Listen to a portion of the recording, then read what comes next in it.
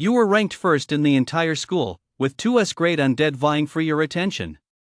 Yet, in full view of everyone, you chose the C-grade zombie that everyone despised simply because a cold voice rang out in your mind just as the Bone Dragon King and the Ancient Dragon Knight were battling over you, and the entire crowd went wild for you. A cold, mechanical voice exploded in your mind. Ding! Congratulations, host. System binding successful. Your pupils suddenly contracted. Please enter into a contract with the zombie, host. Upon success, you may evolve it into a progenitor zombie. A line of pale blue data streamed frantically across your screen. Progenitor zombie, the first zombie under heaven and earth, ageless, immortal, indestructible. You looked at that gaunt C-grade zombie, then at the majestic Bone Dragon King, and couldn't help but laugh out loud. S-grade? In the presence of the gods, they're all mere ants. You were simultaneously chosen by 2S-grade undead, the Ancient Dragon Knight and the Ancient Dragon King. Yet you dismissed them with disdain. You turned around and contracted a C-grade zombie that everyone despised. Everyone thought you'd gone mad. But you couldn't help but grin wryly. All because the system told you that after successfully binding the zombie, you could evolve it into a progenitor zombie. The next second, two beams of light suddenly shot out from the magic array, landing on you and the zombie. Congratulations, host, on successfully selecting the progenitor zombie reward. Hell is empty, the demons are on earth. Only by falling into darkness can one bring light to the world. Xincheng High School. The schoolyard. The principal, wearing square-framed glasses, stood at the podium, delivering a stirring speech. As his solemn words slowly echoed through the air, an atmosphere of tragic grandeur and fearlessness instantly filled the space. Today is the annual contract day.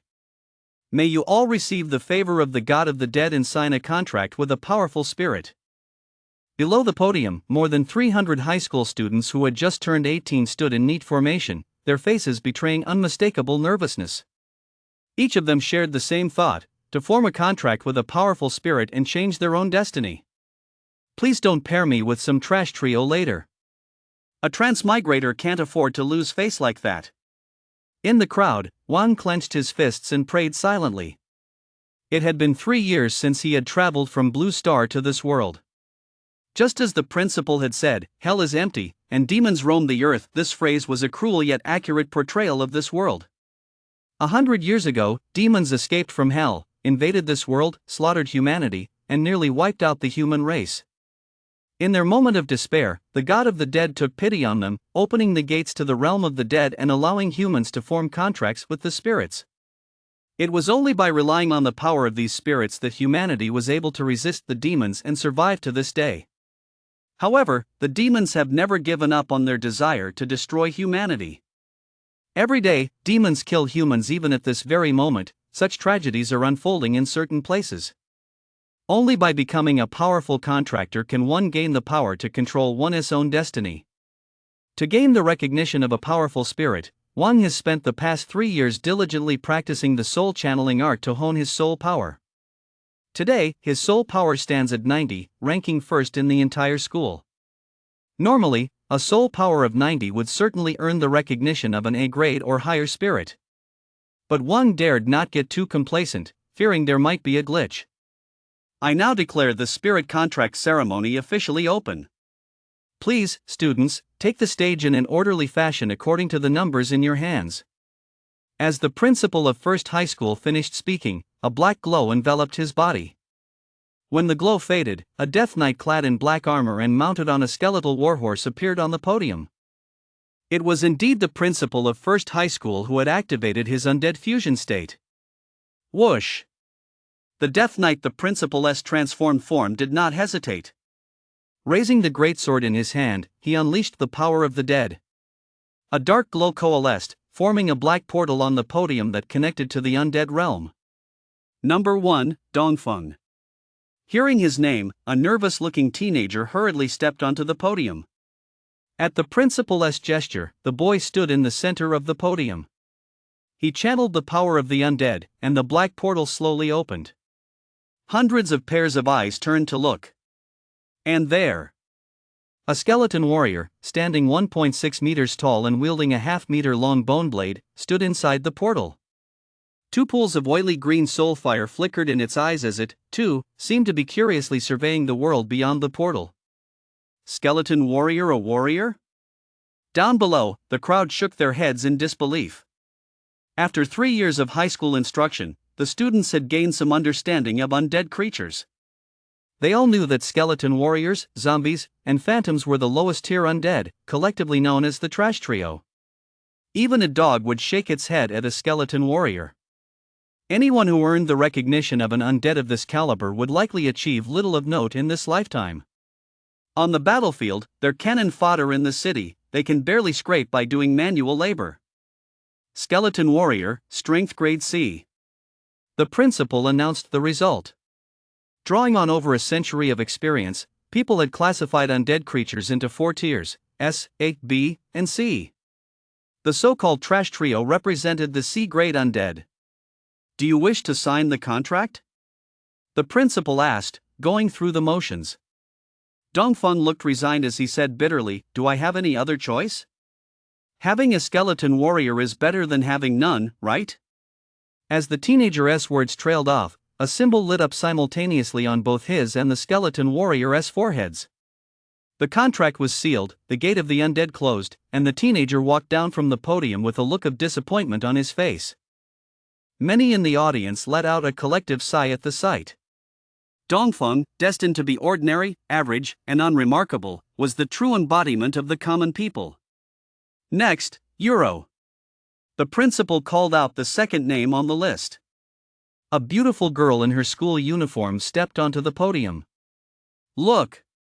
The Academy's perennial runner-up, the school's top beauty, Chen, has made her entrance.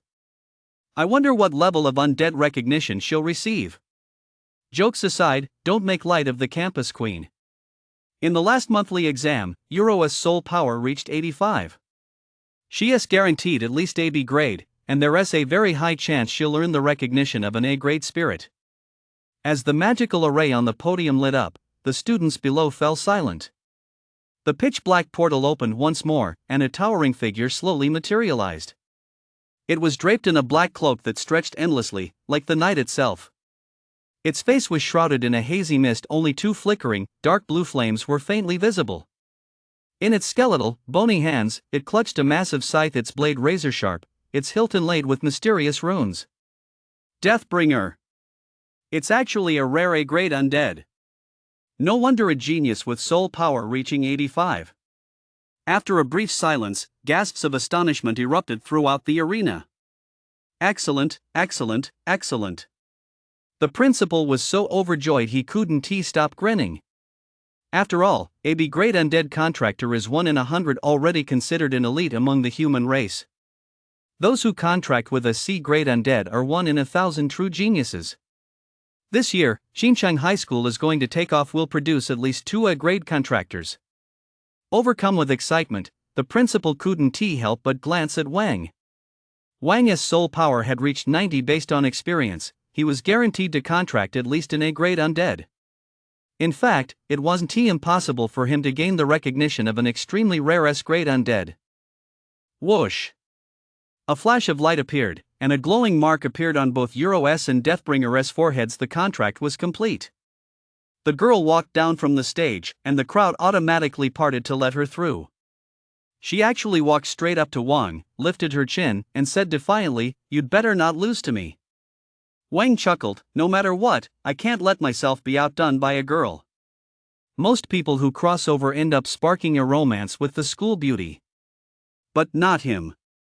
Euro was a die-hard cultivation fanatic, and so was Wang. So the two had always been rivals. They'd been at each other's throats for so long that they'd practically worn each other down to the bone, yet no sparks of romance had ever flown between them. The sad truth was that throughout their 3 years of high school, Euro had never once beaten Wang in cultivation, which is why she earned the nickname perpetual runner-up. Surpassing Wang had always been her goal. What are you so smug about? Contracts are full of uncertainties. You'd better pray your spirit doesn't fall below a grade. Otherwise, just as you've kept me under your thumb all these years, I'll keep you under mine from now on.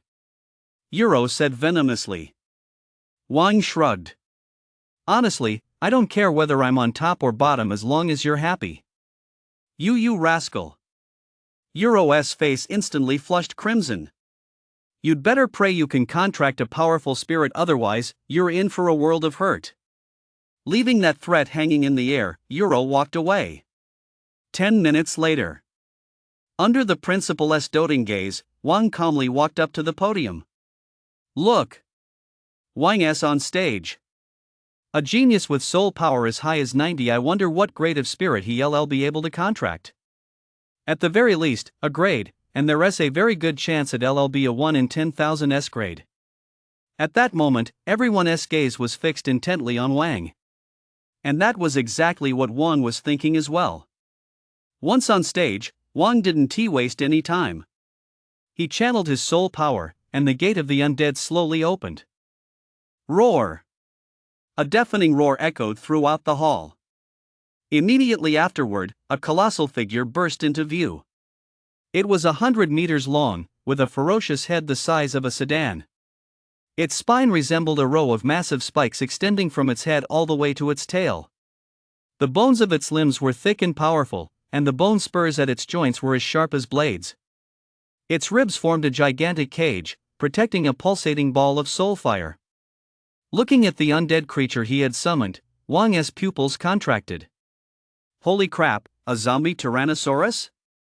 But Wang knew this wasn't a zombie Tyrannosaurus, it wasn't carrying any torpedoes. In this world, the colossal beast before him was known as the Bone Dragon. A terrifying undead creature capable of effortlessly destroying an entire city. Whoa, and a great undead, a bone dragon. No wonder he is the top genius in the whole school. He has even earned the recognition of an A-grade undead. Below the podium, some gasped in awe, others looked on with envy. Suddenly, another voice cried out in shock. Wait, look! This isn't an A-grade bone dragon, it's a bone dragon king. He stared in horror at the undead gate, where a pair of massive bone wings suddenly unfurled from either side of the bone dragon's ribs. With a single flap of its wings, it actually took flight. With bone wings, this isn't an ordinary bone dragon. It's an S-grade undead, the Bone Dragon King. The onlookers were all stunned. If an A-grade is 1 in 1,000, then an S-grade is 1 in 10,000. It had been countless years since a genius like this had appeared in Qin City. Wang has actually earned the recognition of an S-grade undead. Euro's lips parted slightly, her beautiful eyes widening in shock. She had thought that after contracting with Deathbringer, the gap between her and Wang would narrow, but instead, it was growing wider and wider. Brilliant! Qinqing Necromancy Academy has produced a dragon, and a true dragon at that. In the VIP section surrounding the sports field, influential figures from all walks of life were also deeply shaken.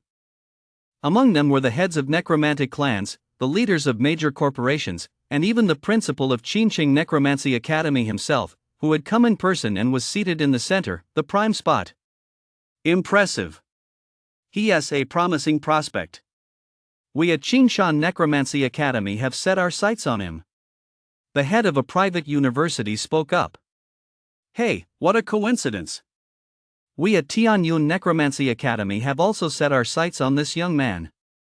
We're willing to waive all tuition and fees and offer a substantial scholarship to invite Wang to study with us. A man with a receding hairline said. Trying to steal him from me, are you? On top of that, our university can even arrange for beautiful senior female students to study alongside him. Our university also has mature, alluring female professors. As they argued, the heads of the two private universities Qinshan and Tianyun rolled up their sleeves, ready to come to blows. Please calm down, both presidents. I know you value talent, but Wang is already a special admissions student at our Qinqing Necromancy Academy. The president of Qinqing Necromancy Academy, seated in the center, gently pushed his glasses up. When did that happen? Long before the contract ceremony began, we had already made an agreement with Wang. Regardless of the outcome, we would admit him. Principal Qin gave a faint smile. Regardless of the outcome? That's quite a statement. Wang has 90 level soul power. He can contract an A-grade undead with his eyes closed. Now he has even gained the recognition of the S-grade Bone Dragon King. Principal Chin, you've played a brilliant move by cutting off their support at the source. The principals of the two private universities remarked in a matter-of-fact tone. Principal Chin smiled but said nothing. In reality, he was deeply thrilled inside. An S-grade contractor in the future, he would become a great general defending a region. A single stomp from him would make the great Xia tremble. Xinqiang Necromancy Academy would also benefit greatly as a result. Its reputation would spread far and wide, attracting more prodigies and securing substantial educational resources from the great Xia. It was truly a win-win situation. Phew. On the lectern, Wang watched the Bone Dragon King soaring through the air, his emotions running high. To actually gain the recognition of an S-grade undead? Good, very good. I haven't disgraced the cross-dimensional travelers. A smile spread across Wang's face. As everyone knows, S-grade contractors receive the nation's full support and training, and are expected to become the backbone of the Great Xia, defending their territories. To put it simply, Wang had taken off. He couldn't help but feel a sense of pride. He simply couldn't suppress the upward curve of his lips. However, in the very next moment, the smile on Wang's face froze. Boom! The magic array suddenly burst into brilliant light, and another pitch-black undead gate formed. Another undead has recognized me? Wang was stunned. According to the rules of the contract, no matter how many undead choose him, he can only contract with one. Still, he decided to wait and see. What if this spirit was even stronger than the Bone Dragon King? A contest has actually arisen? Anyone daring to challenge the Bone Dragon King can't be weak, right? Everyone was stunned, curious about the identity of the new spirit. Rumble, rumble. The spirit gate slowly opened, and a second mysterious spirit appeared before everyone's eyes. It was clad in heavy black armor, covered in sharp barbs and mysterious runes. A black helmet completely concealed its face, revealing only a pair of eyes burning with a fierce fighting spirit. It wielded a massive spear, its shaft forged from dragon bones, with a sharp tip that glinted coldly. And straddling it was none other than a bone dragon, its bones as white as jade and its head held high. Man, this guy is way too cool. Wang stared at the second undead creature, his jaw dropping. Whoa, a bone dragon knight. Another S-grade undead. Wang has actually been recognized by two S-grade undead. The crowd below the podium erupted once more. Damn it! It's either all or nothing. Bro Wang, you can only contract one anyway. Why don't you talk to the other undead big shot and get it to pick me? Exactly. Since you're already here, just contract one and leave. I'm 185, dark-skinned. The comments from the audience were downright unbearable, leaving Wang speechless. Yet, he found himself wavering between the Bone Dragon King and the Bone Dragon Knight. Which one should he choose? Principal Chin, what price must we pay to have Wang join our Qingshan Necromancy Academy?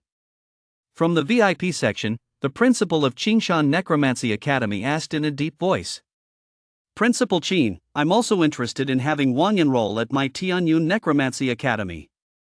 You named the terms, the principal of Tianyun Necromancy Academy quickly chimed in. Hee, you two principals are joking.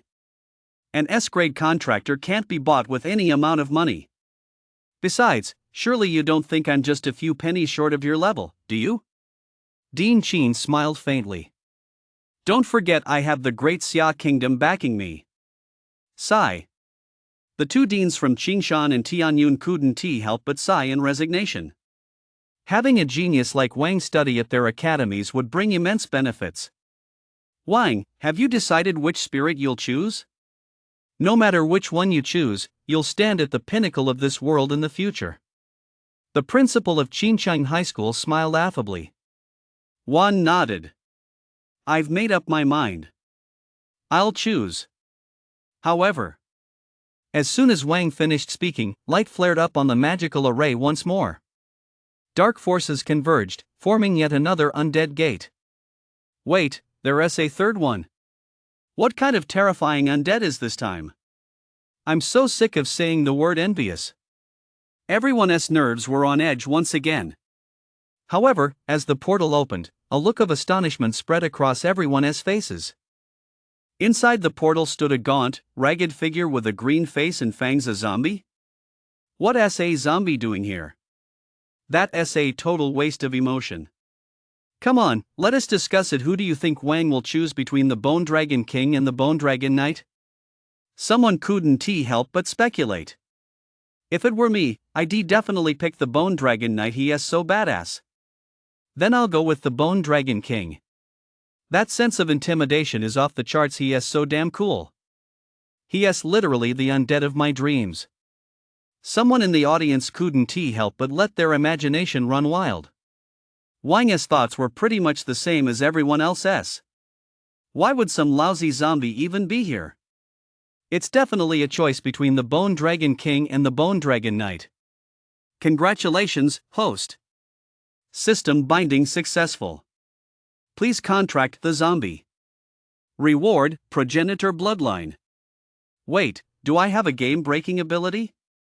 Wang's heart raced as he heard the sudden voice in his head. 3 years later, the game-breaking ability has finally arrived. But contract a zombie? Are you serious?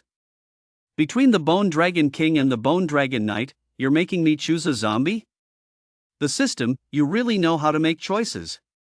Wang thought to himself, ignoring an S-grade undead to choose a zombie? You'd have to be out of your mind. However, as information about the progenitor zombie flooded his mind, Wang immediately changed his mind. Progenitor zombie, after the great god Panga created the heavens and the earth, his intent became the Tao, his vital energy became the three purities, and his resentment transformed into the progenitor zombie, the first zombie in the universe. Ageless, immortal, and indestructible, it is unconstrained by the laws of nature, transcends all rules, can manipulate all things in heaven and earth, and possesses power beyond measure. The progenitor bloodline, how terrifying! This power is on par with that of a deity, isn't it? Wang was stunned. They say undead are immortal beings, but even they aren't truly immortal. The progenitor zombie, however, is.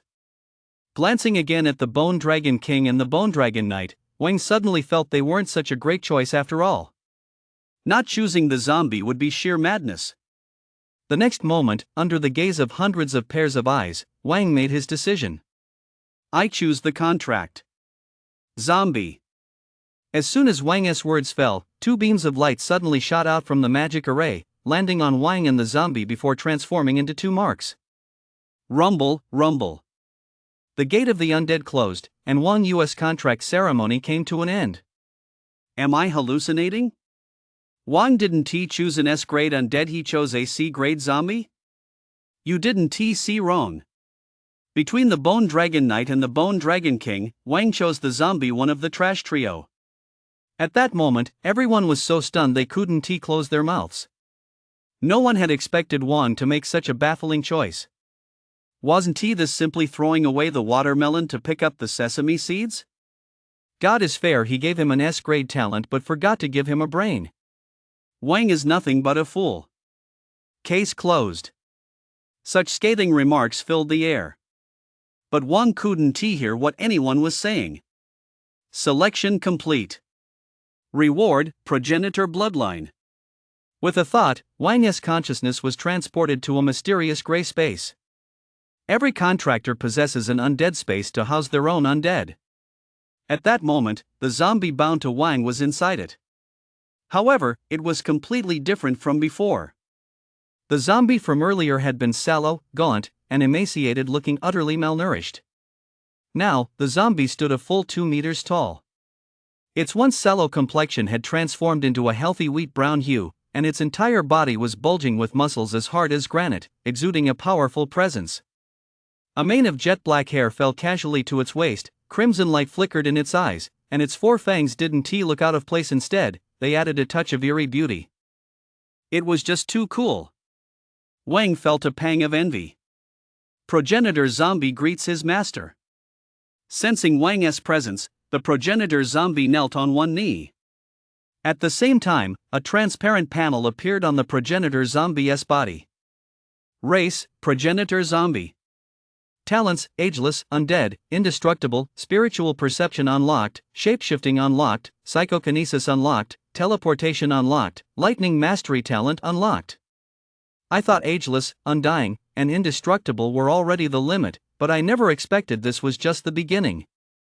The progenitor zombie truly lives up to being the embodiment of the great god Pango's resentment. The sheer number of abilities is absurd. Staring at the progenitor zombie's stats, Wang was stunned. For ordinary undead, having 1 or 2 skills or talents was already considered good.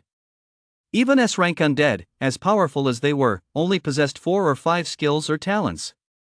But the progenitor zombie's talents. Wang scrolled down, there were simply too many to count. It was just that his current strength was too low to awaken them all. And any one of these abilities, taken on its own, is incredibly powerful. Now that they're all fused into one, just how strong must it be? Wang wondered curiously. Quest: participate in the combat power test. Reward: unlock the lightning mastery talent. Wang paused in surprise. As everyone knows, the power of lightning is the ultimate embodiment of strength and yang energy, embodying the purest righteousness. It is the bane of undead and demons. And now, an undead being is about to gain the ability to control lightning. How thrilling is that? Wang couldn't help but feel excited. The combat proficiency test was the second test following the contract ceremony. Those who performed exceptionally well would be admitted to Qincheng Necromancy Academy. Student Wang, please step down. Suddenly, a loud shout snapped Wang back to reality. He found the principal of First High School glaring at him with a furious expression. In Wang's memory, the principal had always greeted him with a smile, granted his every request, and spoken in a gentle, calm tone. How could he ever have been this stern? Wang thought to himself that this was most likely because he had given up the S-grade undead in favor of the C-grade zombie. Principal, I have my reasons for choosing the zombie. Enough. I don't want to hear it. The principal pointed toward the floor below the podium. No matter what your reasons are, you've squandered your talent and let your teachers down. Now, I'm asking you to step down. Don't waste everyone else's time. A zombie is just a zombie. It's always trash. Once you sign a contract with an undead, you can't change it for the rest of your life. No matter why Wang chose a zombie, he has a lost cause. Get down here already. Stop dragging your feet. You're wasting everyone's time. Do you still think you're that top genius from First High, with the whole world making way for you? The students below were already growing restless. In the past, they certainly wouldn't have dared to criticize Wang like this. But now that Wang had made a contract with a C-grade spirit, what the hell did they have to fear? Right then and there, Wang said no more, turned around, and walked down from the podium. Move, all of you, move aside. Stupidity is contagious. Seeing Wang step down from the podium, the crowd instinctively parted. Wang now understood what it meant to experience the coldness and warmth of human relationships. Some in the crowd, who used to call him brother you all the time, were now staying as far away from him as if he were the plague. There were also a few pretty girls who used to write Wang love letters all the time. They, too, instinctively avoided his gaze. They'd all forgotten what they said, that they liked Wang because of his charisma, not because of his talent.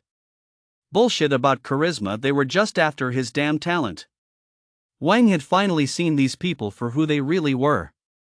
Wang, why did you pass up an S-grade undead and choose a C-grade one instead? Haven't you read too many of Long Outyan's novels, trying to prove that there are no useless undead, only useless contractors? Everyone avoided Wang Yu as if he were the plague, but Euro went against the grain and actively approached him. You actually hit the nail on the head, Wang chuckled. Euro shook her head. You really are beyond help. Your delusions have reached a critical stage. The strongest undead in the zombie class is the zombie bride, and she has only an A-grade undead. Your zombie is far inferior to even the zombie bride, and you still dare to call it the strongest? That's right. Even if it's extraordinary, it's still just a zombie. It isn't even worthy of tying the shoes of the Bone Dragon King or the Bone Dragon Knight. Before Wang could reply, a cold, even angry voice rang out. The crowd slowly parted, and a group of people stepped forward.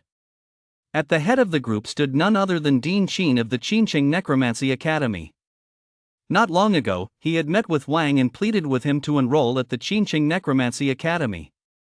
Not only would all of Wang's tuition be waived, but every available resource would be unconditionally directed toward him, and he was even promised guidance from a Starlight rank contractor. However, Dean Qin no longer bore his usual affable demeanor. His face was so dark it looked as if rain were about to pour from it, as if he'd just swallowed a dead fly. Dean Qin. Wang hadn't even finished speaking when he was interrupted. Wang, I truly never expected you to make such a foolish decision. You passed up the powerful Bone Dragon King and Bone Dragon Knight to choose a weak zombie instead. Principal Qin's voice was filled with disappointment and anger. Principal Qin, this zombie of mine is extraordinary. Its growth potential exceeds even that of the Bone Dragon King and the Death Knight. You've got to be kidding me. What kind of level is a zombie, anyway? Does it even deserve to be compared to an S-grade undead? Principal Qin laughed bitterly in his anger. Are you an idiot, or do you think we're all idiots? Wang, don't say another word. I'm here to announce that our previous agreement is null and void. As someone who has contracted a C-grade undead, you're simply not qualified to be a special admissions student at our Qingqing Necromancy Academy. Expelled before even starting school? Wang never could have imagined such a fate. Being reckless feels good for a moment, but it'll send your whole family to the crematorium. Does getting expelled still feel good? You think he looks innocent? Ha, he brought this on himself. If he'd chosen an S-grade undead, the president of the Undead University would have been eager to worship him. How could this have happened? Even if he'd been given the chance to contract an S-grade spirit, he wouldn't have been able to seize it. Deans Qingshan and Tianyun, if you're still interested in Wang, feel free to recruit him. As of now, Wang has no affiliation with Qingqing Necromancy Academy. After Dean Qin finished speaking, he turned and walked away. Tuition at our Qingshan Necromancy Academy is quite high, but if student Wang can afford the tuition, we'd be more than happy to welcome him. As long as you're willing to pay the tuition, you're also welcome at our Tianyun Necromancy Academy. We guarantee you'll be treated equally. After the presidents of the two major private universities, Qingshan and Tianyun, finished speaking, they also returned to the VIP section. The preferential offers they made earlier while competing for Wang were now not mentioned at all. Because, as things stood, Wang was no longer worthy. Young man, if you ever find yourself without a place to go, join the military. Suddenly, a middle-aged man in military uniform, standing tall and straight, appeared before Wang. He was the only guest among the dignitaries in attendance who felt disappointed. In the military, no one will mock you for your necromantic servants. As long as you're strong enough, you'll be respected even if your contracted spirit is just a skeleton warrior. Wang was silent for a moment. I'll give it serious thought. I'll be here all day. Think it over, and feel free to come find me anytime. The man in uniform gave Wang a penetrating look before disappearing into the crowd. The farce was over. The contracting ceremony continued. By noon, everyone had completed their contracts. Euro was the only A-grade contractor. There were 35 B-grade contractors. The rest were all C-grade contractors. Next, we'll conduct a combat effectiveness test. Anyone who inflicts 200 damage on the mannequin will receive an invitation to Qingqing Necromancy Academy. At the Necromancy Academy, you'll be able to learn more about the undead, gain training resources, and grow stronger quickly. I wish you all the best of luck. As the principal of First High School finished speaking, a metal golem rose from the podium. Please take the stage in the same order as when you contracted your undead. Number 1, Dongfeng. However, even after the principal finished speaking, no one stepped forward. Dongfeng? The principal called out, furrowing his brow. Principal, my skeleton warrior can only deal 100 damage at most. Let us just have the top performing students come up for the test. I won't waste everyone's time. Below the podium, Dongfeng shook his head awkwardly. He knew his skeleton warrior well, let alone 200 damage. Even reaching 100 combat power was a struggle. The trash trio wasn't just an empty label. The principal of First High School nodded in understanding, as Dongfeng's choice was not uncommon. C-grade contractors from previous years almost never took the stage, unless they lacked any sense of self-awareness. Next up, Euro. As soon as the principal finished speaking, Euro walked onto the stage with light, graceful steps. The crowd held its breath. As an A-grade contractor, how much damage could Euro deal? Summon your undead and attack the test target with everything you've got. The principal of First High School pointed at the target on the podium. Without further ado, Euro held out both hands, gathered soul power, and her entire body glowed with a black light. In the next instant, space warped, and Euro had transformed into the Deathbringer, cloaked in a black cape. Bathed in sunlight, the blade of her scythe glinted with a chilling, heart-stopping brilliance. Reap death. Euro let out a sharp cry and swung her scythe of death. The scythe traced a semicircle through the air, slashing viciously at the Iron Man. Immediately, a set of numbers appeared on the display linked to the Iron Man. 402. Whoa, she actually broke through 400 combat power. Is this the true strength of an A-grade undead? It's truly terrifying. Who says you can't have your cake and eat it too? The campus queen is the perfect blend of beauty and skill. If Euro asked me out, let me live in a mansion, and drive a luxury car, I'd be all for it. A combat power score more than double that of Undead University. Is there anyone else in our class who can surpass Euro's combat power? This time, Euro has proven with her strength that she is no longer the eternal runner-up, she is the undisputed #1 at First High School.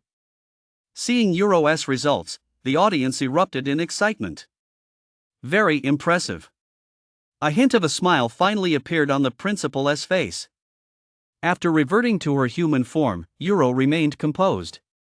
A first place she merely stumbled upon, there was nothing to brag about. Number 3, Su Tsaikuan. After Euro stepped down from the stage, the principal called out another name.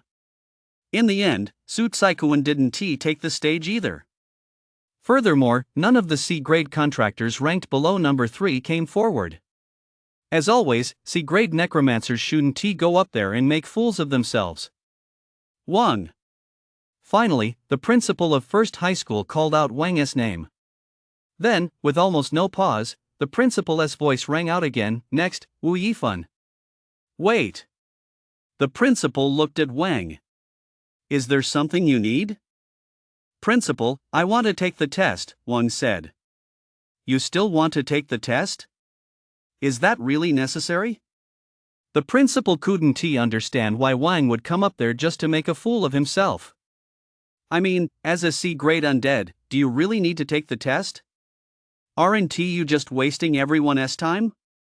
In the audience, many people thought Wang's actions were completely unnecessary. Don't C-grade contractors have the right to take the combat proficiency test? Wang replied calmly. I'm simply exercising my rights. Whether others choose to participate is their business. I must take the test. If it weren't for completing the mission, Wang would have left long ago. Since you won't give up until you hit a brick wall, come up here and take the test, the First High School principal said coldly. Then, under the contemptuous stares of the crowd, Wang walked up to the podium. Mission complete. Reward, Mastery of Thunder. New mission, slay 10 bronze-ranked demons. Reward, unlock the talent plunder. Creatures you kill will be converted into energy, increasing your strength. As the system's prompt sounded, a flood of memories surged into Wang's mind. These memories contained the ultimate truths of Thunder and the direction for his next move. It worked. A faint smile appeared at the corner of Wang's mouth. Summon your undead to attack, the principal of First High School urged impatiently. Wang silently channeled his soul power and activated the undead space. Boom! Wang could feel immense power surging into his body, causing it to undergo strange transformations. His height shot up from 1.8 meters to 1.9 meters. His muscles bulged, hard as granite. His hair grew wildly, cascading down to his waist and swaying gently in the breeze. Boom! When his feet touched the ground, the entire lectern trembled twice. What is going on?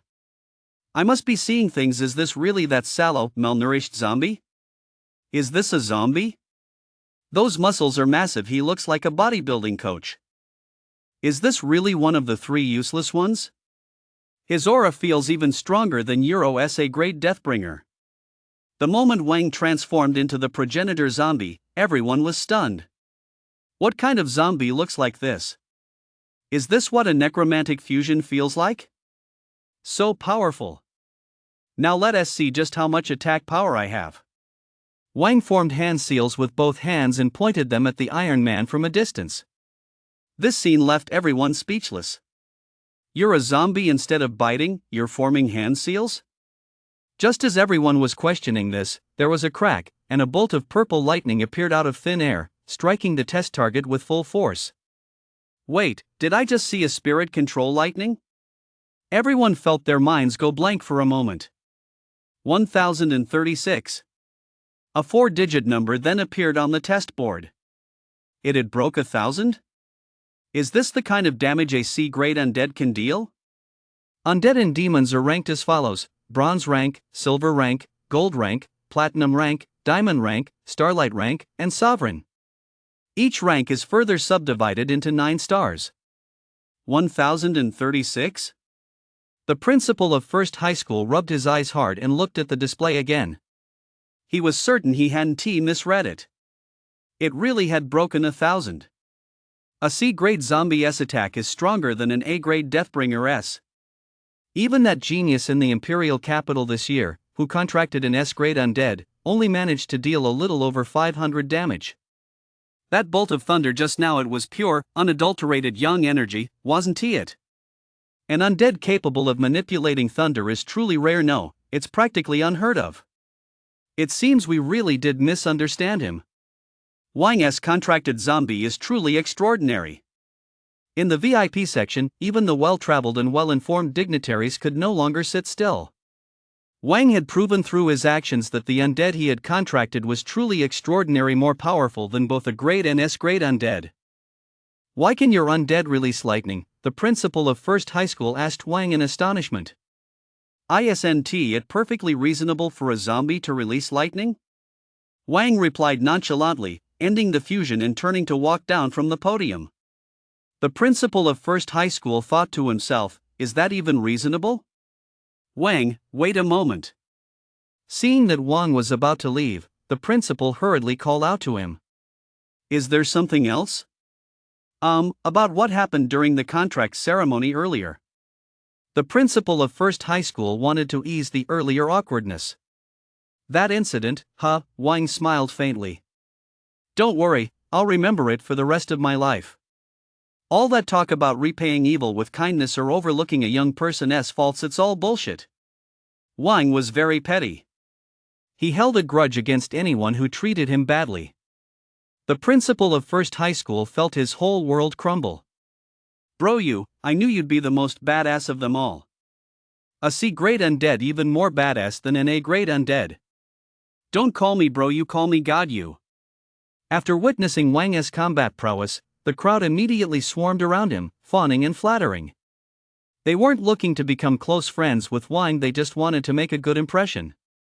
Dealing over 1,000 damage meant that Wang's spirit was of exceptionally high quality, with a bright future ahead. Those of them who had contracted B-grade or C-grade spirits could only look up to Wang in the future. Wang, I have a few questions about spirits. Can we discuss them tonight? I just bought a few new cosplay outfits. Can you help me decide which one to choose? The girls who had previously been afraid to get involved with Wang now came up to him, each sending him flirtatious glances. The way they acted, it was as if they wanted to devour Wang. As long as Wang nodded, they'd be willing to give him everything. But was Wang a dog? Would he wag his tail and beg for scraps just because someone threw him a bone? Wang furrowed his brow. Get lost. Among them were plenty who would kick him while he was down. If they'd just stayed quietly on the sidelines, that would been one thing. But now, with the nerve to push their way in, he certainly wasn't going to give them a friendly reception. Fortune turns every 30 years. Don't look down on a poor young man? No. 30 years is too long, 3 minutes is enough. However, faced with Wang's rebuke, no one dared show the slightest sign of discontent. They kept up their smiles and cleared a path for him. Wang, what level is your undead, exactly? Unlike the other's flattery, Euro simply wanted to know the level of Wang's undead. I don't know what level it is, but it's just a zombie, Wang shrugged. No matter how powerful a progenitor zombie is, it's still a zombie. You're lying. The strength of your zombie has already surpassed S rank. There's no such thing as a zombie that's strong. Euro clearly didn't believe Wang's words. There wasn't one before, but now there is, isn't there? With that, Wang brushed past Euro and continued walking toward the exit. Where are you going? Aren't you going to stay and wait for the results? Euro asked, watching Wang's back. I don't care about the Qingqing Necromancy Academy anymore. Wang's tone was casual. Principal Qin's attitude had annoyed him so much that he begun to dislike the Qingqing Necromancy Academy. Besides, the quest issued by the system was to slay 10 bronze rank demons, but it would be difficult to complete this task while remaining within the academy. Wang, please wait a moment. Suddenly, a figure rushed out of the crowd in a flurry and stood before Wang. Wang raised an eyebrow. To his surprise, this figure was none other than the dean of Qingshan Necromancy Academy. Wang frowned and started walking in the opposite direction. Student Wang, I'd also like to have a few words with you. Unfortunately, another figure burst out from the other side. It was the principal of Tianyun Necromancy Academy. What do you two want? Wang didn't have a high opinion of either of them. Well, I'd like to invite you to study at our academy, said the principal of Qingshan Necromancy Academy, sounding slightly awkward. I feel the same way, the principal of Tianyun Necromancy Academy chimed in. Wang shook his head immediately. I have no money, no connections, no power, and no interest. Student Wang, please don't rush to refuse. I admit I was rash just now. I'm truly sorry for the offense. I now formally apologize to you. As he spoke, the principal of Tianyun Necromancy Academy actually bowed to Wang in apology. I apologize to you as well, the principal of Qingshan Necromancy Academy followed suit, bowing to Wang. This scene left everyone around them speechless. After all, aside from their titles as principals, both men were diamond rank powerhouses in their own right. Even the Lord of Qingsheng would have to treat them with the utmost respect. And now they were actually apologizing to Wang? What an extraordinary honor that was. Wang narrowed his eyes slightly. If apologies were enough, what would we need the law for? Student Wang, I know you were wrong just now. But this time, I'm truly sincere. The principal of Qingshan Necromancy Academy forced a smile. As long as you're willing to come, I'll waive all your tuition and fees, and I'll provide you with a 1 million scholarship every year. Tianyun Necromancy Academy will offer 2 million, the principal of Tianyun Necromancy Academy interjected. Qingshan Necromancy Academy will offer 3 million, the principal of Qingshan Necromancy Academy snapped. 5 million, and since studying alone can be so dull, I'll even arrange for 2 senior female students to study with you. The principal of Tianyun Necromancy Academy immediately played his trump card. As soon as those words were spoken, the crowd was filled with envy. How many people could never earn 5 million in a lifetime? And to have senior female students assigned to you on top of that, it was truly godlike treatment. They all wished they could accept the offer on Wang's behalf. 6 million. The teachers at our academy are still full of charm. I can arrange for them to provide you with one-on-one tutoring. The principal of Qingshan Necromancy Academy gritted his teeth and upped the ante. To boost their academy's reputation, they were willing to go all out. Aren't you two principals getting a bit ahead of yourselves? Student Wang will certainly give priority to our Qingsheng Necromancy Academy. Just then, Principal Qin, wearing square-framed glasses, stepped calmly out of the crowd. He gently pushed his glasses up and turned to Wang with a warm smile. Student Wang, you promised me before that you'd become a special admissions student at our Qingsheng Necromancy Academy.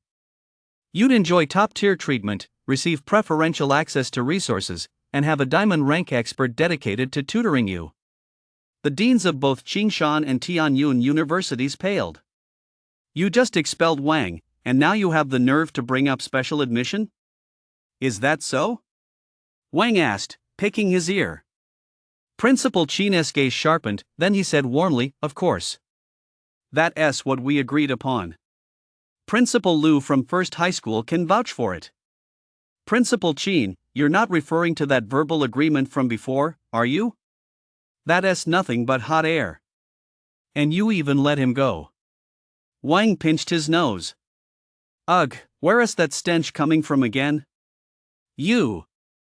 President Qin was seething with anger. How could he not see that Wang was mocking him? However, he was in the wrong. It was indeed he who had broken his promise first by refusing to admit Wang. But couldn't this kid at least give me a way out? Young man, you shouldn't be so hot-headed. Wang, I think you should give your future some serious thought.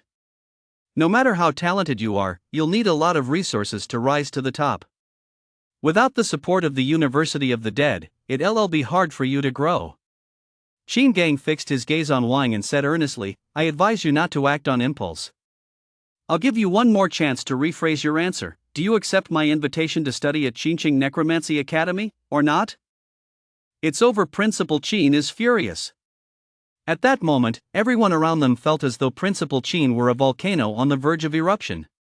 If Wang dared to refuse, he would likely face dire consequences. Wang understood that Principal Qin's words were both a warning and a threat. But did he care? With the system by his side, even without the Academy's training, Wang had no shortage of ways to improve his strength. To put it simply, once Wang activated his plunder talent, his power would rise at a breakneck pace. There's nothing to think about. I refuse to attend Qingqing Necromancy Academy, Wang replied firmly. As his voice rang out, the entire hall fell instantly silent. Everyone instinctively turned to look at Principal Qin. His face had turned a purplish black, looking worse than if he'd swallowed a dead fly. Student Wang, what kind of nonsense are you spouting? Why haven't you apologized to Principal Qin yet? The principal of First High School's expression turned icy in an instant. Wang might be a genius, but he was being utterly ungrateful. Student Wang, I think you should still consider our Qingshan Necromancy Academy. Tianyun Necromancy Academy isn't half bad either. As long as you're willing to come, we can negotiate terms. Seeing that Wang and Principal Qin were at loggerheads, the principals of both Qingshan and Tianyun universities were overjoyed and didn't miss the chance to take advantage of the situation. Name your terms? Wang's eyes lit up. This time, he was actually somewhat tempted. I think you'd better save your breath. Wang will not choose any school other than Qingqing Necromancy Academy. He can only attend Qingqing Necromancy Academy. Who is that? So arrogant, making decisions for Wang? The presidents of Qingshan and Tianyun universities frowned and looked over. They saw the crowd behind them part, and two figures stepped forward, one in front and one behind. The man in front appeared to be in his 40s. Handsome and commanding, he wore a perfectly tailored black uniform that exuded an overwhelming sense of authority. Behind him followed a young man who bore a slight resemblance to him, his chin slightly raised and his expression haughty. Whoa, that's Bai, the deputy commander of the Death God Legion. A Starlight rank powerhouse has actually arrived in person. The presidents of Qingshan and Tianyun universities both gasped in astonishment. Bai was a Starlight rank powerhouse from Qin City, the deputy commander of the Death God Legion, one of the 10 great legions of Dixia.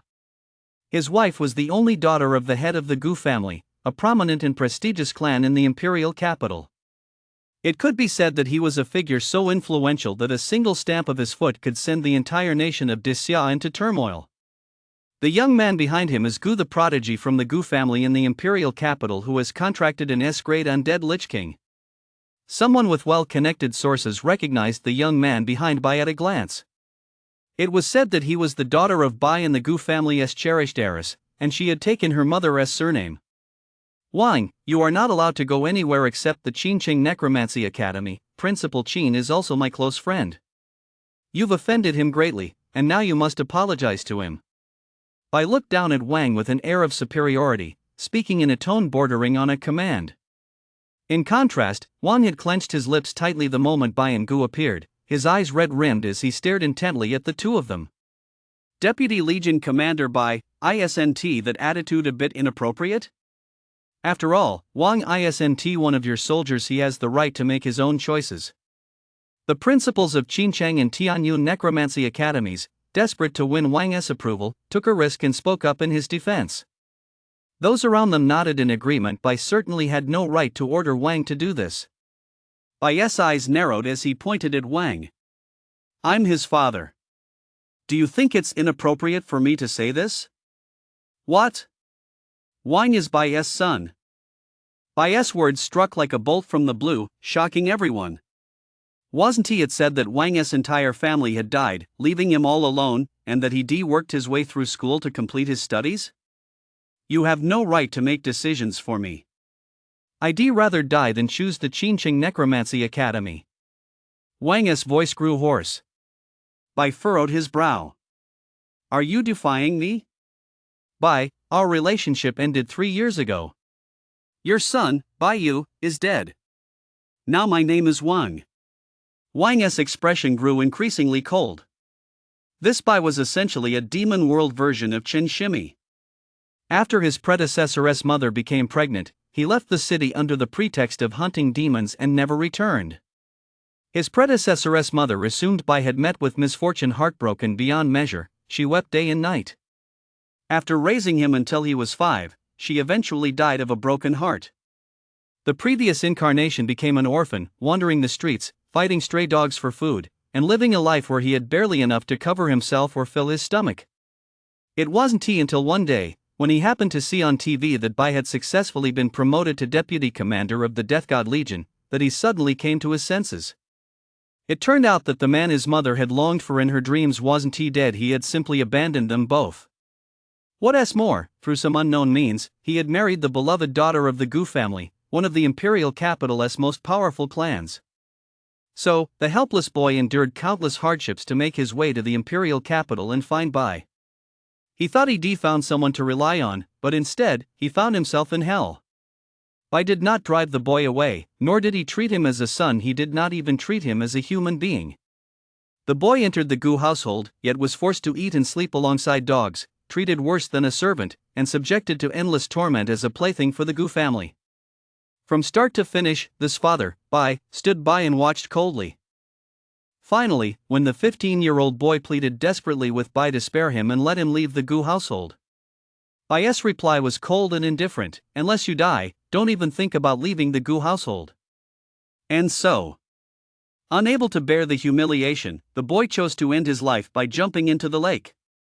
His body was carelessly dumped outside the city, which is how Wang got the chance to possess the corpse. To commemorate his new life, Bai Yu changed his name to Wang, returned to Qincheng, made a life for himself, and became a student at Qincheng High School. Wang. Wang. Bai muttered the name, his eyes blazing with rage.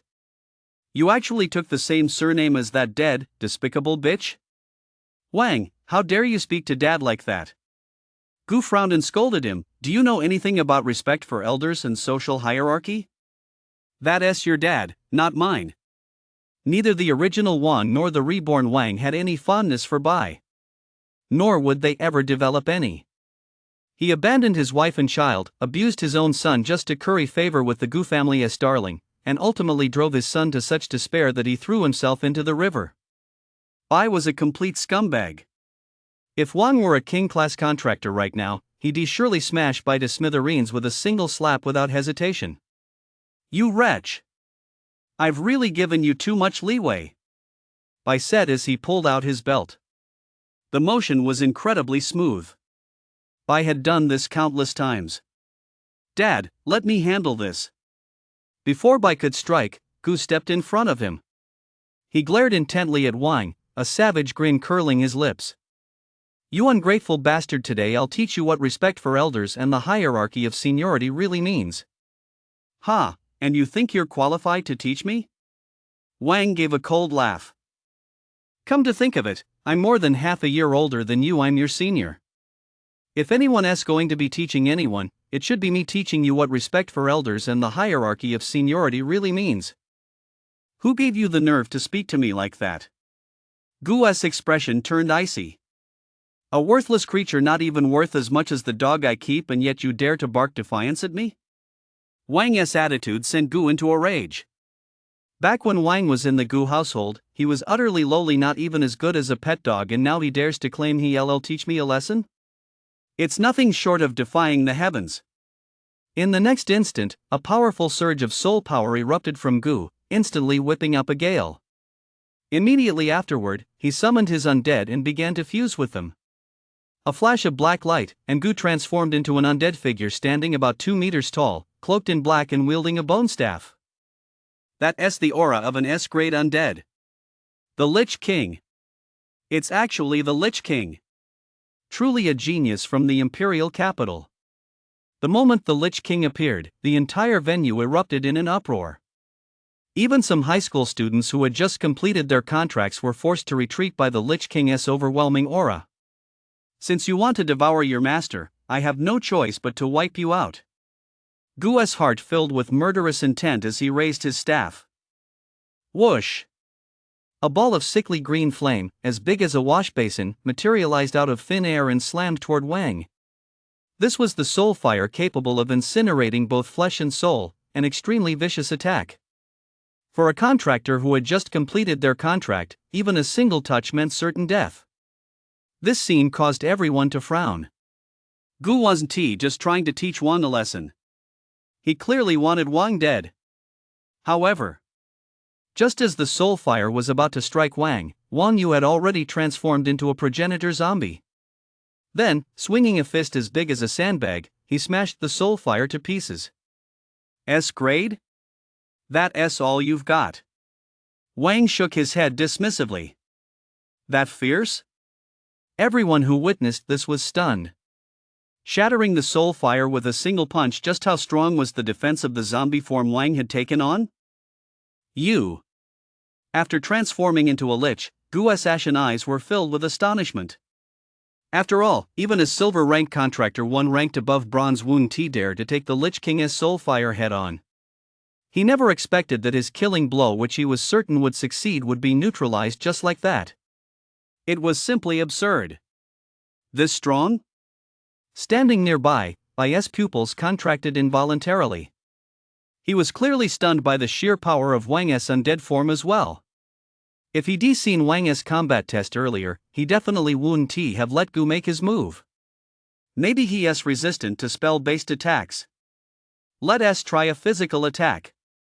After a brief moment of distraction, Gu raised his staff again. The ground cracked, and more than 10 skeletal warriors, their bones gleaming as they wielded bone blades, emerged from beneath the earth. Undead summoning skill. A powerful Lich King can even summon an army of tens of thousands of undead. If Gu were to become a Starlight rank or even a King-class contractor, he alone would be equivalent to an entire army, truly terrifying. Just cannon fodder. Wang clasped his hands in a spell formation, and the sky erupted with flashes of lightning and claps of thunder. He can control lightning? Bai and Gu cried out in unison, their voices filled with horror. Mighty lightning has always been the bane of the undead and demons, and yet Wang's undead could actually control it? It was simply mind-boggling. Whoosh, whoosh, whoosh. In the blink of an eye, more than a dozen streaks of purple lightning struck from the sky, instantly reducing over a dozen skeleton warriors to dust. Another bolt of lightning struck toward the Lich King. No! Gu let out a terrified roar, unleashing his soul power to its fullest, forming a translucent black shield in front of him. Crack! The purple lightning tore through the shield, significantly depleting it. It shrank from the thickness of an arm to that of a thumb, but it still struck Gu so hard that black smoke kept billowing from his body. Tian Yuan. Bai's face paled, and he hurriedly channeled his soul power to help Gu withstand the thunderous onslaught, finally bringing him some relief. But Gu could no longer maintain his undead fusion form and reverted to his normal appearance. It was over in an instant. The people around them were left speechless. With just a single move, he had wiped out the Lich King and all his summoned minions? That's incredible. Is this Wang's true strength? In the crowd, Yuro was struck as if by lightning after witnessing Wang's progenitor zombie form unleash such devastating power. She could no longer fathom the gap between herself and Wang. Whoa! Gu's expression changed, and he coughed up a mouthful of blood. Tian Yuan, are you okay? Bai's expression changed abruptly when he saw Gu coughing up blood. It's over. My Lich King has been severely wounded. I can't summon him again for now. Gu's face was pale. What?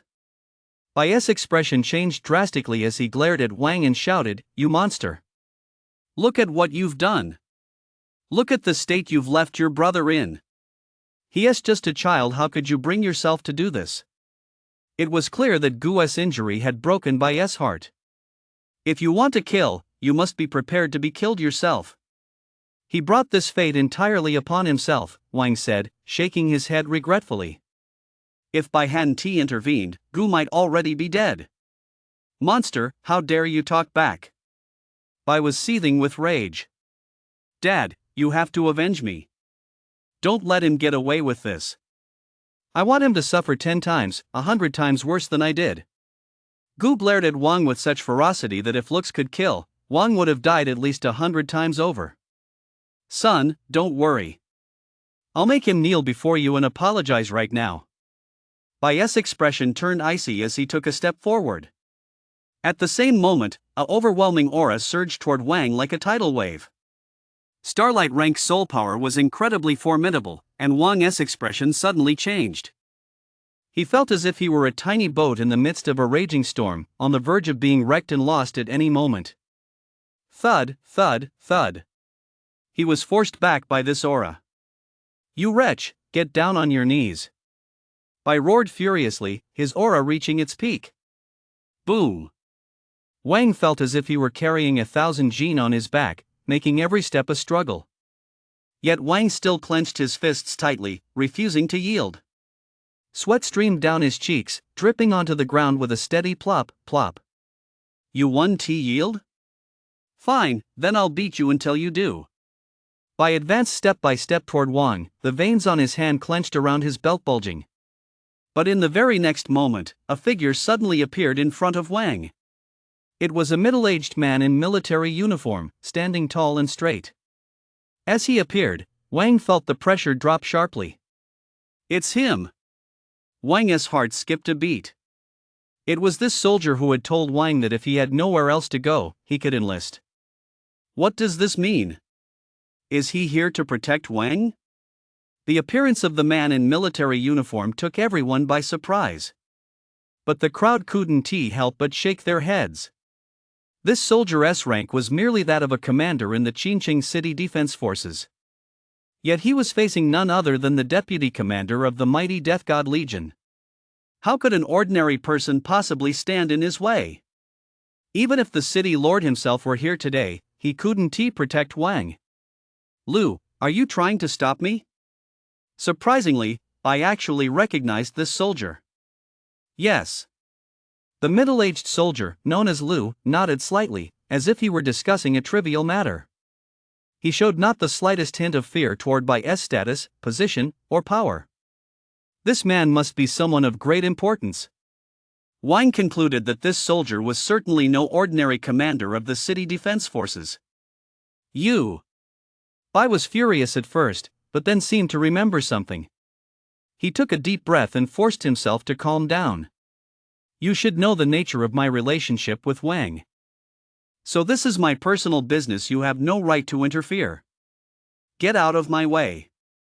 If I just step aside because you tell me to, wouldn't that be a huge loss of face for me? After brushing off Bai's demand, Lu turned to Wang and asked, what is your relationship with him? Without a moment's hesitation, Wang replied with 2 words, enemies. Hearing this, Bai's pupils contracted. That little bastard. Very good. Lu flashed a satisfied smile. The enemy of my enemy is my friend, so we're friends now. Lu fixed his gaze on Bai. When a friend is in trouble, I, Lu, cannot stand idly by. You. Bai stretched out his hand, pointing at Lu with a trembling finger, wanting to unleash a torrent of abuse, but the words died on his lips. Who exactly was Lu? He managed to stump the deputy commander of the Death God Legion, the son-in-law of the Gu family, to the point where he couldn't even form a coherent sentence? Seeing this, the people around them were all dumbfounded. They never expected the situation to take such a twist. Lu, don't force me to fight you. After a long pause, I finally managed to squeeze out a sentence. Come on, then. I'd love to see just how strong you are, you connected guy. Are you a 4-star Starlight rank, or a 5-star Starlight rank? If that's all it takes to be a Deputy Legion commander, then the Death God Legion really has no one left. Facing Bai's threat, Lu dismissed it with disdain. At the same time, an aura suddenly erupted from Lu's body, directed solely at Bai. Thud, thud, thud. Bai was struck as if by lightning, stumbling back several steps in a row. Why your cultivation? You've actually reached 9-star Starlight rank. Good to know. I'm sticking up for Wang. If you don't agree, have Gu Shan come talk to me in person. Bai's cheeks burned with humiliation. Gu Shan was the Legion commander of the Death God Legion. Lu's words clearly showed he didn't hold him in any regard. Go back and tell those old fools to prepare for their deaths. The day I ascend to the rank of king will be the day I settle the score with them. Lu's voice was icy cold, brimming with murderous intent, making Bai feel as if he'd been plunged into an ice cave. He could sense that Lu had truly caught a glimpse of the path to the king level. Lu, you can protect him for a time, but you can't protect him forever. After a moment's hesitation, Bai turned his gaze toward Wang. Daring not to confront Lu head-on, he projected the humiliation Lu had inflicted upon him onto Wang as well. He hated Wang for making him lose face. He hated Wang for subjecting him to humiliation.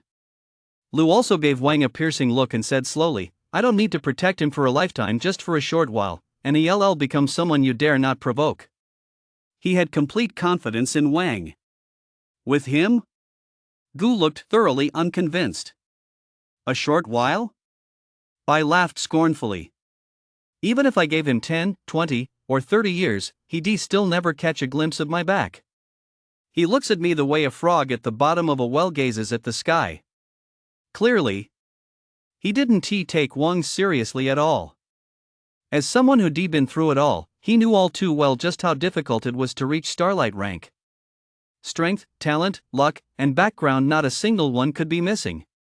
He, too, had paid a heavy price to get where he was today.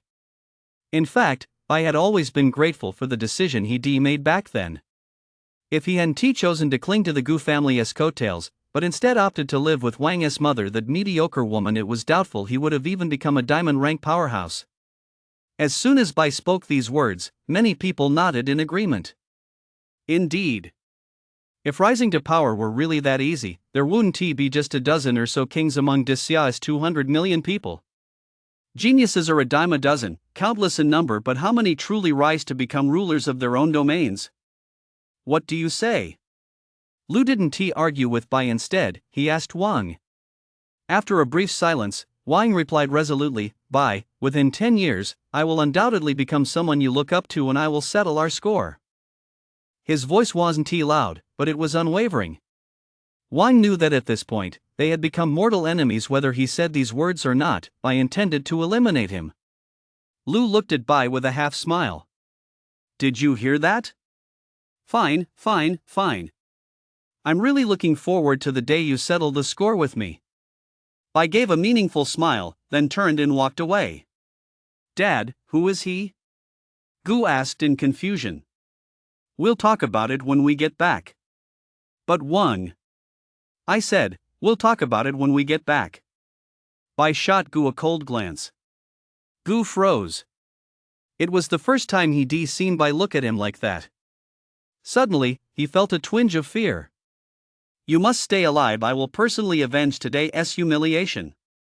Giving Wang a vicious glare, Gu hurried to catch up with Bai. Gone? Watching the two figures walk away, Wang silently let out a sigh of relief. He still felt immense pressure when facing Bai. But a voice inside him kept reminding him, don't give in, Don't give in.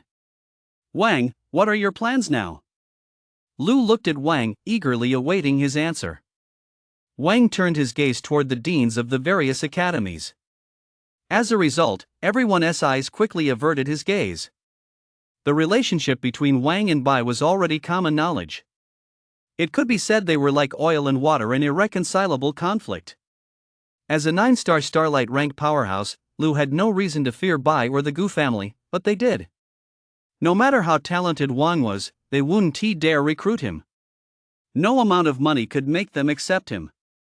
Of course, to hone myself and improve my strength. Wang looked at Lu. General Lu, I wonder if I could join the military. Wang was well aware of his situation. It seemed this was his only option. Of course you can. Lu nodded slightly. However, there is one thing I must remind you, in the army, strength speaks for itself. You won't receive special treatment because of your talent. To obtain resources for improving your strength in the army, you'll have to earn them through merit. I understand. Wang nodded firmly. I'm willing to join the army. I don't need special treatment. All I want is to kill demons. With the plunder talent about to unlock, Wang was confident that his strength would rise even faster on the battlefield. Hearing this, Lu smiled. You certainly have a lot of passion. Who exactly is Lu? You seem really afraid of him. A helicopter took off from Qinchang.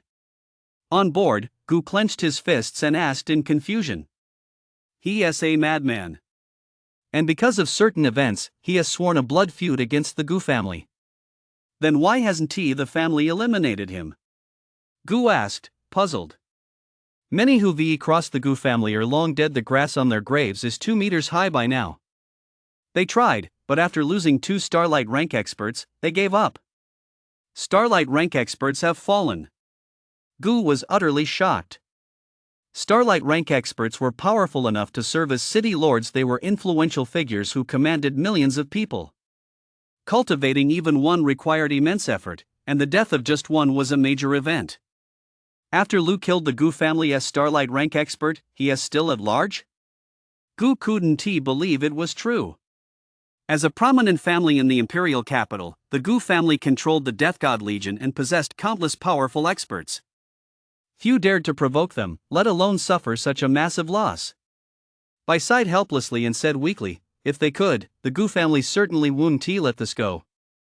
But Lu once served as deputy commander of the Divine Punishment Legion. He is incredibly powerful and has a strong background.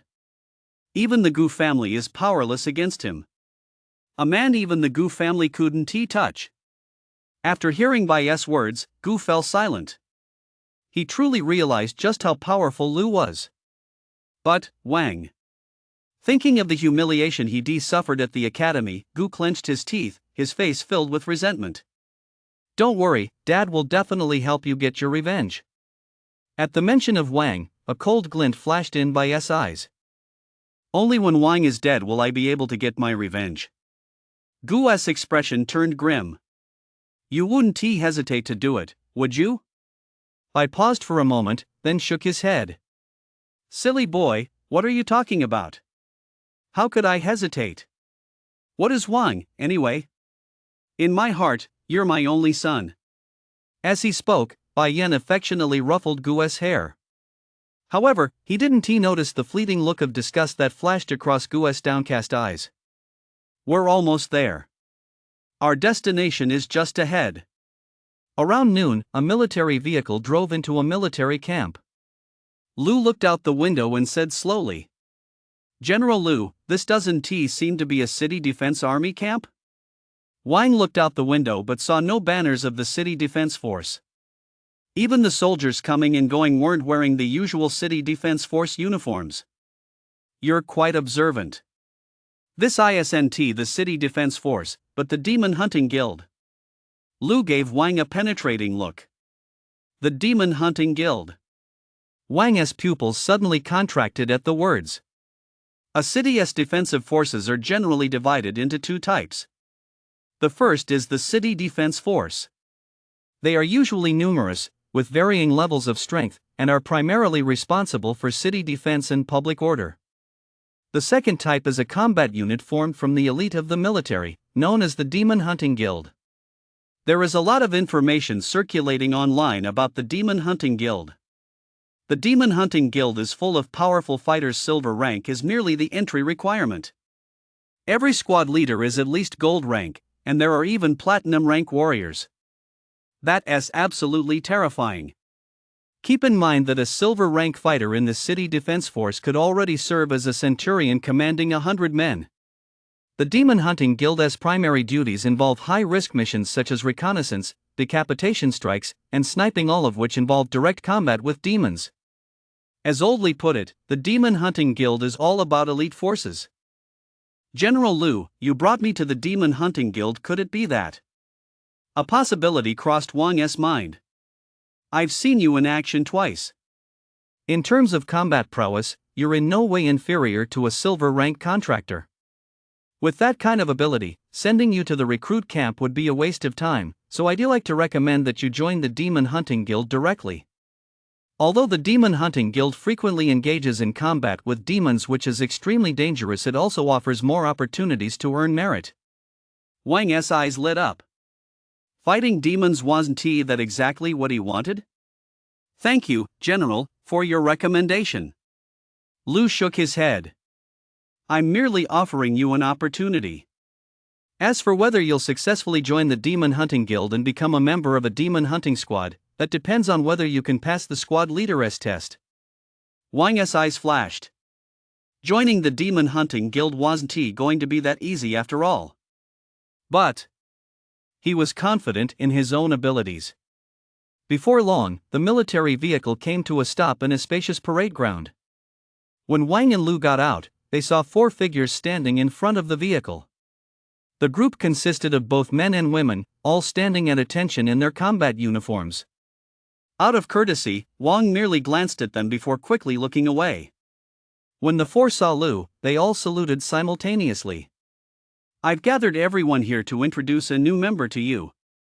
Liu shifted slightly to the side, stepping aside to let Wang step forward. Upon hearing Liu's words, all 4 focused their attention on Wang. Wang, these 4 are members of the Demon Hunting Guild's Dawn Squad, Squad Leader Qin, Deputy Squad Leader Wu, Squad Member Yu, and Squad Member Han. As Liu introduced them, Wang looked at each one in turn. Captain Qin had a stern face, a tall stature, and a powerful presence.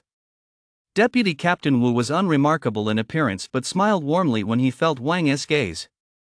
Yu had half her face hidden beneath a windproof hood, but from her eyes, Wang could read 4 words: "Do not approach." Han, on the other hand, was a pale-faced young man with sleepy eyes, looking listless.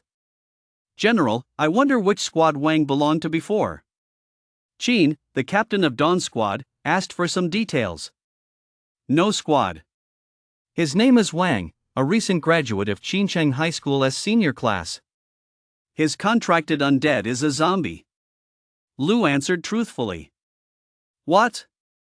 No squad at all? Then isn't he just a complete rookie?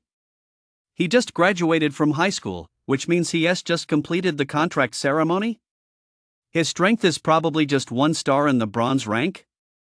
After hearing Liu's words, the members of Dawn Squad were stunned and couldn't help but exclaim in astonishment. General, do you have some special connection with Wang? After a moment's pause, Qin couldn't help but ask. He subconsciously assumed one was a connection. General, with all due respect, regardless of your relationship with Wang, you shouldn't have allowed him to bypass the city guard's training and join the Demon Hunting Guild directly. A rare look of seriousness crossed Wu Hushu's face. The missions carried out by the Demon Hunting Guild are extremely dangerous and arduous. For a high school graduate, the chances of survival are less than 10%. By doing this, you're not helping this boy, you're harming him. You've all misunderstood. Liu shook his head in exasperation. Although I have no connection to Wang, I also bear him no deep grudge, and I certainly won't set him up. I brought him here simply because I believe he has potentially be wasted if left in the city guard. At these words, the room fell silent. The looks directed at Wang grew more skeptical. A teenager who has bound a contract with Zombie, one of the trash trio, and you're telling me he has got potential? Are you kidding me? Sheen said, "General, wouldn't it be a waste to let such a genius join our Dawn Squad? How about enough?" Lu cut Sheen off. "Aren't you just worried that Wang isn't strong enough?" To be honest, Wang may not reach the level of an elite squad member, but he definitely meets the standards for joining the Demon Hunting Guild. You're more than welcome to test him according to the criteria for recruiting new members. With that, Sheen added, "If Wang passes our test, I'll agree to let him join our Dawn Squad." Lu didn't agree right away. Instead, he turned to Wang. "Wang, what do you think?" "I'm willing to take the test," Wang replied without hesitation. From their conversation, Wang could tell that the Dawn Squad was no ordinary group. After all, not just anyone could haggle with Lu. Joining the Dawn Squad would bring him nothing but benefits, no downsides at all. "Old Wu, you handle the test," Sheen said, directly assigning the task to the deputy captain. Wu gave a sly smile. The kid sure answered bluntly. "Heh, but he is still too green. He doesn't know how treacherous the world can be. Today, I'm going to teach you a good lesson." "Captain Wu, what exactly is the test?" Wang asked curiously. "In our barracks, we don't look at talent, only strength. So, I want to see how strong you are. Your test is to hold out for 5 minutes under my attacks." Wu spread his palm wide, his expression serious. Wang nodded in understanding. "And then?" "What do you mean, and then?" "If you can last 5 minutes, you've passed the test." Wu was at a loss for words. Does this kid really think lasting 5 minutes under my attacks is going to be a piece of cake? Seriously, ignorance really is bliss. Standing nearby, Han shook his head in exasperation. Back then, even at 3-star silver rank, he'd had to give it his all just to barely hold out for 5 minutes, and afterward, he'd been bedridden for 2 days before he could even get out of bed. Wang, a 1-star bronze rank who'd only just contracted a spirit, actually had the nerve to ask then what? Then what meant he'd end up in a hospital, bedridden and recovering? I didn't mean anything by it." After noticing the strange looks from everyone, Wang realized he'd been too forward and scratched his head awkwardly. "Alright, let us not waste any more time. Let us get started." With that, Wu led the way to the center of the field. Wang followed, stopping about 20 meters away from Wu. Lu, Qin, Yu, Han, and the others stood on the sidelines, eagerly anticipating Wang's performance. "Fuse with your spirit." As soon as Wu finished speaking, soul power erupted from his body, whipping up a gale. The next moment, a beam of black light burst forth from Wu's body. Roar! An angry roar rang out, and the black light dissipated. Wang looked closely and saw that Wu had vanished, replaced by a massive, skeletal bear over 3 meters tall. Information about the spirit Wu had transformed into quickly flashed through Wang's mind. Bone Bear, a B-grade spirit, specializing in brute strength, capable of channeling the power of the earth to unleash powerful magic. Wang also sensed an overwhelming sense of pressure. He realized that even if he gave it his all, he would be no match for Wu. "Don't be afraid. Although I'm a 9-star silver rank, I'll only be using the strength of a 5-star silver rank." Just then, the Bone Bear spoke, its voice carrying Wu's tone. As soon as the words were spoken, the Bone Bear's aura weakened significantly. "Now I can actually put up a fight." Wang felt the pressure drop sharply and regained his confidence. "Please teach me, Captain Wu." Wang took a deep breath, activated his soul power to communicate with the progenitor zombie, and powerful energy surged into his body. Boom! In the blink of an eye, Wang completed the fusion. Is this guy's undead really a zombie? He looks kind of cool after the fusion. In the distance, Qin, Yu, and Han, all seeing Wang transform for the first time, had the exact same thought. As everyone knows, undead creatures are almost always eerie and terrifying after fusion and transformation. Humans usually become hideous as well. But Wang, at that moment, had flowing long hair, a healthy, tanned complexion, well-proportioned and powerful muscles, and a vibrant gleam in his eyes. His 4 slightly elongated fangs were not only not hideous but actually added a touch of mystique. This was the most handsome undead they had ever seen. Wang moved with blinding speed, as swift as the wind. In the blink of an eye, he was right in front of Wu, unleashing a punch that made the air groan under the strain. That punch packed quite a punch. Wu was startled. You can tell a master's skill the moment they make their move. As a 9-star silver rank powerhouse with extensive combat experience and keen insight, Wu immediately realized that Wang's punch must have reached silver rank. Roar! The giant skeletal bear that Wu had transformed into let out a low growl and swung its skeletal paw as large as a pot lid, slamming it against Wang's fist in a head-on collision. Boom! An invisible shockwave erupted from the center of their collision, kicking up a cloud of dust. Immediately afterward, Wang's progenitor zombie form and Wu's giant skeletal bear both retreated. Wang took 3 steps back, Wu took 2. On the surface, their strength seemed mismatched, but don't forget Wang's soul power was only at bronze rank, 1 star. General, did Wang really just contract a spirit? In the distance, Han's eyes widened. He was no longer in his previous lazy state. Wang's performance had truly startled him. Beside him, Yu, her face hidden beneath a headscarf, also had a look of disbelief flashing in her eyes. From that single move alone, she concluded that Wang's power was not much weaker than her own. I saw it with my own eyes, how could it be a lie? Lu's face was also filled with astonishment. Wang's performance had taken him completely by surprise. Not to mention his powerful lightning magic, even the strength he just unleashed was already on par with a 4-star silver rank. This kid is really something else. As the one who'd taken the blow, Wu felt his arm ache and his bare paw go numb. While everyone else was shocked by Wang's power, he was even more astonished by the sheer strength of Wang's physique. He felt as though that slap had struck a super strong alloy, and he'd been injured by the recoil. Captain Wu, are you okay? Wang sensed something off about Wu and asked with concern. What are you talking about? I'm fine, absolutely fine. You don't actually think you hurt me, do you? Wu controlled the bone bear to shake its head, feigning indifference. He dared not show any sign of discomfort. After all, a 9-star silver rank being bested by a 1-star bronze rank, if word got out, he couldn't afford the loss of face. If he didn't say he was in pain, who would know? Looks like I was overthinking it. A hint of embarrassment flashed across Wang's eyes. But that punch you just threw had the power of a silver rank, for Starfighter, which is quite remarkable for someone your age. However, you're still a long way from actually hurting me. If that's all the strength you've got, it won't be easy for you to last 5 minutes against me, Wu said with a touch of pride. However, those in the know understood he was putting on a show. But Wang, lacking experience fighting against powerful opponents, took it at face value.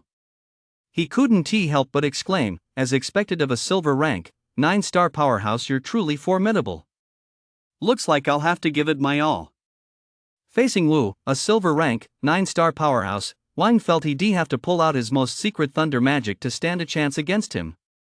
Weren't you already giving it your all just now? Hearing this, Wu was taken aback. Come on. It's just a zombie, it's already absurdly strong as it is. Go ahead and give it your all. I'm curious to see just how powerful your undead really is. Not to be outdone, Wu couldn't bring himself to back down to a newcomer. Wang formed hand seals with both hands, his lips trembling. Is he about to cast necromancy? Wu, Qin, Yu, Han, and the others all had the same thought. Not to mention, it was the first time any of them had ever seen a zombie capable of casting necromancy. Rumble, rumble. Suddenly, a flash of purple lightning flickered by, and a thunderclap echoed across the sky. Why on earth is it thundering out of nowhere? Just as Wu was wondering, he glanced at Wang, who was in the midst of casting a spell, and a thought struck him. Holy shit! Did Wang summon that thunder? No way. As everyone knows, lightning is the bane of the undead. Crack! Just then, Wang pointed his finger, and a bolt of purple lightning as thick as an arm shot straight toward Wu. Wu's heart raced. It's true. He really can control lightning. This world is crazy, an undead being has actually become a lightning mage king? Bear Soul Shield. Facing the rolling thunder, Wu dared not let his guard down for a moment and immediately unleashed the bone bear's most powerful defensive skill. Yellow earth energy and pitch black power of the dead coalesced before the bone bear, forming a shield that enveloped him like an eggshell. With this skill active, his defense received a massive boost. Even though he cast this skill using 5-star silver rank soul power, a 6-star silver rank attack was still unable to break through his defense. Crack! Under everyone's gaze, the purple lightning instantly shattered the shield, and immediately afterward, bolts of lightning as thick as a thumb plunged into the bone bear's body. Then, electric arcs flickered across the giant skeletal bear that Wu had transformed into, and its body trembled uncontrollably. Wu was a tough guy. He gritted his teeth and didn't let out a single cry of pain. Whoa! Seeing this, the spectators couldn't help but gasp in shock. Everyone understood that Wu must be in excruciating pain at that moment. But he said nothing. "General, where on earth did you find this freak?" Han couldn't help but ask in a low voice. The abilities Wang had displayed were truly astonishing. A bronze rank contractor had actually put Wu in such a humiliating position? Wasn't he that a bit too overpowered? "I've told you before, Wang was just a student at first high school." Lu smiled faintly. "It seems your squad has been getting a bit too cocky lately. It's about time Wang taught you a lesson." No sooner had he finished speaking than a rumbling clap of thunder shook the heavens, and streaks of purple lightning flickered in and out of view. Gulp! Qin, Yu, and Han all looked pale. If Wan pulls off another move like that, will Wu be able to hold out? "Captain, I don't think there's any need to continue the test, is there?" Just as everyone was worrying, Wang's voice suddenly rang out. He didn't immediately dispel his thunder spell, but instead fixed his gaze on the giant skeletal bear that Wu had transformed into and asked.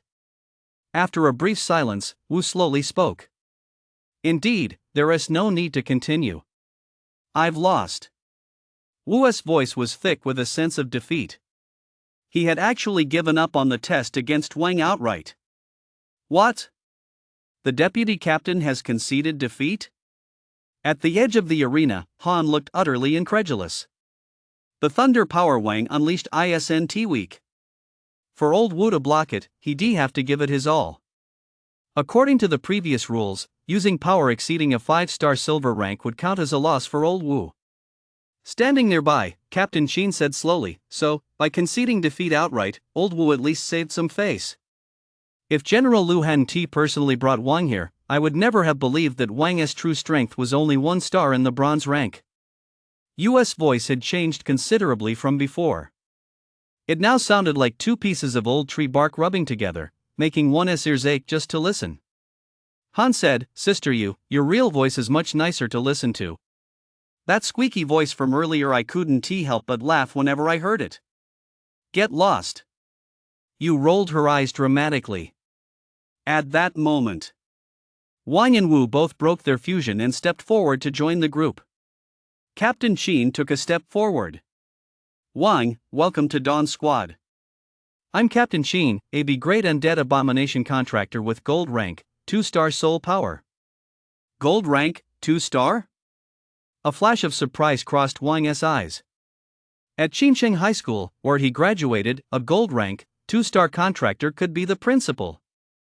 Yet in the Demon Hunting Guild, he is just a squad leader. Sure enough, the Demon Hunting Guild is full of elites. Dawn Squad member Han and a great undead vengeance spirit contractor, with 7-star silver rank soul power welcome." Following Qin, the pale-faced, frail-looking young man stepped forward.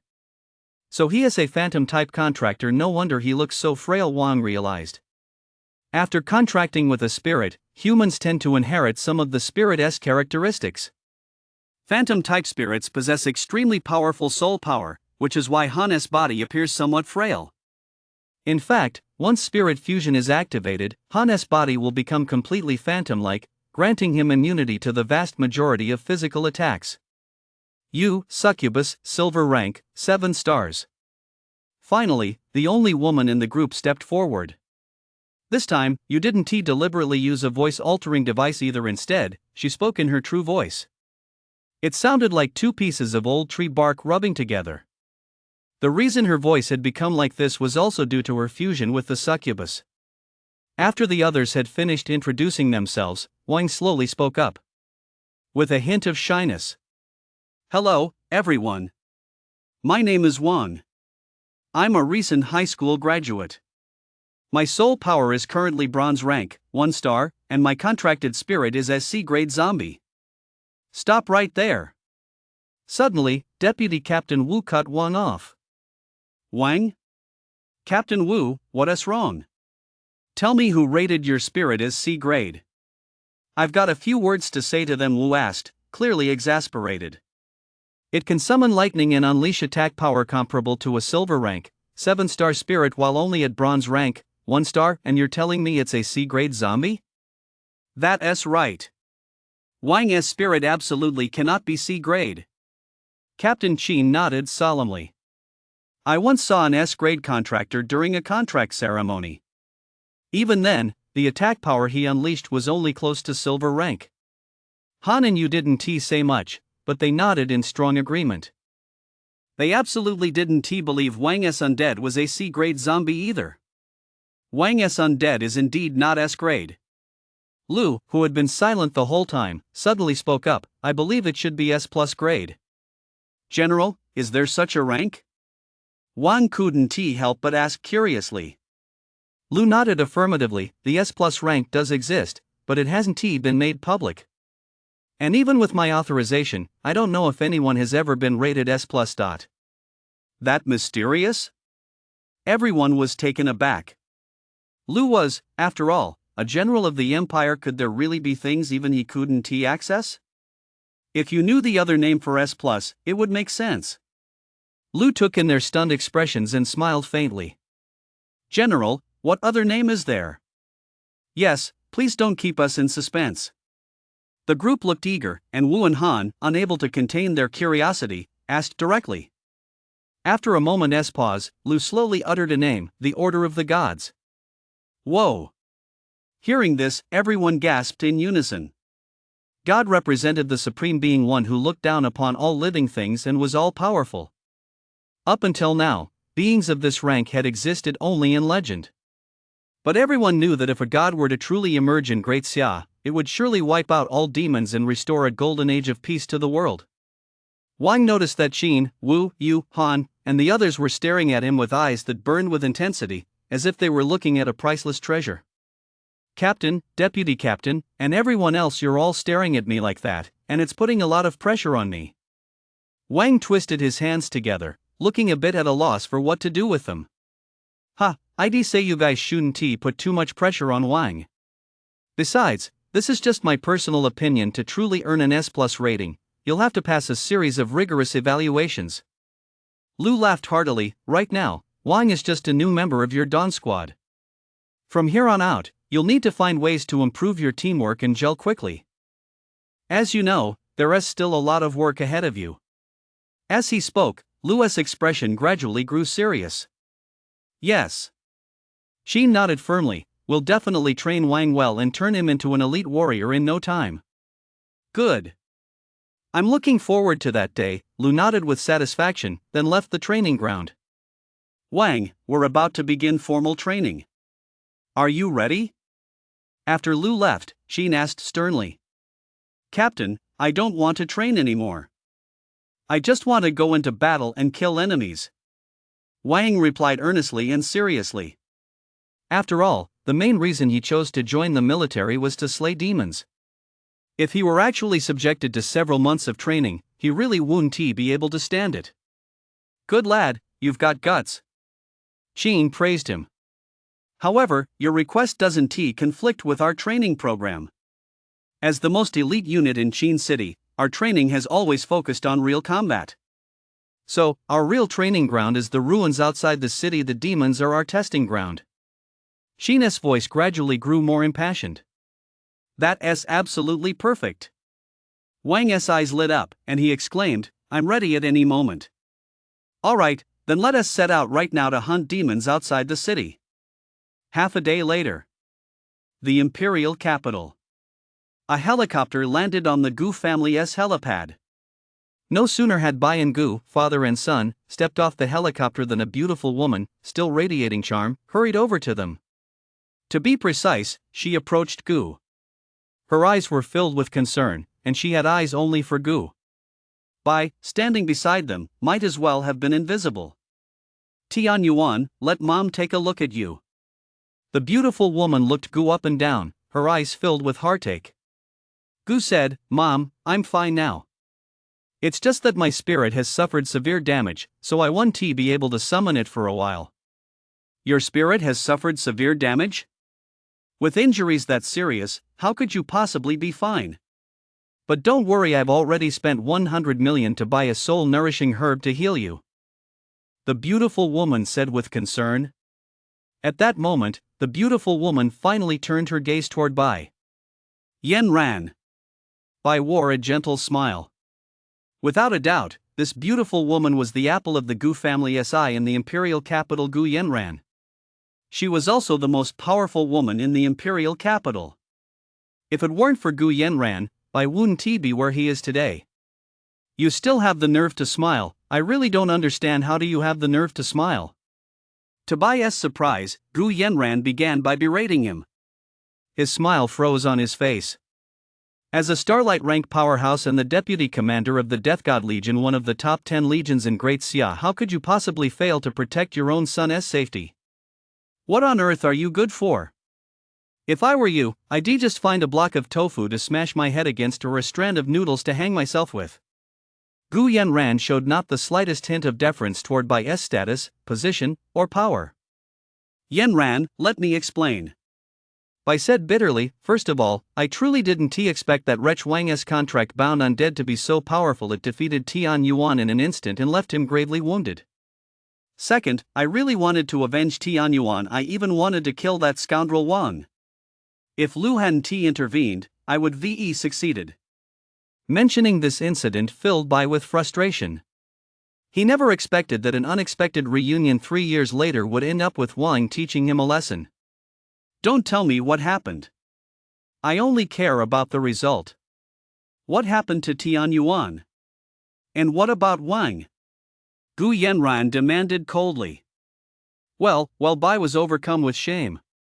In the end, Tian Yuan was injured, and Wang was taken away by Lu. He got off scot-free.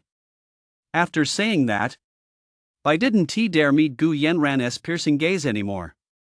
Despite being a Starlight rank powerhouse in public and the deputy commander of one of the 10 great legions, a figure of unparalleled prominence in Great Xia who enjoyed immense prestige. However, in front of Gu Yenran, he couldn't even bring himself to look her in the eye. After all, his current status was entirely due to Gu Yenran's unwavering support. Otherwise, he would still be an unknown demon hunter in Xinjiang, an obscure contractor.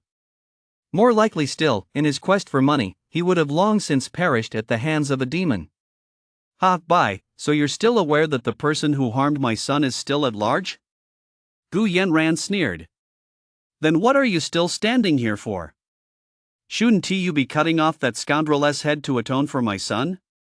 As she spoke, Gu Yenran's expression suddenly turned icy, and the temperature in the air plummeted, as if they'd gone from sweltering summer to late autumn.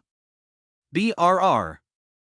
Gu shivered involuntarily, wrapping his arms around his shoulders. Mom, please don't get so angry. Actually, this isn't my dad's fault, it's Lu's, otherwise, Wang would have been dead long ago.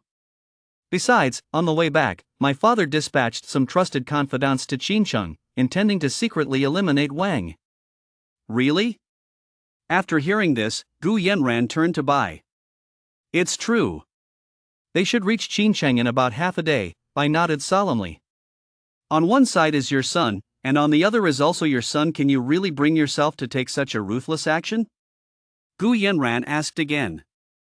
Bai suddenly smiled. A cold smile. Ha, does Wang even deserve to be called my son? In my heart, Tian Yuan is my only son.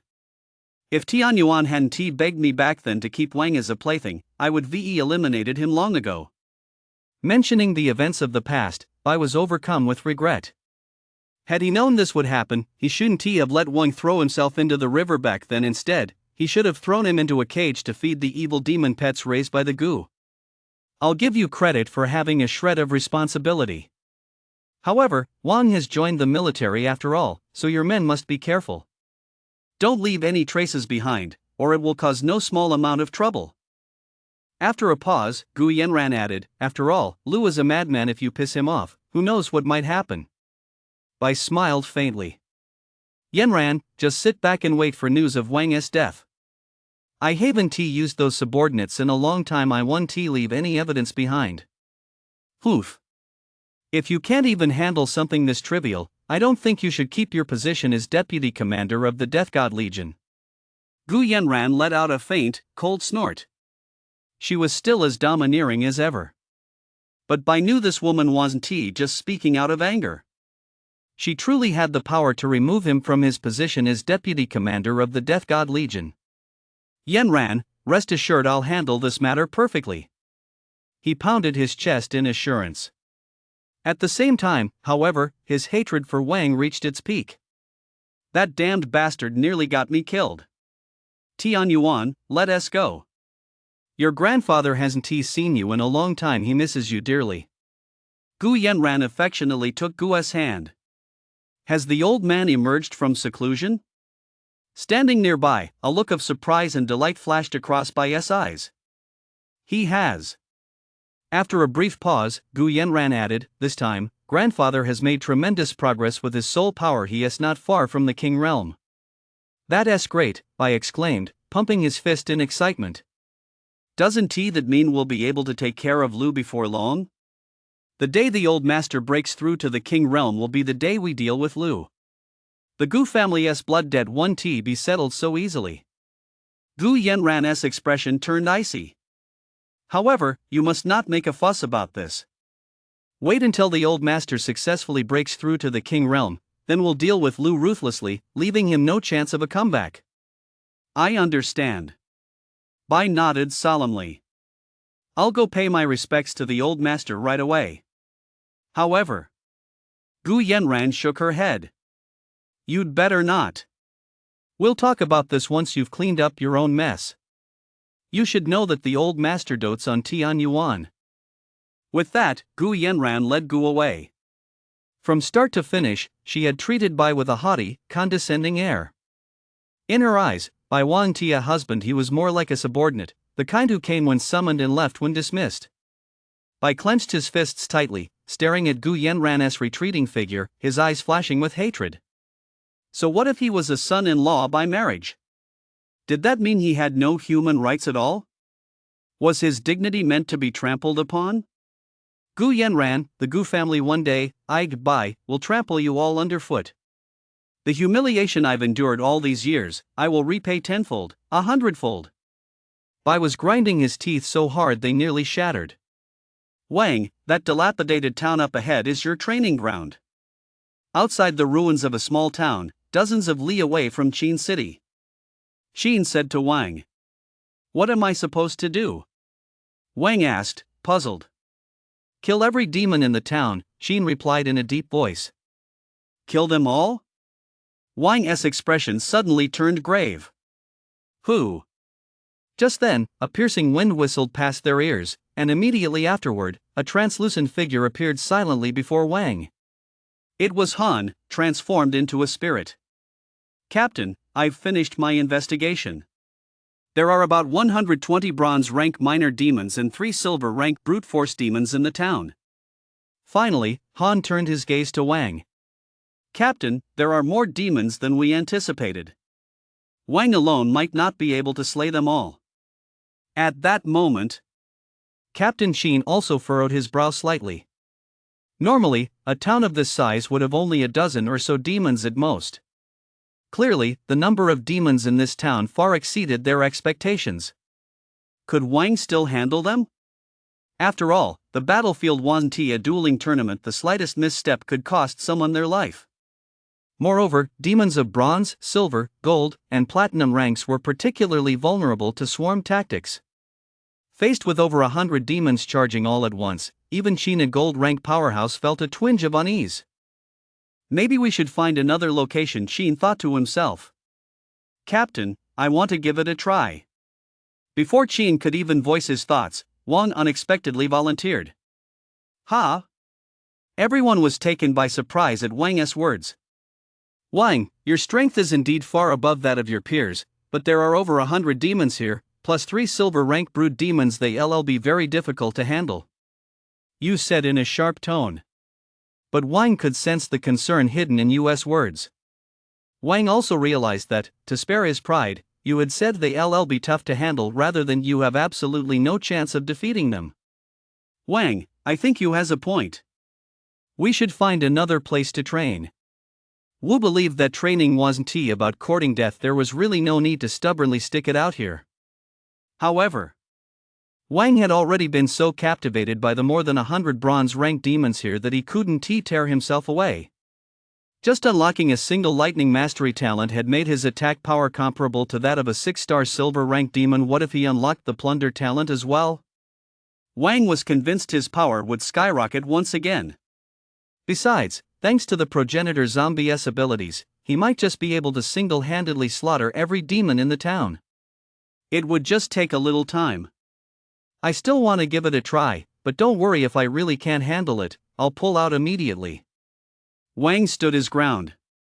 He really is a bull calf unafraid of tigers, Han thought, shaking his head slightly. In his view, Wang's decision was practically no different from walking into a death trap. Qin, Wu, Yu, and the others exchanged glances for a moment. All right, give it a try. But let me warn you in advance, your decision is very dangerous. Even I, facing so many demons, might be in mortal danger. Qin issued one final warning to Wang. Thank you, Captain. Rest assured, I will never make a needless sacrifice. Wang nodded firmly, then turned resolutely and headed toward the town. Although this kid's decision is a bit reckless, his courage is admirable. Watching Wang's receding figure, Deputy Captain Wu suddenly smiled. Indeed. Seeing him reminds me of myself back then, just as naive and impulsive. After a sigh, Qin ordered in a deep voice, everyone, move in stealthily. You, keep your anti-magic shield ready at all times. At the critical moment, cast it over Wang. Han, you're a phantom-type undead. You excel at stealth and concealment. Stay hidden in the shadows, and when Wang can't handle the demon, step in to help him fend it off. After a brief pause, Qin turned to Wu. As for the two of us, we'll be ready at any moment to charge into the town and bring Wang out. As soon as he finished speaking, a black glow began to emanate from Qin's body, and his entire form swelled like a balloon. In the blink of an eye, he had transformed into a terrifying creature 4 or 5 meters tall with yellowish-green skin, bearing a striking resemblance to the Hulk except for his bald head, the dorsal fin on his back, and the layers of flab covering his body. Abomination, B-grade undead. Specialties, strength, defense. After the captain fused with the undead, 2 more bursts of soul power erupted. Deputy Captain Wu transformed into a giant skeletal bear roughly the same height as the abomination. Yu, the team's only female member, shifted into a semi-ethereal state similar to Han's. Her body appeared somewhat insubstantial, her long silver hair cascading to her waist, and her eyes had turned silver. Banshee, B-grade undead. Specialties, necromancy, psychic magic. Meanwhile, Wang, having fused with the progenitor zombie, entered the small town, and was immediately enveloped by an atmosphere of silence and desolation. All around, dilapidated houses teetered on the brink of collapse. Some had already collapsed, exposing their hollow frames. The streets were littered with broken stones and rubble, overgrown with weeds. Occasionally, a few tenacious wildflowers swayed in the wind, adding a faint touch of vitality to this desolate landscape. Directly ahead of Wang stood an ancient bell tower. Its massive clock hand was frozen at 4:25, as if time itself had come to a standstill here. Dong, dong, dong. A deep, resonant chime suddenly rang out. Wang's pupils contracted. He saw dark shadows flying out of the bell tower, making a sharp turn in midair and lunging toward him. There were as many as 40 or 50 of them. These creatures were short in stature and entirely black, yet they possessed a pair of black, fleshy wings that allowed them to fly. Their heads were slightly larger, with a pair of curved, sharp horns protruding abruptly from the top of their heads. Their crimson eyes betrayed cunning, cruelty, and greed. Their wide mouths gaped open, revealing sharp fangs. Littles, lower-tier demons. But their true strength is more than enough to crush a C-grade contractor of the same rank. Information about them flashed through Wang's mind, and at the same time, his hands swiftly formed a seal. We've alerted dozens of imps in an instant. Hurry, we need to move even faster. Outside the town, Sheen spotted the demons, which looked like a dark cloud, at a glance and cried out urgently. After all, even you would have to dodge the brunt of these little demons' attacks. The others didn't waste a single word. Instead, they sprinted toward Wang with all their might. Even you let out sharp cries from time to time as her soul power began to coalesce. She was conjuring a magical shield. Rumble, rumble. But in the very next moment, a thunderous roar shook the heavens and earth. Sheen, Wu, Han, Yu, and the others all froze in shock. They saw dozens of bolts of lightning appear out of thin air above the town, striking down like divine retribution. Oh, whoa! Amid a chorus of terrified screams, those dozens of little demons were instantly reduced to ashes. The group involuntarily stopped in their tracks and exchanged bewildered glances. Gulp. Deputy Captain Wu swallowed hard. Wang can actually unleash that much lightning in a single strike? He dared not imagine what would have happened if Wang had unleashed such a powerful move during their evaluation. There probably wouldn't have been even a scrap of bone left, would there? He is too strong. I'd believe it even if you told me he was gold rank. Han smacked his lips. Wang's true worth was still rising. That move instantly wiped out the attacks of dozens of bronze-ranked demons, something many gold-ranked contractors might not even be able to do, Sheen said, shaking his head with a grave expression. Unless they're necromancers who specialize in area of effect attacks.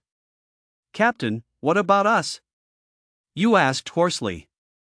Let us wait and see. Sheen added, maybe this kid really can wipe out all these demons on his own.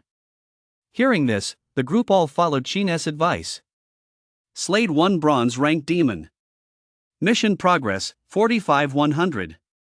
Slayed one bronze-ranked demon. Mission progress, 46-100. Slayed one bronze-ranked demon, quest progress, 47-100. Watching the quest progress notifications keep popping up, Wang smiled with satisfaction. Not bad. Just by clearing a wave of monsters, he'd already completed nearly half the quest. He wasn't too far from unlocking his next skill. Woo woo woo. The sounds of battle shook the entire town. This time, dark shadows soared into the air from all directions. They were all bronze rank imps. But that wasn't all.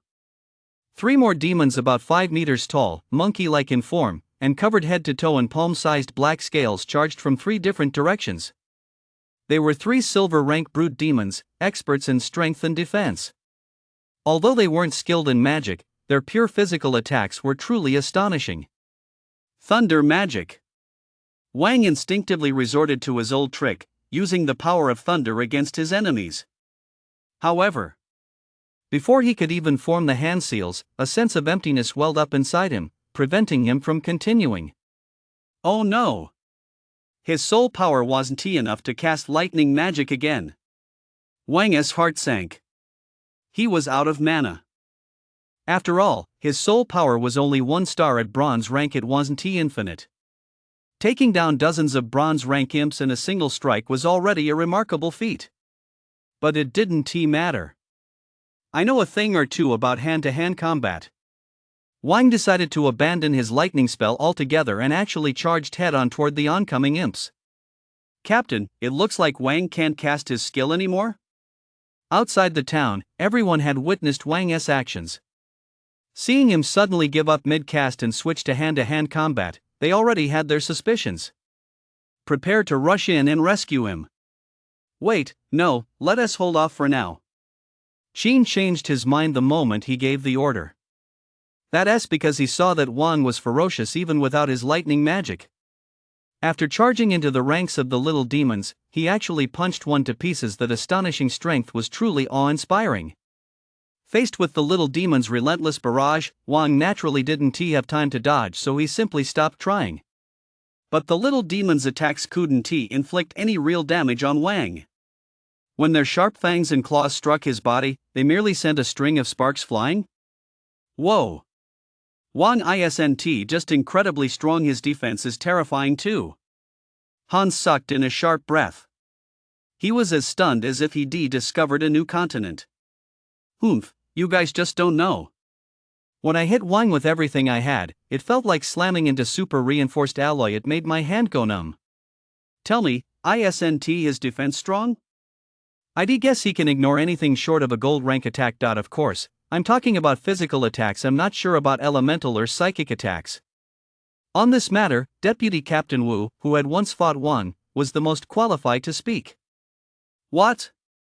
Everyone stared at Wu in shock. As they looked back at Wang battling fiercely in the town, two words involuntarily came to mind.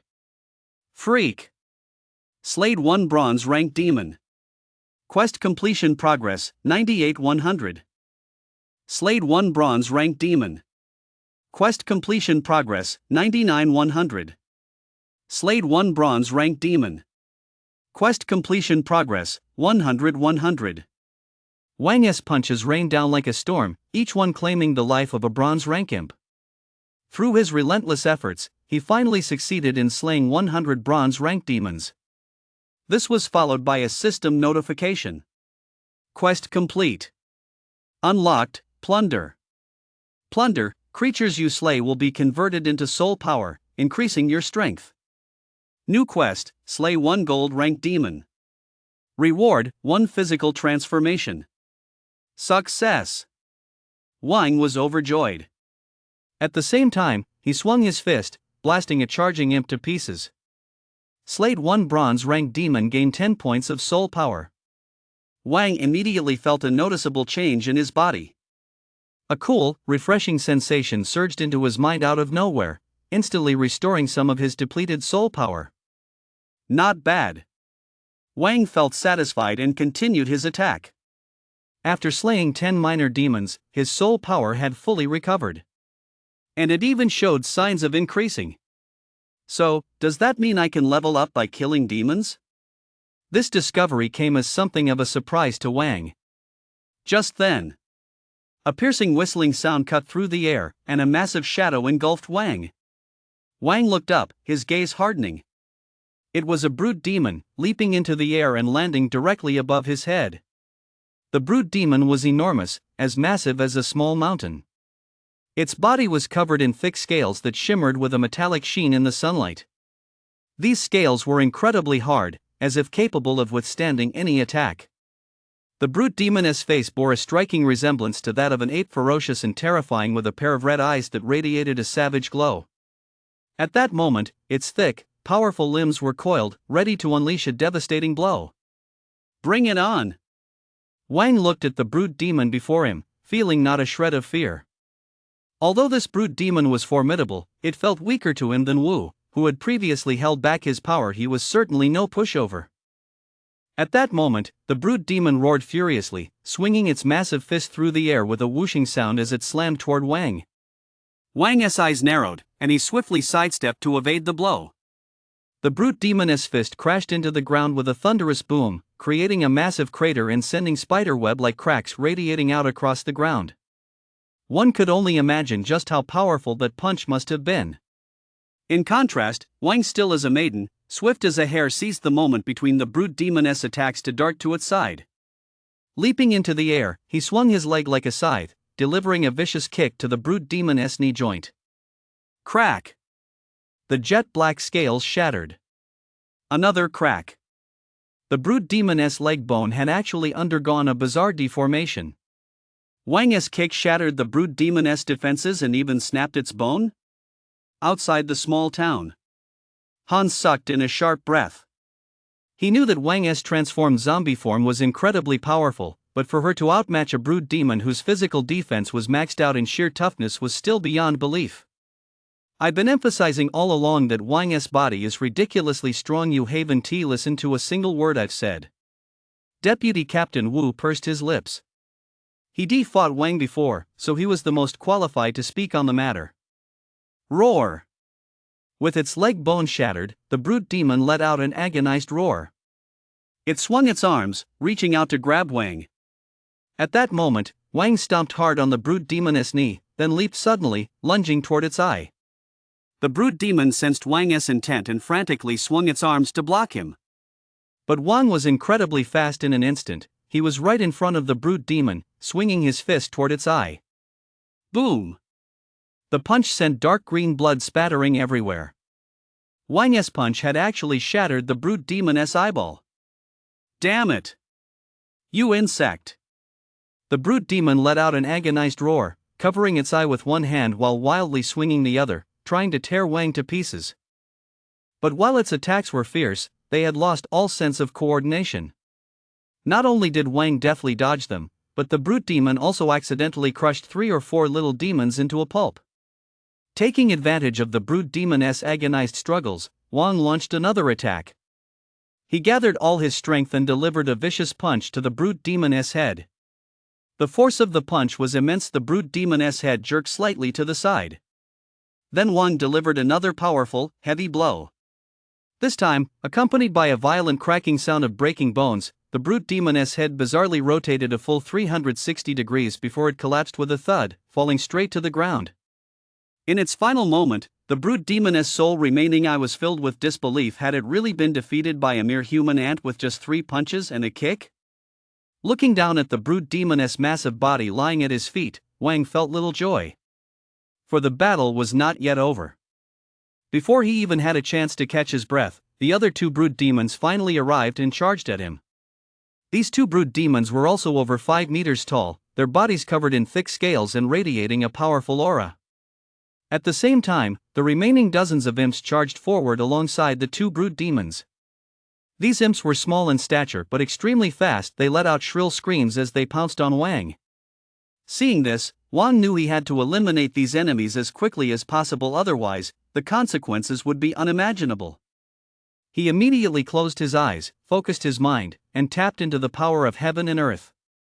A moment later, Wang opened his eyes, and a flash of purple light flickered in them. At the same time, a deafening clap of thunder echoed across the heavens and earth. Crack! A bolt of lightning as thick as a bucket struck down in an instant. Like a colossal dragon, the bolt roared as it charged toward the demons. Countless demons were instantly reduced to ashes beneath the lightning. The 2 brute force demons sensed the lightning's immense power and hurriedly halted in their tracks, attempting to evade it. But the bolt was incredibly fast and reached them in an instant. Even brute force demons as powerful as 5 or 6-star silver rank couldn't withstand the bolt's power for even a second before they were reduced to ashes. What? Is the battle over already? Outside the small town, the crowd that had been waiting to help Wang at the critical moment was stunned. They had been waiting for that decisive moment, but it never came. Sheen couldn't help but marvel. I've been in the military for decades, met countless people, and seen plenty of geniuses, but I've never seen anyone like Wang He, a rookie who just signed a contract, killing over 100 demons in one go. That's incredible. Han gasped, Captain, I heard there are a lot of S-grade geniuses in the Imperial capital this year. I wonder if Wang could be even stronger than them? Although I'm not S-grade myself, I don't think any S-grade would even bother trying to take him on. Wu said, the general said Wang is a genius with S+ potential.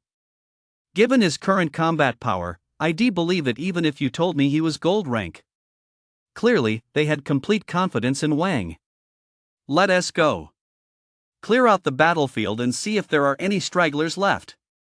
Sheen called out, leading the way into the town. But as they entered the town, they found Wang with his eyes tightly closed. Wang! Han opened his mouth to speak, but Sheen quickly covered it. Shoo, keep it down. It looks like Wang is in the middle of a breakthrough right now. Sheen had guessed what was happening with Wang. A breakthrough? Everyone was taken aback. Was it happening this suddenly? Just then, a surge of soul power suddenly erupted from Wang's body. To Sheen and the others, it wasn't particularly strong, but it had undeniably reached the level of a 2-star bronze rank, confirming Sheen's earlier guess. He broke through so soon after forming the contract? I don't quite understand. Han's mouth twitched. After all, for most people, increasing soul power involves continuously practicing soul forging techniques, which must be done in a quiet environment. Who breaks through while fighting, like Wang is doing? But in the very next moment, Han's eyes nearly popped out of his head. Another surge of soul energy suddenly erupted from Wang's body. 3 stars in bronze rank? Qin, Wu, and you couldn't help but exchange bewildered glances. He'd actually broken through 2 stars in a row? I'm even more baffled. Han looked at Qin. Captain, how do you explain this? Explain it? I've never seen anything like this either. How am I supposed to explain it to you? All you need to know is that this is a good thing. Qin snorted impatiently. But his eyes never left Wang, and he began to wonder to himself, what on earth was going on? It wasn't just Qin, the others were also staring at Wang as if she were a rare treasure. After a long while, Wang slowly opened her eyes and was met with a sea of gazes that seemed ready to devour her. Captain, what is going on here? Wang felt a bit flustered. She wasn't exactly a beauty. Was she really worth all this attention? Breaking through 2 ranks in a row, you've really opened our eyes. Qin marveled. Actually, I'm pretty surprised myself, Wang said with an awkward smile. The boost in soul power from dozens of bronze rank and 3 silver rank souls had exceeded even Wang's expectations. Everyone! Don't you know whether you've broken through or not? Qin clapped his hands. Alright, Wang's training is over. It's time to head back to camp and begin our official mission. Han nodded with a smile. We and Dawn Squad have rested long enough. If we don't stretch our legs soon, we'll feel like we're rusting. After returning to camp, Han led Wang to the dorms, while Wu and Yu went their separate ways. Qin, meanwhile, silently dialed a number. General. You're back. How did Wang perform in this trial? How many demons did he slay? Did he show any fear on the battlefield? Lu's voice came from the other end of the line, clearly very interested in Wang's performance. General, you might not believe this. That kid Wang was practically born for war. He faced over 100 minor demons and 3 silver rank demons all by himself. Not only did he show no fear, but he actually seemed thrilled. Even more unbelievable is that Wang single-handedly slaughtered every single one of those demons. Mentioning Wang, Qin's voice wavered with admiration, and he gave Wang a mental thumbs up. What? He is that strong? On the other end of the line, Lu's voice rose involuntarily. He was clearly shocked as well. He is insanely strong. I've been in the service for decades, and this is the first time I've seen such a formidable rookie. To be honest, General, even when you first joined the Dawn Squad, you weren't as fierce as Wang. With no one around, Qin actually compared Lu in his youth to Wang. Even more astonishing was that Lu, a Starlight rank powerhouse whose fame reverberated throughout Xia, had actually once been a member of Dawn Squad. No need to spare my feelings. I know full well that this kid is far stronger than I was back then. Far from being jealous, Lu laughed heartily. By the way, General, there is one more thing. After slaying the demon, Wang's cultivation broke through as well. A breakthrough in the heat of battle? I didn't expect him to reach bronze rank, 2 stars so quickly. Not bad, he is quite a prodigy. Lu was somewhat surprised, but not overly so. General. Wang didn't just break through to bronze rank, 2 stars, he reached bronze rank, 3 stars. What? He advanced 2 ranks in a single go. Even Lu, with all his experience and knowledge, was stunned. General, do you know what is going on here? With no one else present, Qin was also curious. From the other end of the line, Lu murmured softly, for this to happen proves that his undead form has granted him abilities related to absorption, devouring, and seizing. TSK. This is the first time I've ever seen such a powerful zombie. His natural talent exceeds even my expectations. Not only is his combat power formidable, but his growth rate will be incredibly fast as well. Lu's perspective was far beyond Qin's. After a brief moment of shock, he had already guessed at some possibilities. General, what should we do next? You've all been resting for a long time. It's time to take on some missions and do our best to help Wang grow as quickly as possible. Yes, sir. Sheen ended the call and walked toward the mission hall. Meanwhile, after returning to his dorm, Wang fell into a deep sleep. Everything that had happened over the past 2 days had left him feeling physically and mentally exhausted. He slept straight through until the next day, when Han woke him up. Are we going on a mission? Wang asked, still groggy. Han nodded. Yes. But before we head out, I'll take you to register your character and claim your benefits. Han gave a slight smile. Benefits? Wang didn't ask any further questions. After a quick wash, he followed Han to the quartermaster's office. With Han's help, Wang officially registered as a member of Dawn Squad. Before long, a set of jet black combat gear was handed to Wang. This is a perk every demon hunting guild member receives. Don't let the fact that it's the lowest tier combat gear fool you. It can withstand a full power strike from a silver rank, 9 starfighter. It costs a whopping 500,000 Disya coins to make. Han explained to Wang. That expensive? Wang was deeply moved. 500,000 was no small sum. He previously worked part-time jobs to pay for his studies, earning only 8 coins an hour. For Wang, whose savings had never exceeded 4 digits, 500,000 was simply an astronomical figure. Even many soldiers on the battlefield didn't know how many battles they have to fight to amass such a fortune. No wonder ordinary soldiers are so eager to join the Demon Hunting Guild, Wang marveled. And it was all thanks to Lu's help, otherwise, he wouldn't have been able to rise to the top so quickly. The benefits of the Demon Hunting Guild don't stop there. As long as you're the one who slays a demon, you have the right to dispose of it as you see fit. Any materials obtained from the demon can be sold directly to the guild, and the purchase price far exceeds the market rate. Plus, you can buy anything you need directly from the Demon Hunting Guild. For example, potions that boost soul power, or higher level combat gear and weapons, you'll get them at the lowest market prices. And as your rank rises, the discounts you receive will only get bigger. As Han explained, Wang grew more and more excited. He never imagined joining the military would come with so many benefits. Beep, beep, beep. Just then, the communicator in Han's hand beeped. Glancing down at it, Han said to Wang, "Go change into your combat gear. We got a new mission. Meet at the training ground in half an hour." Half an hour later, Wang had changed into his brand new combat gear and arrived at the training ground. Little Wang, you look so much better in that combat gear. Yu's eyes lit up. Wang smiled slightly. You all look great, too.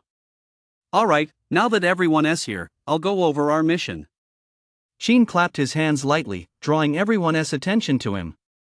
This mission is very special.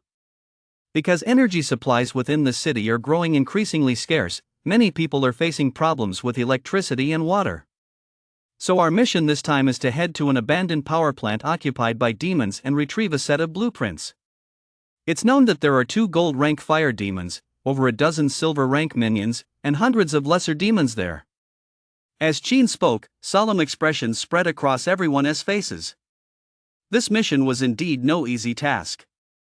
Our objective isn't to slaughter every demon in the abandoned power plant, so everyone should do their best to avoid conflict with them. Otherwise, we'll find ourselves in grave danger. Just then, 2 off-road jeeps approached from the distance. Sheen glanced at them. Let us go. We'll talk as we drive. Elsewhere. The Imperial capital. I also received a phone call. Are you sure that scoundrel Wang left the camp to carry out the mission? Alright. I've got the abandoned power plant. Keep a close eye on it. Report to me immediately if anything out of the ordinary happens. After ending the call, a complex expression flashed across Bai's eyes. But it quickly vanished, replaced by determination. They say even a tiger doesn't eat its own cubs. Wang, don't blame me. Who told you to stand in my way? I was forced into this by you. Rest assured, one day, when I've taken control of the Gu family and become a powerful ruler of Dacia, I'll avenge you. Bai steeled his resolve and dialed a number. The target has left the Demon Hunting Guild camp. I'll send you the exact location shortly. Remember, uproot the problem completely, leave no survivors. Anyone connected to him must not be spared either.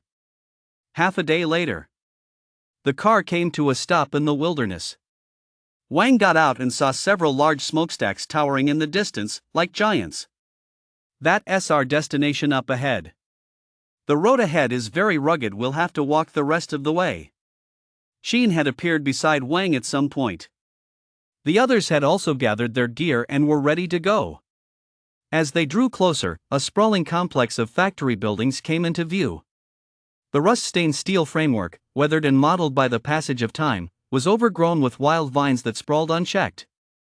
The massive machinery had long since ceased its roar, it lay there in silence, covered in a thick layer of dust. A scattering of discarded parts and debris lay strewn across the ground, like fragments of memory cast aside by time. Once, this place was a source of energy, silently contributing to the brightly lit city behind it. Now, it lay abandoned in the wilderness, bearing the brunt of time's passage all on its own. Little demons lurked in the shadows. Only a dozen or so imps roamed sporadically through the power plant, as if on patrol. These beasts don't like sunlight, so we should sneak into the archives now to look for the blueprints. It shouldn't be too hard. Xin held a map that clearly marked the location of the archives.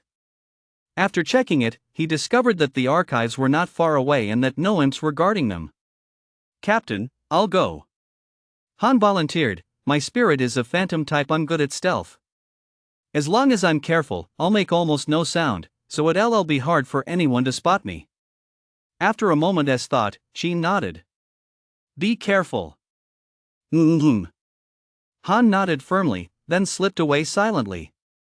After silently summoning his spirit, he cautiously approached the archive room. After evading a patrol of imps, Han successfully infiltrated the archive room. Phew! Everyone secretly breathed a sigh of relief. Half the mission was already complete. All that remained was for Han to find the file, evacuate safely, and the mission would be a complete success. However, in the very next moment, everyone's hearts leapt into their throats. Crisis struck suddenly. Whoosh! A flickering incendiary bomb plummeted toward the archive room. Flames flared up instantly. The next moment, a series of eerie, terrifying roars erupted from all around. Immediately afterward, hundreds of demons surged forth from every direction, surrounding the archive room. These demons were of many varieties, each with a distinct form. Some were brute force demons, as tall as giants and covered in hard scales. Others were short and dwarf-like, yet agile, wielding sharp daggers and ready to launch a surprise attack at any moment. Still others were winged imps circling in the air, vigilantly searching for hidden enemies. Oh no, we've been ambushed. Sheen's expression instantly darkened. Which son of a bitch? Damn it! Wu, who was usually good-natured and very honest, couldn't help but curse under his breath. His eyes flashed with murderous intent as he scanned the surroundings, searching for the one who had struck from the shadows. Captain, it's bad, more and more demons are closing in. If they spot Han, I'm afraid he is in serious trouble. Wang, who had been closely watching the demons' movements, suddenly paled. Captain, Deputy Captain, look, gold-ranked demons are coming too. U.S. ashen eyes scanned the distance. 2 demons, their bodies entirely engulfed in flames, were closing in. They resembled 2 gigantic fireballs. Everything in their path was set ablaze, turning many abandoned factory buildings into a sea of flames. At that moment, everyone's expressions grew grave. They faced only 2 options. 1. Retreat temporarily, root out the hidden enemy, and then resume the plan. If they did this, Han, who was currently on the mission, would be left behind as a sacrificial pawn, trapped in grave danger. 2. Charge out to fight the demons and cover Han's retreat. Choosing this path would mean facing not only hundreds or even thousands of demons, but also the enemies lurking in the shadows. It would very likely result in a situation where they were attacked from both front and rear. I've never betrayed a teammate in my life. Just as I brought you all out here, I'll bring you all back. All members of Dawn Squad, move out. Sheen roared, and his body began to transform. His muscles swelled rapidly, and his skin turned green. In an instant, he became an abomination. With a single leap, he landed in front of the archives, standing like a wall to block the surrounding demons from approaching. Led by Qin, Wang, Wu, and you also activated their undead fusion. Boom! Transformed into an abomination, Qin swung his massive fist, sending 4 or 5 minor demons flying with a single blow. A few minor demons swung their sharp claws, clawing at Qin's body. But the abomination's armor was extremely resilient. The attacks from these bronze rank minor demons couldn't inflict any damage on him at all. Roar! Wu transformed into a skeletal giant bear and joined the battle. Covered in white bones, with 2 flickering flames of the soul in his eye sockets, he looked utterly terrifying. The giant skeletal bear was incredibly powerful. Its claws could easily tear through the demons' bodies. It opened its gaping maw, let out a deafening roar, and then charged recklessly through the horde of demons, sending them flying one by one. In the blink of an eye, a large clearing had been cleared on the other side. Swish, swish, swish. Just then, Yu, who had transformed into a banshee, finished her incantation, her body radiating a mysterious magical aura. The next moment, a translucent shield appeared around Qin, Wu, and Wang. This shield absorbed damage, greatly increasing their safety. Rumble, rumble. Suddenly, rolling thunder echoed. After fusing with the progenitor zombie, Wang immediately cast a lightning spell. In the next instant, dozens of bolts of lightning struck down like divine retribution, instantly reducing 2 or 3 dozen demons to ashes. Among them were 2 or 3 silver rank demons. Killed a bronze rank minor demon, gained 10 soul power. Killed a silver rank brute demon, gained 100 soul power. However, Wang's face showed little sign of joy. With hundreds of demons present, the loss of a few dozen had little impact on the overall situation. Once the gold rank demons in the distance joined the fray, it would pose a significant threat to them. Boom! Finally, the gold rank fire demon arrived on the battlefield. The fire demon's frame was towering and imposing, its entire body engulfed in raging flames, as if it had emerged straight from hell. Every step it took set the ground ablaze with searing fire. Its eyes were like 2 burning fireballs, radiating a terrifying glow. Wang, Wu, and Yu's faces paled. Only by facing a gold-rank demon head-on could one truly grasp just how terrifying they were. They were in a completely different league from silver-rank demons. Even the lesser demons nearby, fearing they might get caught in the crossfire, quickly fled the battlefield. A gold-rank battle was far beyond their ability to intervene. One false move, and they could be caught in the crossfire. Get out of the way. At the last possible moment, Qin in the form of an abomination charged toward the fire demon without hesitation. The two collided instantly, producing a deafening roar. The abomination swung its fist, slamming it viciously into the fire demon. The fire demon, in turn, opened its gaping maw and spewed a torrent of searing flame. The flame collided with the fist, unleashing a powerful energy surge. It was a stalemate. However, Wang furrowed his brow slightly. He noticed that the magical shield you had cast over the abomination had shattered in an instant, and the fire demon's flames were continuously scorching the abomination's body, already leaving some burn marks. Clearly, Qin's power could hold its own against a gold-rank fire demon, but the scorching flames were taking a heavy toll on him as well. Qin was now gritting his teeth as he continued to battle the fire demon. Oh no, another fire demon is coming. Before Wang could even breathe a sigh of relief, Yu's shrill voice rang out in his ear. Wang looked over and saw a figure wielding flames suddenly appear. It was another gold-rank fire demon.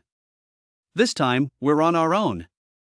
The giant skeletal bear that Wu had transformed into charged toward the fire demon without hesitation. Magic shield. Dispel. Seeing this, Yu instantly cast 2 spells. The magic shield was cast on Wu to provide protection. The dispel spell was cast on the fire demon to weaken the power of the flames surrounding it. If you were gold rank, casting these 2 spells would certainly have had a significant effect. Unfortunately, she was only silver rank. The flames surrounding the fire demon were indeed weakened somewhat, but they still effortlessly destroyed the black shield on the giant skeletal bear, burning its bones to a charred black.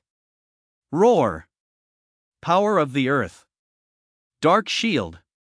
Wu also cast 2 spells in quick succession to bolster himself, then launched a fierce attack against the fire demon. Facing a full power strike from a 9-star silver rank and an undead creature renowned for its strength, the fire demon dared not take it lightly and swung its fist to block. Boom! An invisible shockwave instantly rippled out from the two of them. Too strong. A sense of helplessness suddenly welled up in Wu's heart. It seemed like an evenly matched battle. But he couldn't launch attacks like this very many times. Boom! But in the very next moment, an unexpected turn of events occurred. A muffled thud suddenly emanated from the fire demon's body, and it actually took a few steps back. Captain? Wu's first thought was that the captain had intervened. After all, in a battle of this caliber, only gold-rank powerhouses could step in. But when he caught sight of the figure that had driven back the flame demon, the soul fire in the skeletal giant bear's eye sockets flared wildly. Wang. That's right. Standing right beside him was Wang, tall and upright, his expression stern. Captain Wu, are you okay? Wang didn't even glance aside, keeping his gaze fixed intently on the flame demon ahead. He understood all too well that the gap between himself and a gold-rank fighter was considerable. The only reason his strike had been effective just now was because the flame demon had been locked in a standoff with the skeletal giant bear and had let its guard down against him. I'm fine. Your power, kid, is even greater than I imagined, but you'd better get to the rear right away. These flames are really intense, it's not easy to hold out against them. After catching his breath, Wu's first priority was to get Wang away from the battlefield. Captain Wu, do I look like someone who is in trouble? Wang retorted. Well. The soul fire in the eye sockets of the skeletal giant bear Wu's transformed form flared up once more. Wang was standing right in the midst of the flames, completely unscathed. Not even his long hair, which hung down to his waist, showed any signs of burning or singeing. He was way more damn composed than Wu himself. I'd forgotten your physical toughness is even more insane than your strength. Now I'm certain of it, your physical toughness must have reached gold rank. Wu thought to himself, Wang was nothing short of a freak. He no longer objected to Wang joining him in fighting the gold rank flame demon. Moreover, with Wang on his side, the pressure on him eased considerably. Together, they could barely hold their own against the flame demon. But as time passed, Wang and Wu's attacks lost their edge. In fact, Wang began to feel the effects of the intense heat. It was as if he were inside a furnace, on the verge of being melted. If this keeps up, I won't be able to hold out much longer. Wang's heart sank deeper and deeper. At this very moment, they were already in a desperate situation. Captain, I've completed my mission. Suddenly, a figure burst out of the archives room. It was Han. He was still clutching his silver safe in his arms. But, upon seeing the battle raging outside, he froze in place. Inside the archives, he felt the ground trembling and heard the sound of explosions, so he knew a battle was likely raging outside. So he raced against time, searching the archives, and after great effort, finally found this long-forgotten safe. He hadn't even had time to open it before rushing out. Unexpectedly, the situation was far worse than he imagined. His teammates were actually fighting a gold-rank demon. Retreat! Sheen caught sight of Han out of the corner of his eye, then shouted the order while trying to break away. Meanwhile, Wang and Wu also breathed a quiet sigh of relief. Han's emergence meant their mission was complete. There was no need to fight these demons to the bitter end. Roar! As gold-rank demons, they possessed intelligence no less than that of humans. They had also discerned the Dawn Squad's intentions and immediately let out a roar. To the surrounding demons, their roar served as a command. The bronze-rank minions and silver-rank demons, fearing they might get caught in the crossfire, sprang into action as if on a stimulant, cutting off the squad's retreat. They want us all to die here. At that moment, the members of Dawn Squad all realized the gravity of the situation. The hope that had just begun to flare up was instantly snuffed out, and their hearts sank to the depths. 2 gold rank fire demons were already more than Dawn's squad could handle now, with hundreds of bronze ranked demons and a dozen or so silver ranked demons joining the fray. What were they supposed to do? Humans! Be buried here. The fire demons looked down on the surrounded group with smug satisfaction. You humans have a saying that goes, "Go to hell." Sheen roared, "Do you think you've got us cornered? Even if I die, I'll fight my way out." Sheen acted without hesitation, deciding to sacrifice himself to cover the others' retreat. "Captain!" "No!" Wu roared. Wang furrowed his brow, deeply moved. At that very moment, he already knew what Sheen was about to do. Ignite the fire of his soul to gain immense power for a brief moment. But once he did that, both Sheen and the contract undead abomination would be burned to ashes. "Captain, wait a little longer, I've already sent out a distress signal." You also cried out sharply, trying to stop Sheen from igniting the flame. "It's too late. Sacrifice me, and the rest of you will survive. 1 for 4, I'm coming out way ahead on this one." Sheen laughed heartily. Life and death had long since ceased to matter to him. "Just as I brought you all out here, I'll send you all back the same way." No sooner had the words left his mouth than an unstable fluctuation erupted from his body. This was the very precursor to burning soul power. "Captain Sheen, Captain Wu, it hasn't come to that yet. I still have a way, but I need time." Just then, Wang's cold, sharp voice suddenly rang out in everyone's ears. Hearing this, the group froze in surprise. Sheen instinctively wanted to ask, "What possible way could you have?" Boom! Crack! A thunderous clap suddenly echoed across the heavens and earth. Dazzling flashes of lightning bathed the world in white. Wang had already tapped into the power of the heavens and earth, preparing to cast his lightning spell once more. However, this time, the thunderous energy kept gathering in the sky, refusing to strike down for a long time. This kid is brewing something big. A chill suddenly crept into Sheen's heart. He sensed a terrifying power within the thunderclouds. It was already powerful enough to pose a threat to gold-rank beings. "Stop him!" The voices of the 2 gold-rank fire demons also turned deep and icy. They had clearly sensed the threat as well. Even the bronze and silver-rank demons on the outskirts couldn't help but shiver. The smaller demons capable of flight instinctively folded their wings and landed on the ground. Thunderbolts have always been the bane of evil and undead creatures like demons and spirits. Wang's mastery of thunder magic was right up his alley, exerting immense pressure on them. "We can't let them disturb Wang." Sheen roared and immediately charged toward Wang. However, the fire demon he was fighting wasn't a fool. Why would it let Sheen succeed? Whoosh! In the next instant, a massive sword formed from boundless fiery energy came crashing down. "Damn it!" Sheen cursed under his breath. But this was the fire demon's full power attack. He dared not take it lightly and hurriedly dodged to the side. Boom! The ground trembled, and flames shot up more than 10 meters high, forming a wall of fire that blocked Sheen's path to Wang's aid. "Captain, don't worry about me. I'll risk my life to make sure no one disturbs Wang." "Kill!" Wu roared, and the giant skeleton bear, bellowing, charged recklessly at the fire demon before it. The fire demon, too, had materialized a massive flaming sword several meters long and swung it down at the giant skeletal bear. "Damn it! If you've got the guts, kill me, but if you can't, we'll kill you." Wu roared. At the same time, he cast another skill to bolster himself. Earth yellow and black light intertwined. Magic shield. Dispel magic. Behind him, the succubus Yu unleashed successive bursts of soul power.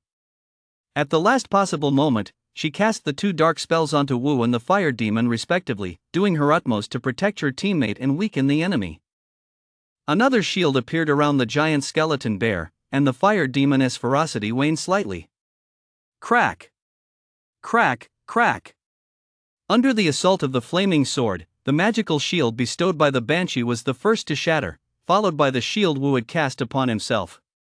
The third sharp crack came from the skeleton giant bear itself. A skeletal bear paw, charred black by the flames, was cleanly severed by that single strike. Then the flaming longsword slashed viciously into the skeleton giant bear's body. Crack, crack, crack. Several more ribs were severed in quick succession. The skeleton giant bear was sent flying a great distance by the blow, crashing outside the realm of flames. Its undead body had suffered severe damage, and Wu was unable to maintain his fused form, reverting to human shape. Wu lay on the ground, his bloodshot eyes fixed intently on the flame demon. Boom! In the next instant, the flame demon's flaming longsword also shattered, turning into countless sparks. Damn it! So what if you're gold rank? You still didn't kill me, did you? A victorious smile spread across Wu's face. He had succeeded. For an ordinary person, a silver rank fighter surviving a full power attack from a gold rank opponent without dying was nothing short of a miracle. After all, there weren't many freaks like Wang who could fight opponents several ranks above their own. Human, you're celebrating too soon. If I launch another attack, how will you block it? The flame demon unleashed his skill once more, conjuring a long sword that blazed with fiery light. Wu's expression changed drastically, his eyes filled with despair. If this attack landed, who could possibly stand in Wang's way? Wu was overcome with anxiety. The flame demon's power had exceeded even his expectations. He managed to unleash 2 consecutive flame sword attacks without even pausing to catch his breath. If you want to hurt Wang, you'll have to get past me first. The next moment, a figure suddenly appeared before Wang, standing with unwavering resolve. Han. Wang's pupils contracted slightly. He hadn't expected this young man, who usually acted so carefree, to be so resolute. And me. Accompanied by a hoarse voice, you, the only woman in the group, also demonstrated that women are just as capable as men. Without a moment's hesitation, she stood before Wang, ready to shield him from the incoming attack. Moreover, both of them had witnessed the intensity of the flame demon's previous attacks. The fact that they still dared to stand there meant they were willing to sacrifice their own lives to protect Wang. Xin, Wu, Han, you.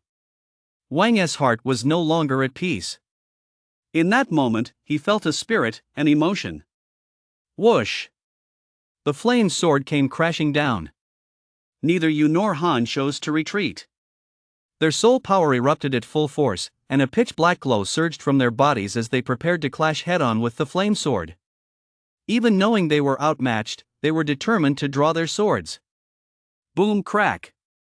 Suddenly, a thunderclap that shook heaven and earth rang out. A purple bolt of lightning as thick as a water jar descended from the sky like a ferocious, snarling dragon, lunging viciously at the gold-rank flame demon. I told you, we still have a sliver of hope. Wang's voice echoed softly in everyone's ears. This bolt of lightning that had fallen from the sky was his handiwork. The fire demon also sensed the approaching danger, and a flicker of fear crossed its eyes. It hastily abandoned its plan to attack Wang and the others, swinging its flaming sword to strike at the bolt of lightning descending from the sky. Boom! The bolt of lightning instantly shattered the flaming greatsword into countless sparks, then plunged unabated into the fire demon's body. A second later, the fire demon suddenly exploded into countless fragments. A gold-rank demon dead? Although they had mentally prepared themselves, when it actually happened right before their eyes, everyone was still deeply shocked. After all, this was a formidable enemy that even Xin, a gold-rank powerhouse, couldn't handle. And Wang's true strength was only bronze rank, 3 stars. No! It wasn't bronze rank, 3 stars anymore. Slayed a gold rank demon, gained 10,000 soul power points. After Wang obliterated the gold rank demon, the system's voice rang out. Immediately afterward, his soul power began to surge dramatically. 4-star bronze rank. 5-star bronze rank. Finally, it stabilized at the peak of 5-star bronze rank. Wang felt he was just a step away from 6-star bronze rank and not far from breaking through. As expected of a gold rank demon, slaying one is equivalent to me slaying 1,000 bronze rank demons. Although the battle had been grueling, Wang couldn't help but admit it was totally worth it. Mission complete. Reward: 1 physical transformation.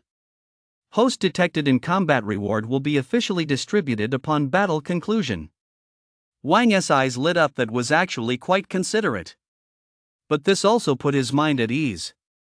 After all, he was currently in the heat of battle. If he were to fall into a deep sleep due to the transformation, it would be a disaster for everyone. The next moment, Wang fixed his gaze on the gold rank fire demon still locked in combat and unleashed his soul power once more. In the sky, thunderclouds gathered once again, and lightning surged. Damn it, next time, I won't let you off the hook. The flame demon, currently battling Qin, instantly felt a chill run through its very being upon seeing this. After all, when Wang had just displayed his divine might and instantly killed the gold rank demon, it had been a bystander, witnessing with its own eyes as its brother was reduced to ashes in an instant. To be honest, Wang's attacks impossible to dodge and impossible to withstand truly left the demon feeling hopeless. Even its best friend hadn't held out. How could it possibly have the confidence to face such terrifying attacks? Moreover, the only way was to launch an attack on Wang and strike him down the moment he finished charging his attack. But, with Qin standing in the way, trying to kill Wang was nothing but a pipe dream. In an instant, countless thoughts flashed through the flame demon's mind. In the end, however, there was only one choice left. And that was to retreat. Whoa! A low growl erupted from its throat. It gathered the power of fire into a long sword, forcing Qin back dozens of meters with a single strike, then turned and fled without hesitation. In the blink of an eye, the ball of fire that was the flame demon appeared more than 10 li away, moving at an astonishing speed. The surrounding minor demons and silver rank demons, seeing their leader flee, scattered in all directions like birds and beasts, running for their lives. This guy, has he abandoned his own home? Han clicked his tongue. He doesn't even care about these minions anymore, you said, speechless as she watched the fleeing demons. Just moments ago, these demons had been plotting to bury the entire Dawn Squad. Here now, in the blink of an eye, they were practically begging for 2 extra legs just to escape. That was a remarkably swift turnaround. Ha, Wang, we really owe our survival this time to you. You're the one who turned the tide of battle. Just then, Qin walked over, supporting Wu, a smile of relief etched on his face. Wu forced a smile onto his pale face and teased Wang, nice work. I was actually planning to take you out to see the world this time, but I never expected you'd end up saving all of us instead. A bronze-ranked demon took down a gold-ranked demon and sent another gold-ranked demon running for its life. You've really opened my eyes. Wu's expression was filled with awe. Off to the side. Han and Yu nodded in agreement. That's quite an eye-opener. +1. I'm glad everyone made it out alive. Wang smiled faintly. However, before he could finish his sentence, a voice suddenly rang out in his mind. Host has exited combat mode. Rewards being distributed. Transformation beginning. Before the voice had even faded, Wang felt a wave of exhaustion wash over him and collapsed limply. Fortunately, Han acted quickly and rushed to catch Wang, preventing him from falling to the ground. Wang, what's wrong with you? Han called out loudly, but Wang showed no reaction. Seeing this, the others immediately rushed to Wang's side. He's fine. He must have expended a lot of energy, overexerted himself, and fainted briefly. He should wake up in a little while. After briefly checking Wang's vital signs, Qin breathed a sigh of relief. Wang's breathing and heartbeat were steady. It didn't seem like anything serious. That's good. Everyone breathed a sigh of relief. However, just then, a discordant voice rang out. Good? What's so good about that? Trouble. Those bastards who'd been lying in wait couldn't resist striking now. Hearing this, the members of Dawn Squad all turned pale. The brief joy of having narrowly escaped death vanished in an instant. Tap, tap, tap. 3 sets of footsteps echoed as 3 figures approached from 3 directions, closing in to encircle the Dawn Squad members. None of these figures had human features. Instead, they had taken the form of undead. Directly in front stood an undead figure clad in black battle armor and riding a skeletal warhorse. Death Knight, a grade. To the left was a 5-meter tall, hideously ugly undead creature. It possessed the head of an abomination, the paws of a giant skeletal bear, and the body of an undead warhorse. It looked as if multiple undead creatures had been sewn together. True to its name, abomination. A very peculiar B-grade zombie-type undead. On the right was an undead figure shrouded entirely in a gray-black cloak, clutching a bone staff in its hand. Sheen's pupils contracted. An A-grade undead a lich. 3 gold-ranked contractors ambushing us? I really don't know what deep-seated grudge they have against us. Feeling the aura erupting from the 3 contractors, Captain Sheen's heart sank to the bottom of his stomach. Once a fight broke out, they wouldn't stand a chance.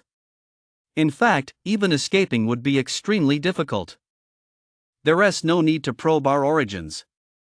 In truth, the purpose of our brother's visit today isn't all of you. Clop, clop, clop.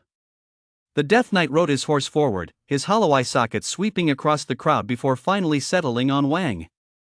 The target of our mission is this youth. It has nothing to do with you.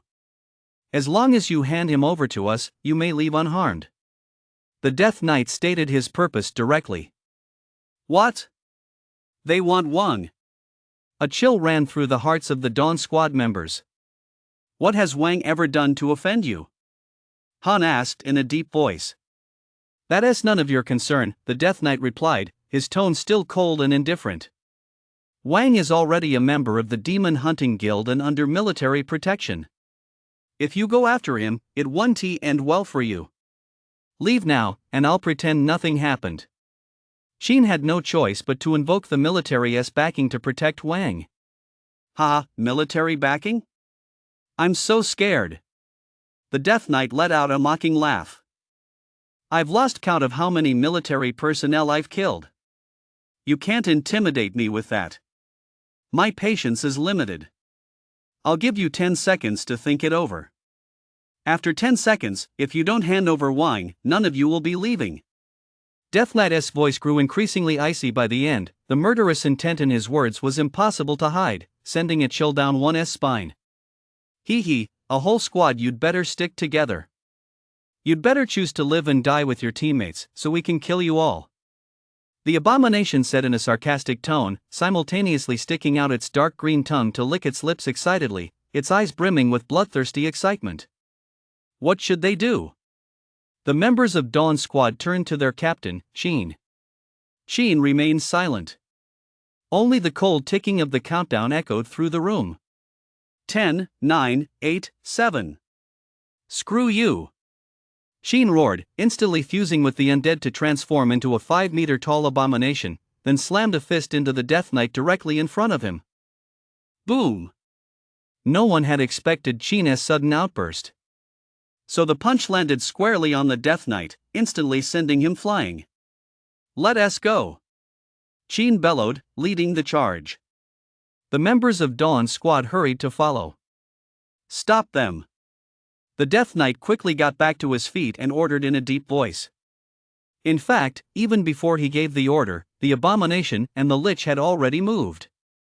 The lich raised his bone staff and unleashed a torrent of soulfire.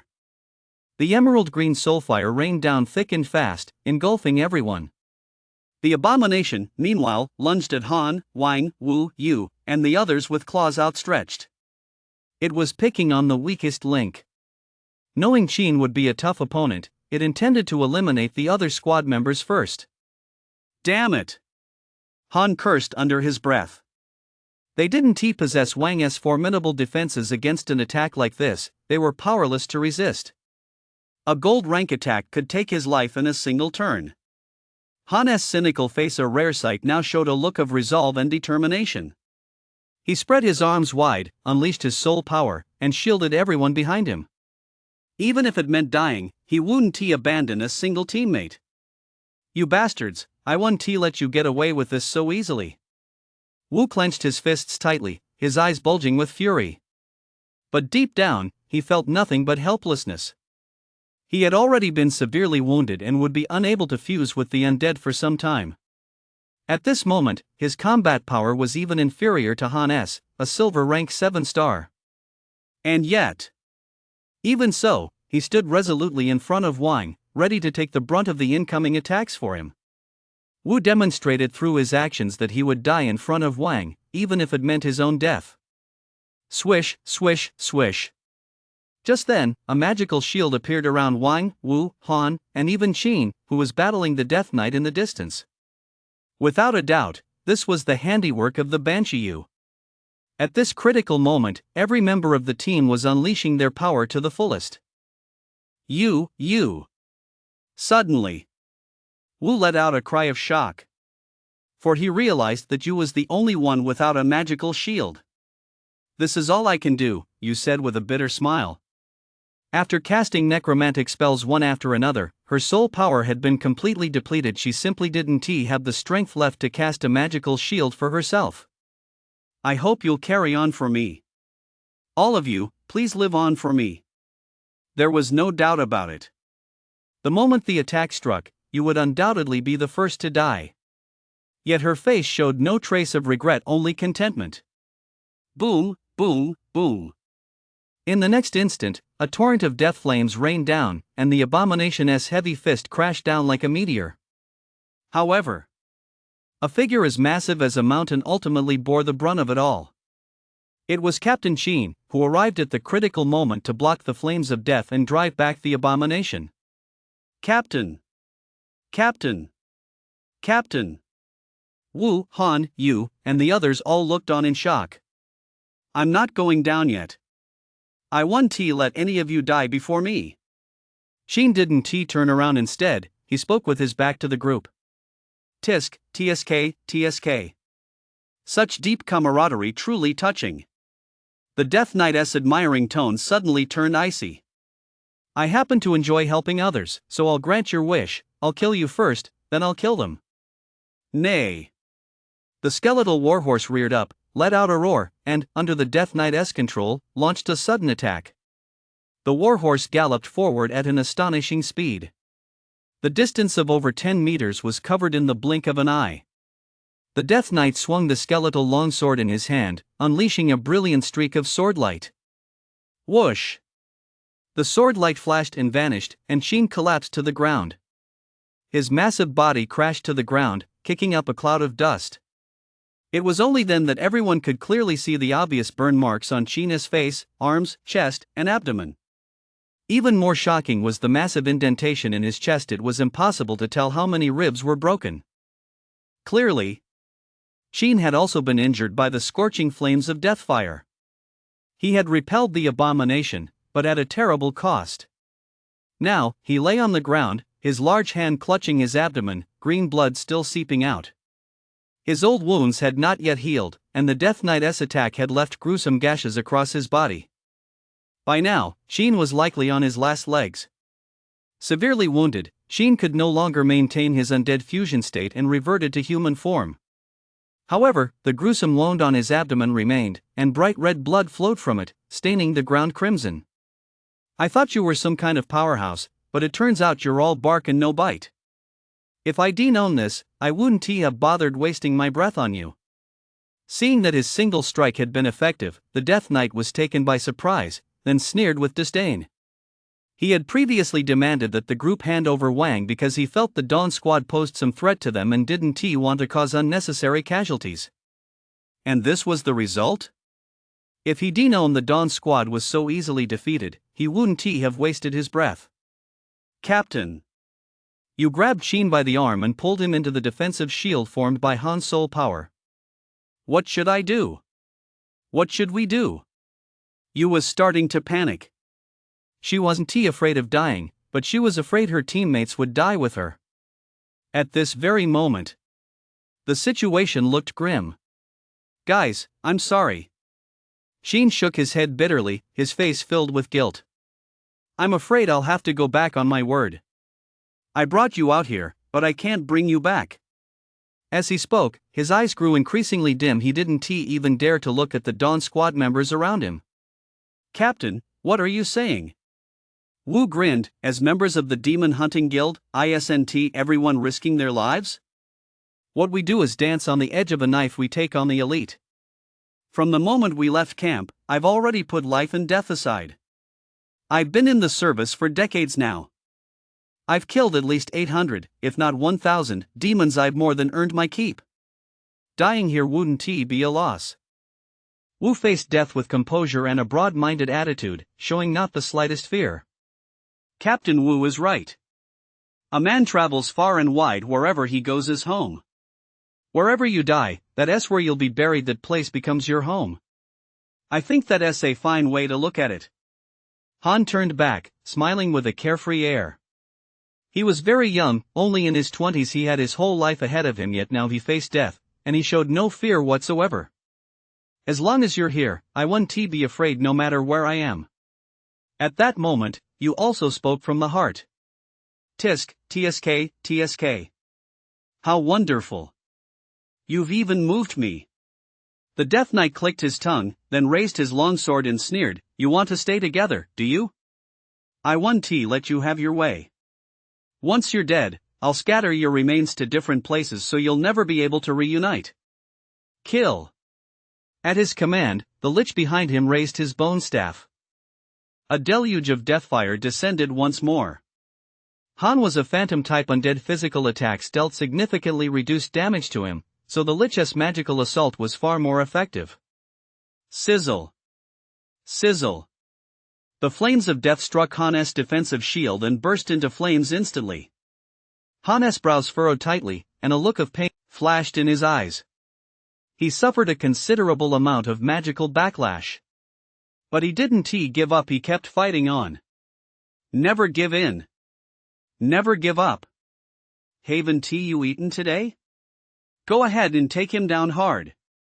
Seeing that the battle had reached a stalemate, the Death Knight couldn't help but snap at the lich.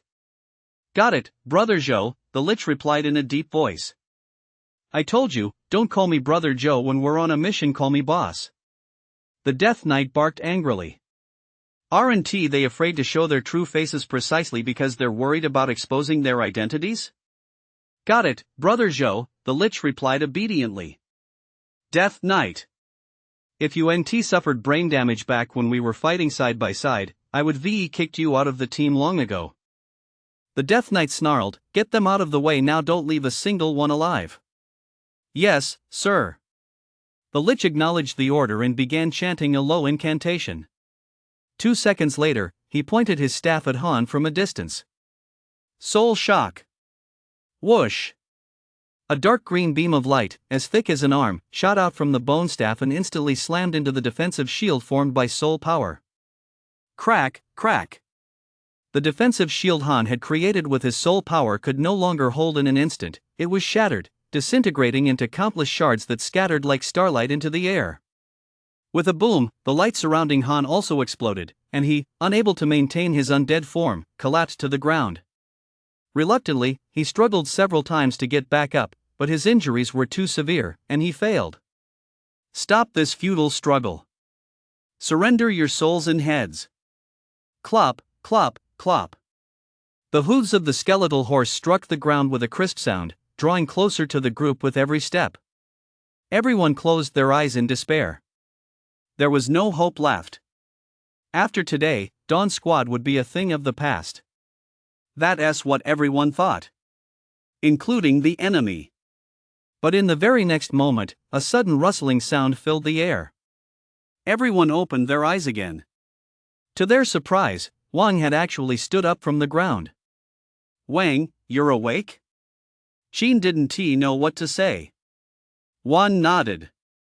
I never expected that after just one nap, things would turn out like this. After a pause, Wang smiled faintly. You all just risked your lives to protect me, now it's my turn to protect you. Captain, let me finish what you couldn't. Let me take you home. Home? Upon hearing Wang's words, Qin, Yu, Wu, Han, and the others all wore dazed expressions. Could they really go back? You're actually awake? In the distance, the Death Knight was equally stunned. He hadn't expected Wang to get back on his feet. You're the ones who should be lying down. His gaze swept over the three undead figures, and Wang's voice was as cold as ice. His heart was filled with murderous intent. Since arriving in this world, this was only the second time he felt such a strong urge to kill. Wang stepped forward to face the group, locking eyes with the contractor in the distance. Ha! You want us to lie down? You do have some skill, but against the three of us, you don't stand a chance. How presumptuous! Die! The Death Knight clamped his legs together, causing the skeletal warhorse beneath him to rear up. After letting out a roar, it suddenly charged at Wang. The skeletal warhorse was incredibly fast, covering dozens of meters in a single leap, as if teleporting. Get out of the way! That's the charge skill. Qin growled. He had experienced firsthand the power of the Death Knight's strike. Even with an abomination's formidable physique, he couldn't withstand a single blow. How could Wang, who was only bronze rank, possibly withstand this attack? All they saw was a flash of white light, and the Death Knight was already right in front of Wang. Wielding his bone-white longsword, he slashed at Wang's neck, intent on severing his head. Wang! Yu let out a startled cry and turned her head away, unable to bear witness to Wang's decapitation. Wang!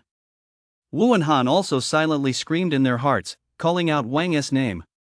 Both clenched their fists so tightly that they didn't even notice their fingernails piercing the palms of their hands. Blood trickled down their hands and dripped onto the ground. Wang, however, silently fused with the progenitor zombie, showing not the slightest sign of retreat in the face of such a formidable foe. But what followed was not the scene everyone had imagined. Wang being sent flying 5 steps back in a spray of blood. Instead, the Death Knight's bone-hilted longsword struck Wang's neck as if cutting into hard alloy, sending a shower of sparks flying. Then, as Wang and the Death Knight's figures crossed paths, Wang remained standing in the same spot, completely unscathed. The Death Knight, meanwhile, reined in his skeletal warhorse several dozen meters away. How is that possible? How is that possible? Shouts of disbelief erupted instantly from all sides. Among those exclaiming were members of Dawn's squad, as well as the Death Knight and his 2 companions behind him. Everyone knew full well just how powerful the Death Knight's sword was, yet Wang hadn't even suffered a scratch? Were they hallucinating? My turn! Wang grinned, his expression icy cold. This physical transformation had greatly enhanced his physique. In terms of defense, he was on par with platinum rank warriors. In terms of strength, he was now every bit as powerful as a gold rank warrior. This was the main reason he dared to face the Death Knight head-on. Confidence comes from strength. The next moment, Wang suddenly surged forward, charging at the Death Knight like an enraged lion.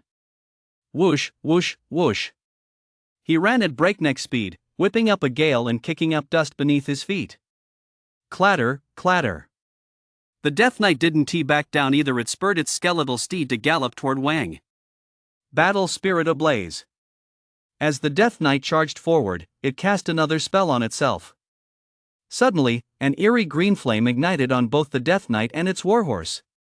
The sound of hooves thundered like a clap of thunder, leaving a trail of eerie green fiery hoofprints on the ground. Just as the two were about to collide, Wang leaped high into the air, his body tracing a graceful arc. Charge! The Death Knight thrust his longsword forward with all his might, the tip carrying the power of death as it lunged toward Wang. However, Wang deftly twisted his body in midair, dodging the ferocious strike. Immediately afterward, he did something even more daring. He extended his powerful right hand like a steel claw and seized the Death Knight's longsword with pinpoint precision. Seeking your own demise? The Death Knight was utterly baffled. But in the very next moment, Wang twisted with all his might and, drawing on his immense strength, actually yanked the Death Knight off his horse. Is his strength actually greater than that of an abomination? The Death Knight was completely dumbfounded. He never expected a teenager with soul power fluctuations at the bronze rank to unleash power more terrifying than even a 3-star gold rank warrior achieving what even Qin had failed to do. Good! Qin shouted excitedly. Strike the horse first to bring down the rider, capture the leader to subdue the enemy. The Death Knight's power was largely due to his mount. Without his mount, his combat effectiveness would be severely diminished. He had this idea before and had even tried to act on it, but the Death Knight's strength, speed, and attack power all surpassed his own. He failed and had been severely wounded by the Death Knight's sword. Has Wang gotten this much stronger? Wu and the others were also utterly shocked. Boss. Brother Zhou. In the distance, the two gold rank contractors holding the rear guard saw what was happening, their expressions turning pale as they rushed toward them. Thud. The Death Knight fell to the ground. Before he could get back up, a piercing whistling sound cut through the air, and Wang's fists rained down on him. Each punch contained immense power, striking the Death Knight's armor with a dull thud. In the blink of an eye, Wang had landed dozens of punches on him. Cracks began to appear in the armor, and the eerie green soul fire flickered erratically under Wang's assault. The Death Knight attempted to counter with its bony claws, but Wang easily dodged them and then delivered a kick to the Death Knight's head. The kick was so powerful that it sent the Death Knight's head flying a traced an arc through the air before dissolving into a wisp of eerie green flame and vanishing. Clatter. Bones and armor scattered across the ground. The undead warhorse that had bolted off the battlefield let out a mournful cry and crumbled into a pile of white bones. Then, all traces of the undead vanished, and a middle-aged man appeared where the Death Knight had fallen, lying motionless on the ground. Boss. The abomination let out a furious roar, its voice echoing through the valley like thunder. It swung its massive arm, sweeping toward Wang. Wang timed his move perfectly, charging forward. Just as the giant's arm was about to strike him, he rolled sideways to dodge it. Then, he quickly circled behind the abomination and wrapped both arms around one of its legs. Wang took a deep breath, his muscles bulging as he began to pull with all his might. The abomination's massive body began to sway. It tried to steady itself, but Wang's strength was simply too great. Wang's feet carved two deep furrows into the ground, and veins bulged on his forehead. Finally, he wrenched one of the abomination's legs right out of the ground. The abomination lost its balance and crashed to the ground with a thunderous thud. Wang then mustered all his strength to swing the abomination around and slam it hard into the ground. Boom! Dust swirled as the abomination's massive body crashed into the ground, leaving a deep crater. The abomination was left reeling, dizzy and disoriented. However, before it could regain its senses, the roller coaster-like sensation struck again. Wang swung him around and slammed him down on the other side. Boom, boom, boom. This went on and on once, twice, 3 times. The ground trembled incessantly, as if an earthquake were raging. Whoa! Wang's sudden burst of power is a bit insane, isn't it? Gold rank warriors look like little chicks in front of him. He handles them with ease. Xin, Wu, Han, Yu, and the others stood there with their mouths agape in shock. The difference in Wang's strength before and after he lost consciousness was nothing short of earth-shattering. Crack! The abomination was slammed violently onto the ground once more. Its massive body could no longer hold itself together and was smashed to pieces. This gold rank contractor was also unable to maintain his fused state, revealing his true form. It was a dark, fat figure, now lying motionless on the ground just like the Death Knight, its condition unknown. Wang merely glanced at the figure, which looked like a dead dog, before turning his gaze to the Lich in the distance. By now, the Lich had long since stopped in his tracks. Seeing his two teammates both stronger than himself easily obliterated by Wang, a wave of panic surged through him. His withered hands began to wave through the air as he chanted an ancient and evil incantation. As the incantation rang out, the ground around him began to tremble, and skeletons began to emerge from beneath the earth, one after another. Undead summoning skill. These skeletons, wielding tattered weapons and with ghostly blue flames burning in their eye sockets, surged toward Wang in a dense swarm. Immediately afterward, ghostly figures appeared in the sky, translucent and emitting blood-curdling screeches. A few rotting zombies also crawled out of the dark corners all around, reeking of putrefaction as they dragged their mangled bodies step by step toward Wang. As expected of a gold rank lich, the undead army he has summoned is already taking shape. The only downside is that they're a bit weak. If he de-summoned undead like Death Knights, I'd definitely turn and run without a second thought. Wang looked at the overwhelming army of undead, yet the corners of his mouth turned up slightly. He knew this was the Lich's last-ditch struggle. He slowly raised both hands, closed his eyes, and began to focus his spiritual energy. Suddenly, the dark clouds in the sky began to churn violently, and a blinding flash of lightning flickered through the clouds. Seeing this, the Lich was taken aback. He realized Wang was about to cast a powerful spell. Wang's earlier display of summoning heavenly thunder had left a deep impression on him. Run! Not wanting to be used as a sitting duck, the Lich hesitated no longer and turned to flee. His withered body transformed into a black shadow, darting toward the depths of the darkness. But Wang wasn't going to let him escape so easily. He snapped his eyes open, a thunderous glow flashing within them. Thunder! As if summoned, the lightning in the sky converged toward Wang. A massive bolt of lightning formed above Wang's head, flashing with a blinding white light. The surrounding air was ionized, crackling with static.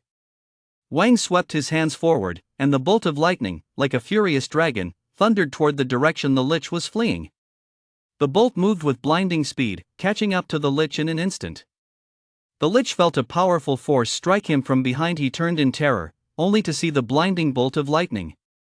The bolt struck the Lich, and a massive electrical current instantly coursed through his body.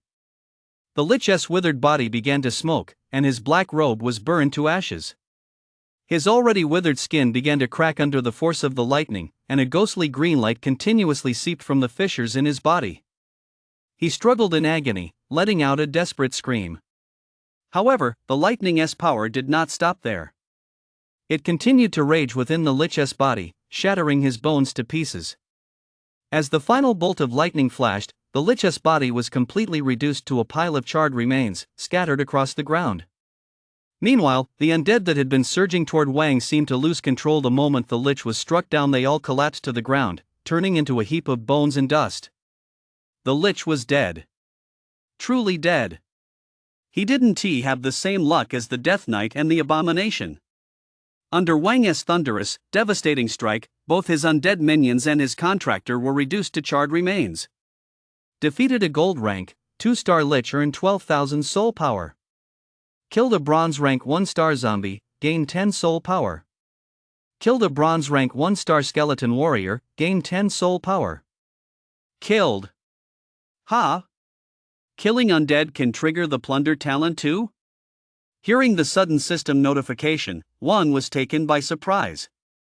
Immediately afterward, a surge of elation washed over him. Because, in that instant, Wang had gained nearly 20,000 soul power points. His cultivation level instantly broke through the bronze rank, 6-star threshold and was still rising. Bronze rank, 7-star. Bronze rank, 8-star. After rising 3 levels in a row, Wang's soul power finally stopped increasing. Leveled up again? Han was speechless.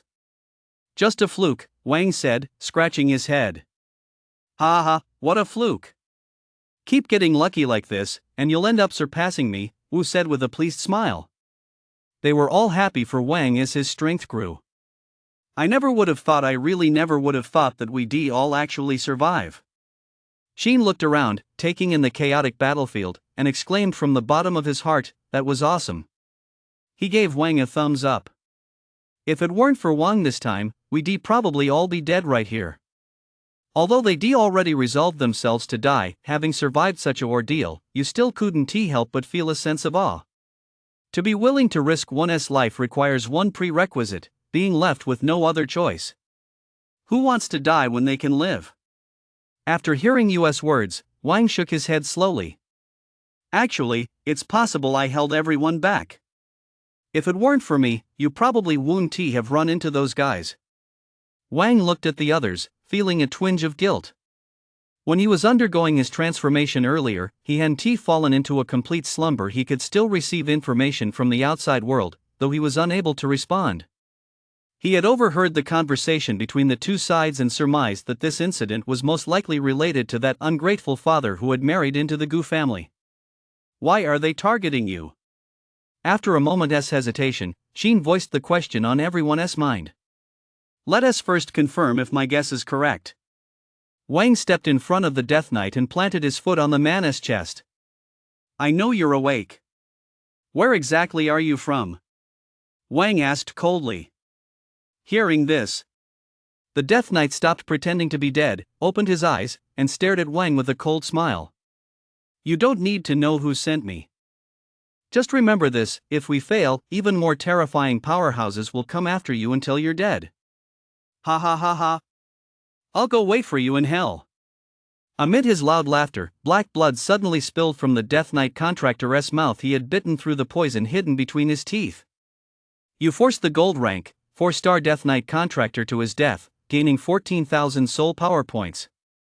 Wang furrowed his brow slightly and turned his gaze toward the obese abomination contractor. Before he could even approach or say a word, the abomination contractor staggered to his feet. Want to get information out of me? In your next life. The abomination contractor flashed a mocking grin, and immediately afterward, right before Wang's eyes, his head exploded like a watermelon. This guy was even more ruthless. He actually detonated his soul power. You forced the gold rank 3-star abomination contractor to his death, gaining 13,000 soul power. With a pop, a massive surge of soul power flooded Wang's mind, instantly shattering the constraints of his current rank and propelling his soul power to bronze rank, 9 stars. And it was at the very peak of bronze rank, 9 stars, ready to break through to silver rank at any moment. All leads have been cut off? Qin Han Ti expected a gold rank powerhouse to commit suicide on a whim, without a hint of hesitation. Barring any surprises, my hunch is correct. They're nothing more than trained suicide squads, specifically tasked with carrying out shady operations. Wang wasn't surprised. If anything, it only reinforced his suspicion. Do you really think you can figure out who they are? Anyone capable of training gold rank warriors to serve as suicide squads is definitely no pushover and must wield immense power. Wang, how did you end up crossing paths with someone like that? Everyone in Dawn Squad looked deeply concerned. Wang just laughed it off and said, barring any surprises, the person who wants me dead is likely a general from the 10 Great Legions of Great Xiaobai, the deputy commander of the Death God Legion. Who? General Bai? Everyone was stunned. After all, Bai was a prominent figure hailing from Qincheng, featured in news reports day in and day out. Some scholars had even suggested including Bai in Qincheng's history books so that more of Qincheng's citizens would remember this great man. Wang smiled faintly. That's right. The one who wants to kill me and all of us is none other than General Bai, the pride of Qincheng. But General Bai, no, Bai, why would he want to kill you? That's a long story. Wang slowly recounted his backstory. Qin, Wu, Yu, and Han all listened, their eyes wide with disbelief. Even the pain from their injuries seemed to ease considerably. Bai really is an ungrateful bastard. And to think I used to look up to him as an idol. Now that I think about it, all those years of admiration went to waste. Even a tiger wouldn't eat its own cubs, but Bai he is simply inhuman. The entire Dawn Squad was stunned by this revelation. Could there really be such a heartless father in this world? Bai was unworthy of being a father. Even if he didn't love them, he shouldn't have persecuted them. Come to think of it, it's my fault you're all in this state. A look of guilt crossed Wang's face. It's no big deal. When you're a soldier in battle, bumps and bruises are inevitable. These minor injuries are nothing at all. Qin grinned. Wu said, the captain's right. We're all dancing on the edge of a knife, walking the line between life and death. As long as we're not dead, it's just a minor injury. Bro, we're living day to day. Every extra day we live is a huge deal. We've already come out ahead. Han, having regained some strength, stood up, walked over to Wang, and gave him a light pat on the shoulder. Yu sighed with deep sympathy. Wang's talent was so extraordinary, truly out of this world, that he'd be a treasure anywhere. Yet his own family had stabbed him in the back. It was both infuriating and heartbreaking. Beep, beep, beep. Qin's communicator suddenly emitted a sharp beep. The rescue team must have arrived. Qin picked up his communicator and hurriedly replied, "This is Qin. Our location is."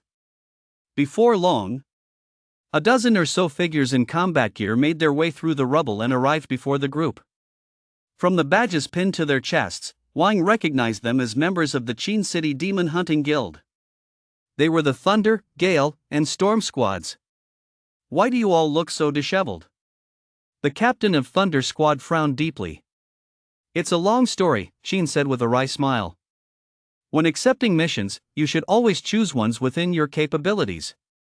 You're a veteran, you should know better, not to mention you've brought along a kid. The captain of Gale Squad shot the group a cold glance and said in a deep voice. Wang Feng, stop being so sarcastic. Who's the one overestimating their abilities here? Wu retorted irritably. The reason we ended up in this mess is entirely because someone stabbed us in the back.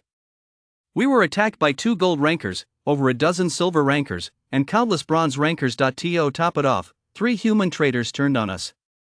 Oof. Let me ask you this, if your Gale Squad were to face that many powerful enemies, what would become of you? What? The captain of Gale Squad and the squad members behind him's pupils suddenly contracted. They hadn't expected Dawn Squad to have faced such formidable foes. Old Wu, is that true? The captain of Thunder Squad couldn't help but ask for confirmation. Wu rolled his eyes. Do you really think I'd lie to you? Our combat recorders captured everything. Exactly. If you can't back up your words, you'll end up looking like a fool, Han said, rolling his eyes at the Gale Squad captain. Competition within the Demon Hunting Guild is fierce. Gale Squad and Dawn Squad were long-standing rivals, which was why the Gale Squad captain was being so sarcastic. Based on my investigation, what Dawn Squad said is very likely true. At that moment, the Storm Squad captain also spoke up solemnly. Whoa! How did they pull that off? The Storm Squad captain's words carried authority, so no one questioned them. The next moment, everyone stared at the Dawn Squad members in astonishment. However, no one from the Dawn Squad stepped forward to explain what had happened. How are they? Outside the emergency room at the camp hospital, Lu strode in. Captains Qin and Wu are seriously injured and still undergoing surgery. Han is resting in a ward, and Sister Yu is taking care of him. Wang replied in a low voice. Lu asked expressionlessly, do you know who did this? It was him, Wang spat out the 2 words. But Lu understood exactly what he meant. Are you sure? I'm sure, but I don't have any evidence. I don't need evidence to get things done. With that, Lu turned and walked away. General, where are you going? Watching Lu's retreating figure, Wang asked instinctively. I've never put up with this kind of nonsense. Anyone who hurts me will pay the price. Lu didn't slow his pace, and his figure soon vanished at the end of the long corridor. Both Qin and Wu's surgeries lasted 10 hours. When the 2 were wheeled out of the emergency ward, they were bandaged up like mummies. Captain Qin, Captain Wu, you too. Wang didn't know how to phrase his question at first. Qin knew what Wang wanted to ask and waved his hand dismissively. Oh, it's nothing. I just broke a few ribs and got a cut, no big deal. I'll just have to stay in bed for 2 months. Same here. Dozens of fractures all over my body, but I'll be fine in 2 months. I'll just treat it as a vacation, Wu grinned as well. But the smile tugged at an unknown sore spot, and his expression quickly turned into a grimace of pain. Captain Qin, Captain Wu, your spirits. Wang remembered that both of them had been knocked out of their spirit fusion states normally. The spirit's injuries would certainly be severe. My spirit companion might have to go into hibernation for a while. Wang noticed that as Wu spoke these words, the light in his eyes dimmed noticeably. A while, how long is that? After a moment's hesitation, Wang finally asked. Maybe a year or 2, maybe 3 or 5 years, or even longer, who knows? Wu said, feigning nonchalance. They're actually that badly injured. Wang was struck as if by lightning. Only when a spirit had suffered a severe blow would it resort to slumber to heal. But in this era where everyone had a contract spirit, without the spirit's assistance, what was the difference between Wu and a cripple? Not to mention, he was a front-line combatant. With his spirit in slumber, Wu's military career was coming to an end. For a soldier, this was a massive blow. Don't worry about me. I've saved up a bit over the years, enough to live on for the rest of my life, Wu said with a hearty laugh. I'm tired of living in constant fear all these years. It's not a bad thing to retire at the top of my game. Wang knew Wu was just trying to comfort him. Old Qin, why aren't you saying anything? What condition is your spirit in right now? Wu looked at Qin, signaling him to change the subject.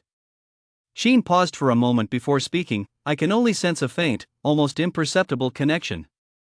Its state is like a candle flame in the dark, it could go out at any moment. Like a candle flame in the dark, it could go out at any moment. Wang's pupils contracted instantly. This meant Qin's spirit was in dire straits, on the verge of perishing. As Qin finished speaking, a heavy silence fell over the hospital room. Wu opened his mouth, but swallowed the words of comfort before they could escape. After all, in the face of reality, any words seemed utterly meaningless. For a contractor, a spirit is their second life. The loss of a spirit is tantamount to taking a contractor's life. The blow could not be more devastating. In comparison, he was in 100 times better shape than Qin.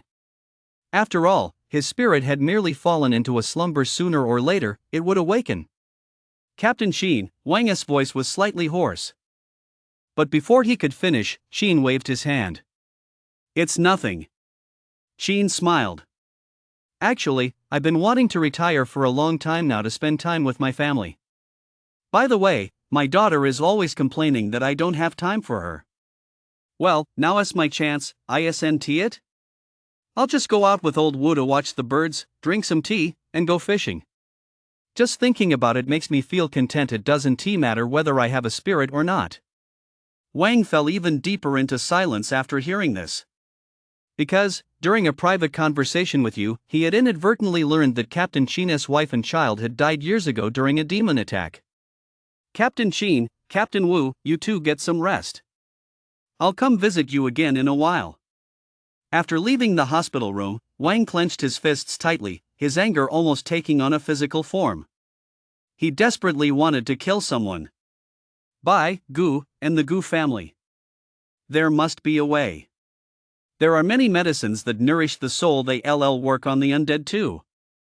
I'm sure there's a way to reignite the flame of Captain Qin's bound spirit with full vigor. And to awaken Captain Wu's spirit from its slumber. Wang pulled out his phone and opened his browser. But the news headlines that popped up on the homepage startled him.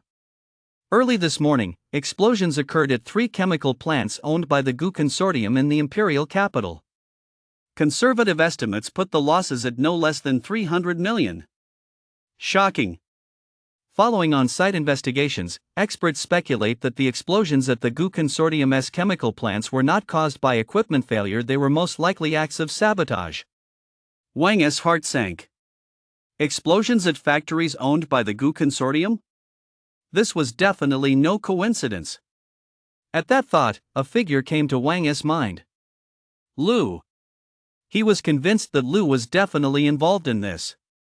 Shortly after, Wang typed search terms into his browser, looking for a way to deal with Qin and Wu.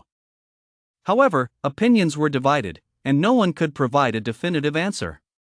What are you doing here, kid? He didn't know how much time had passed when a puzzled voice reached his ears. Wang looked up and saw a familiar figure approaching from the distance. It was Lu. Moreover, Wang noticed a hint of unmistakable exhaustion on Lu's face. General. What is the latest on old Qin and old Wu? Have they woken up yet? Lu asked in a subdued voice. They've woken up. It's just. Wang paused and took a deep breath. It's just that the situation isn't looking good. Captain Qin's spirit has suffered severe damage and is likely to perish. Captain Lu's condition is slightly better, but his spirit is also about to fall into a deep slumber. After hearing Wang's report, Lu fell silent.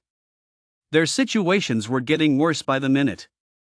General, is there any way we can save Captain Qin and Captain Wu? Wang looked at Lu expectantly. Opinions online were all over the place, so Wang felt it would be more practical to ask the leading authority in the contractor world. Lu said, Wu's situation is relatively simple. As long as we keep administering potions that boost soul power or nourishing rare elixirs, we can speed up his recovery. Qin's case, however, is very special. We'll need a soul restoration herb to have any hope of reviving his fading spirit. A soul restoration herb. Wang finally saw a glimmer of hope. I wonder how we can get a soul restoration herb. It's very difficult, Lu said. On the black market, a soul restoration herb costs as much as 100 million dasha coins, and even then, it's practically impossible to find. If you had a soul restoration herb and asked for 150 million, I'm sure there would be buyers. Wang thought to himself, that expensive? 150 million? For Wang, who had never had more than 5,000 in his pocket, this was simply an astronomical sum. If this were the old me, I might still have some hope of using my connections to get one. But now, it's very, very difficult. Lu repeated very difficult twice in a row, proving just how difficult it really was. Wang fell silent. Lu was immeasurably more powerful than him. He had once even been the deputy commander of the Divine Punishment Legion, wielding immense power and influence. If even he couldn't pull it off, what hope did Wang have? It wasn't just as difficult as climbing to the heavens, it was practically impossible. Because the soul restoration herb has another special effect, it allows a person's spirit to evolve. Although the chance is only 1%, it's often enough to drive people mad. You have to understand that there are still many wealthy and powerful people in this world. For their own sake or that of their descendants, they wouldn't hesitate to spend a few hundred million. Lu explained why the soul. Wang listened intently. When Lu finished speaking, he said without hesitation, General, I want to join this elite genius boot camp. Don't rush to answer just yet. Don't let the rewards go to your head. Lu said solemnly and seriously, this isn't the first time the elite genius boot camp has been held. The competition is extremely fierce, and the training methods are brutal. In every session, the elimination rate reaches as high as 80%. Of that 80%, at least 50% die, and 20% suffer severe injuries. And those who die are all geniuses. In fact, quite a few of them have strength comparable to that of a silver-rank contractor. Lu solemnly warned Wang. My overall combat strength should be no weaker than that of a gold-rank contractor. Wang had a track record of defeating gold-rank contractors, so he spoke with confidence. That's true. If you participate in the Elite Genius Boot Camp, you shouldn't have any trouble staying alive. But you can't let your guard down either. Lu continued, there are many scions of prominent families and financial conglomerates who have been nurtured with all kinds of resources since childhood. By the time they're 15 or 16, many of them have already reached the physical and soul power standards required to contract with the spirit. Some standout trainees in the boot camp can even rival gold-rank powerhouses before they turn 19. Early contracting? Wang looked taken aback. This was the first time he'd ever heard of such a thing. To maintain the appearance of fairness among the public, this practice is known only to a select few. Besides, very few people actually meet the criteria for an early contract. Lu said with a hint of regret, if you'd been born into a prominent family, you might have been able to enter into an early contract. By now, your soul power might well have reached true gold rank. What a pity. Wang's rate of growth was something he'd never seen before in his life. Just a few days after forming the contract, he'd already reached 9 stars in bronze rank. It was nothing short of astonishing. When he was Wang's age, he was nowhere near as good as Wang was now. General, please sign me up. Wang said firmly, even if it means facing a mountain of challenges and an ocean of learning, I must go through this. Lu nodded slightly. All right. Go back and get ready first, I'll sign you up shortly. The sky was growing dark, and the sun was setting in the west. There was a knock on Wang's dorm room door. Opening the door, Wang saw a young officer in military uniform standing outside. Are you Wang? That's me. General Lu asked me to give you this letter of recommendation and escort you to the station so you can travel to the imperial capital. The young officer explained his purpose. So soon? Wang was somewhat taken aback. Yes. Enrollment for the Elite Genius Boot Camp you applied to has been open for some time now, and there are only 3 days left until the deadline. The young officer glanced at the silver watch on his wrist. Wang, there's a train leaving for the imperial capital in 2 hours. You have half an hour to get ready, and I'll take you to the station then. All right.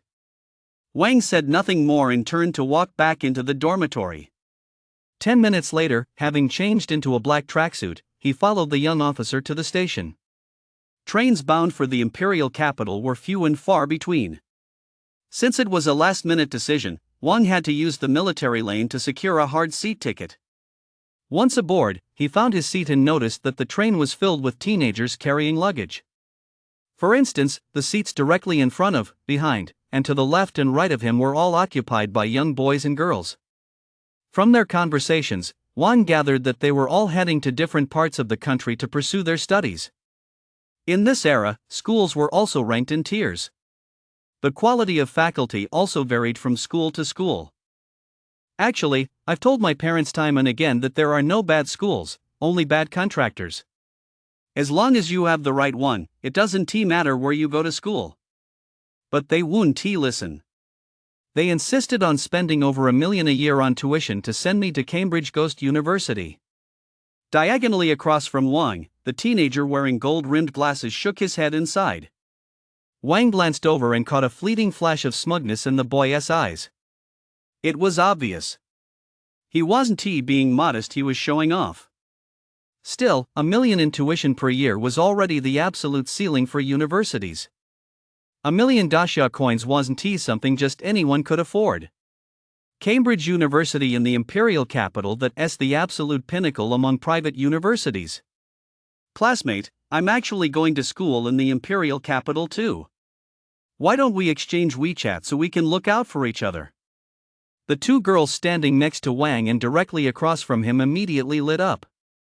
It had to be said that the bespectacled boyish show-off had successfully caught others' attention, and some had even chosen to take the initiative. Sure. The bespectacled boy accepted their proposal, though not very enthusiastically.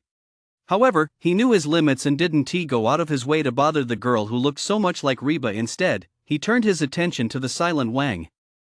Bro, I'm guessing you're here to study in the capital too, right? It's fate that we met. Why don't we exchange contact info so we can look out for each other in the future? Wang fixed his calm gaze on the bespectacled guy. Ahem. The bespectacled guy cleared his throat lightly and said, I told my family that there are no useless spirits, only useless contractors. It doesn't matter where you study. But they wouldn't listen at all. They insisted on spending $1 million a year on tuition to send me to Cambridge University in the capital. Seizing the opportunity, the guy in glasses started showing off again. Wang furrowed his brow slightly.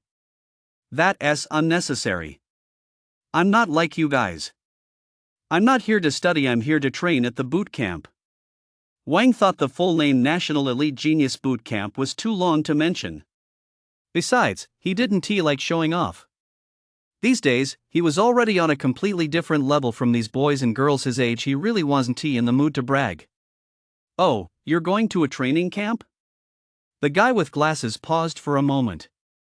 So you didn't get into college and have already joined a contractor organization?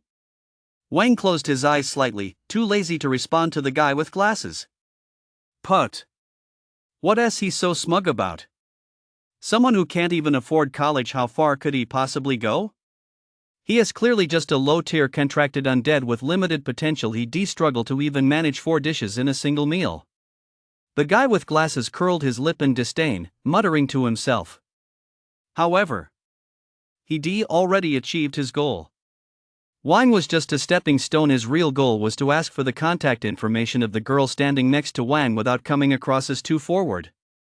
Excuse me, classmate, I was wondering if you...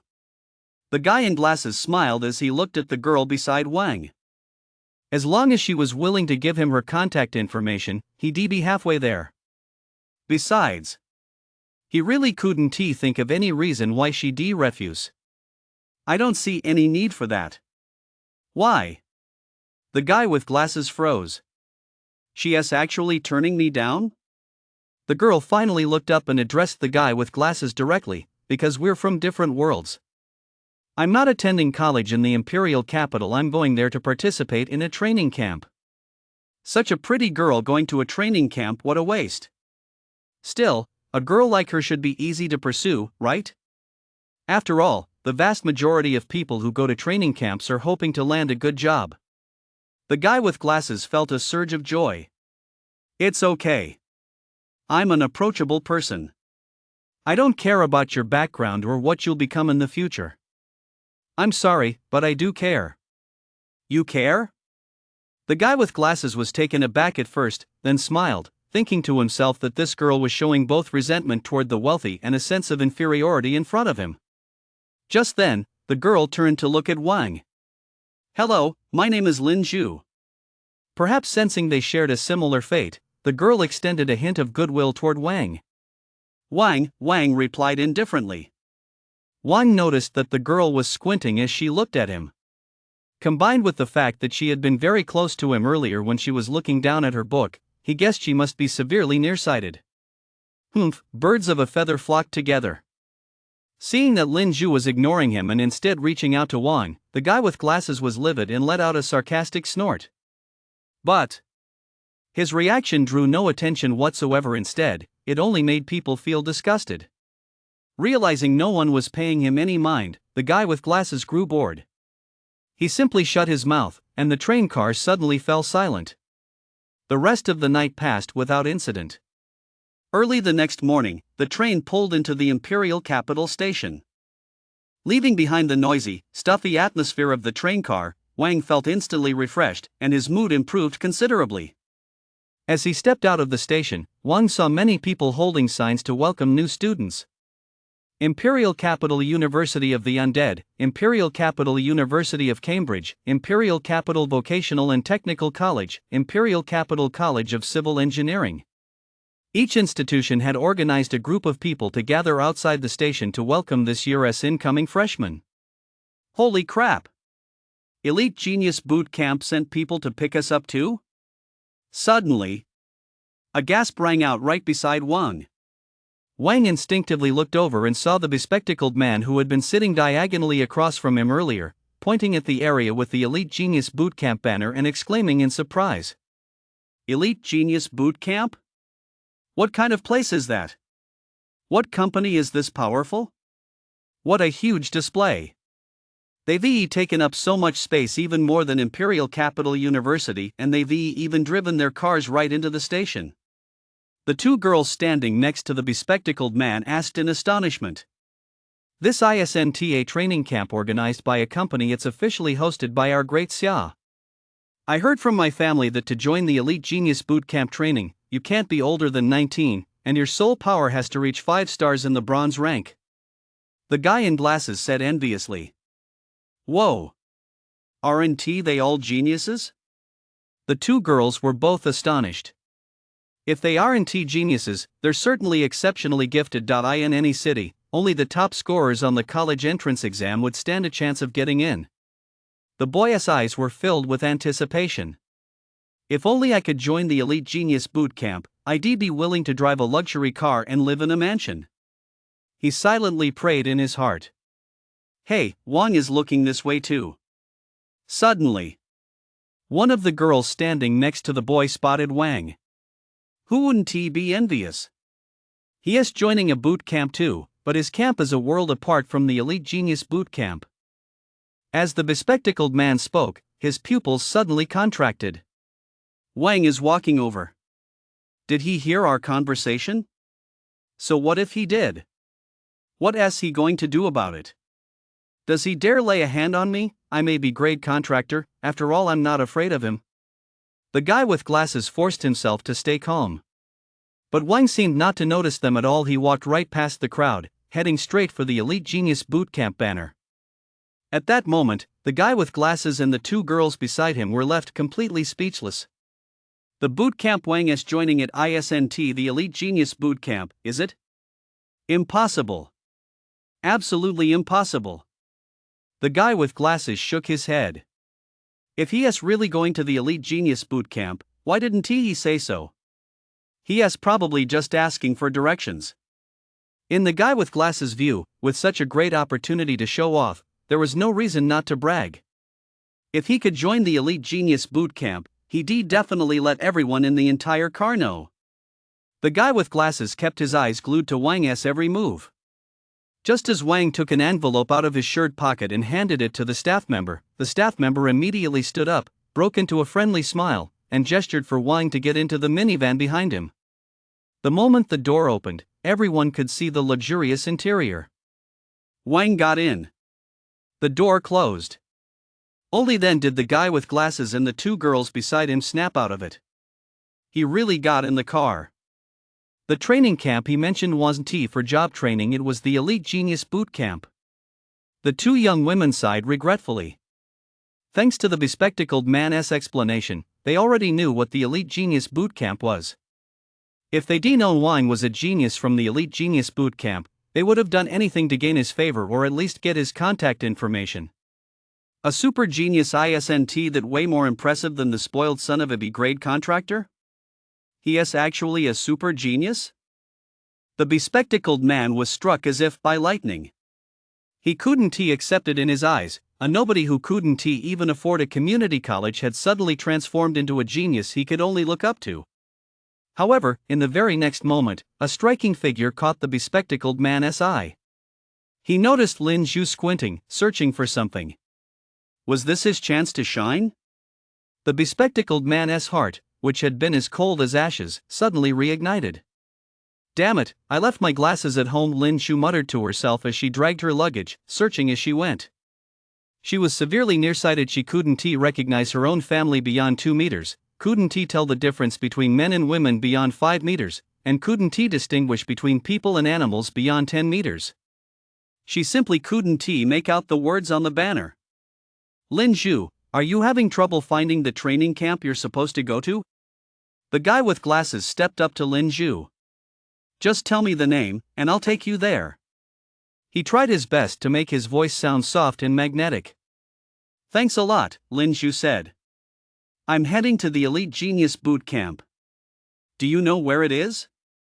No problem. It's just the Elite Genius Boot Camp, right? Wait a minute.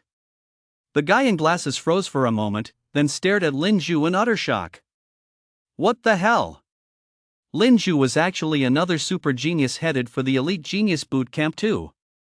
He was completely dumbfounded. This world is crazy.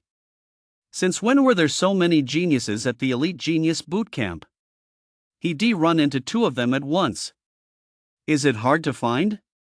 Seeing that the guy with glasses wasn't speaking, Lin Zhu muttered in confusion, could it be that the Elite Genius Boot Camp's pickup crew hasn't arrived yet? No. The guy with glasses gave an awkward smile. Please follow me. They're right over here.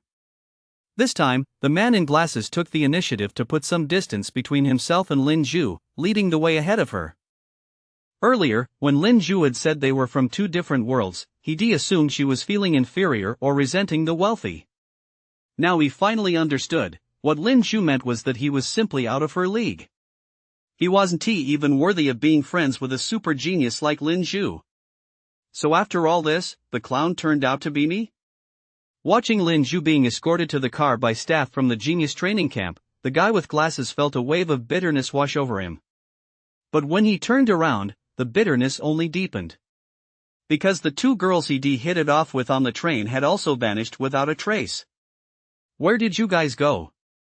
Didn't we agree to grab a bite to eat together in a bit, and then I'd drop you off at school? The guy with glasses pulled out his phone and sent a message to one of them.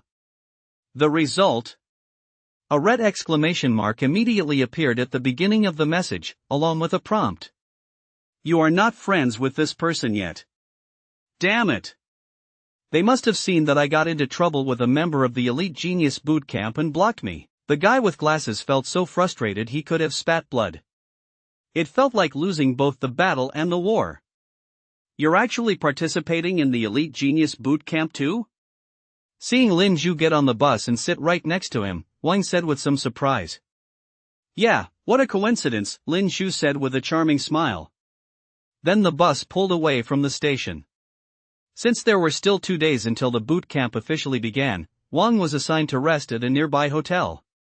For those 2 days, Wang didn't go anywhere, he stayed at the hotel to get himself back on track. He'd been through so much in the past few days, it was more eventful than all the years he'd spent since arriving in this world combined. Time flies. The 2 days passed in the blink of an eye. Early the next morning, Wang took a chartered bus to the suburbs with Lin Zhu and 2 teenagers he didn't know.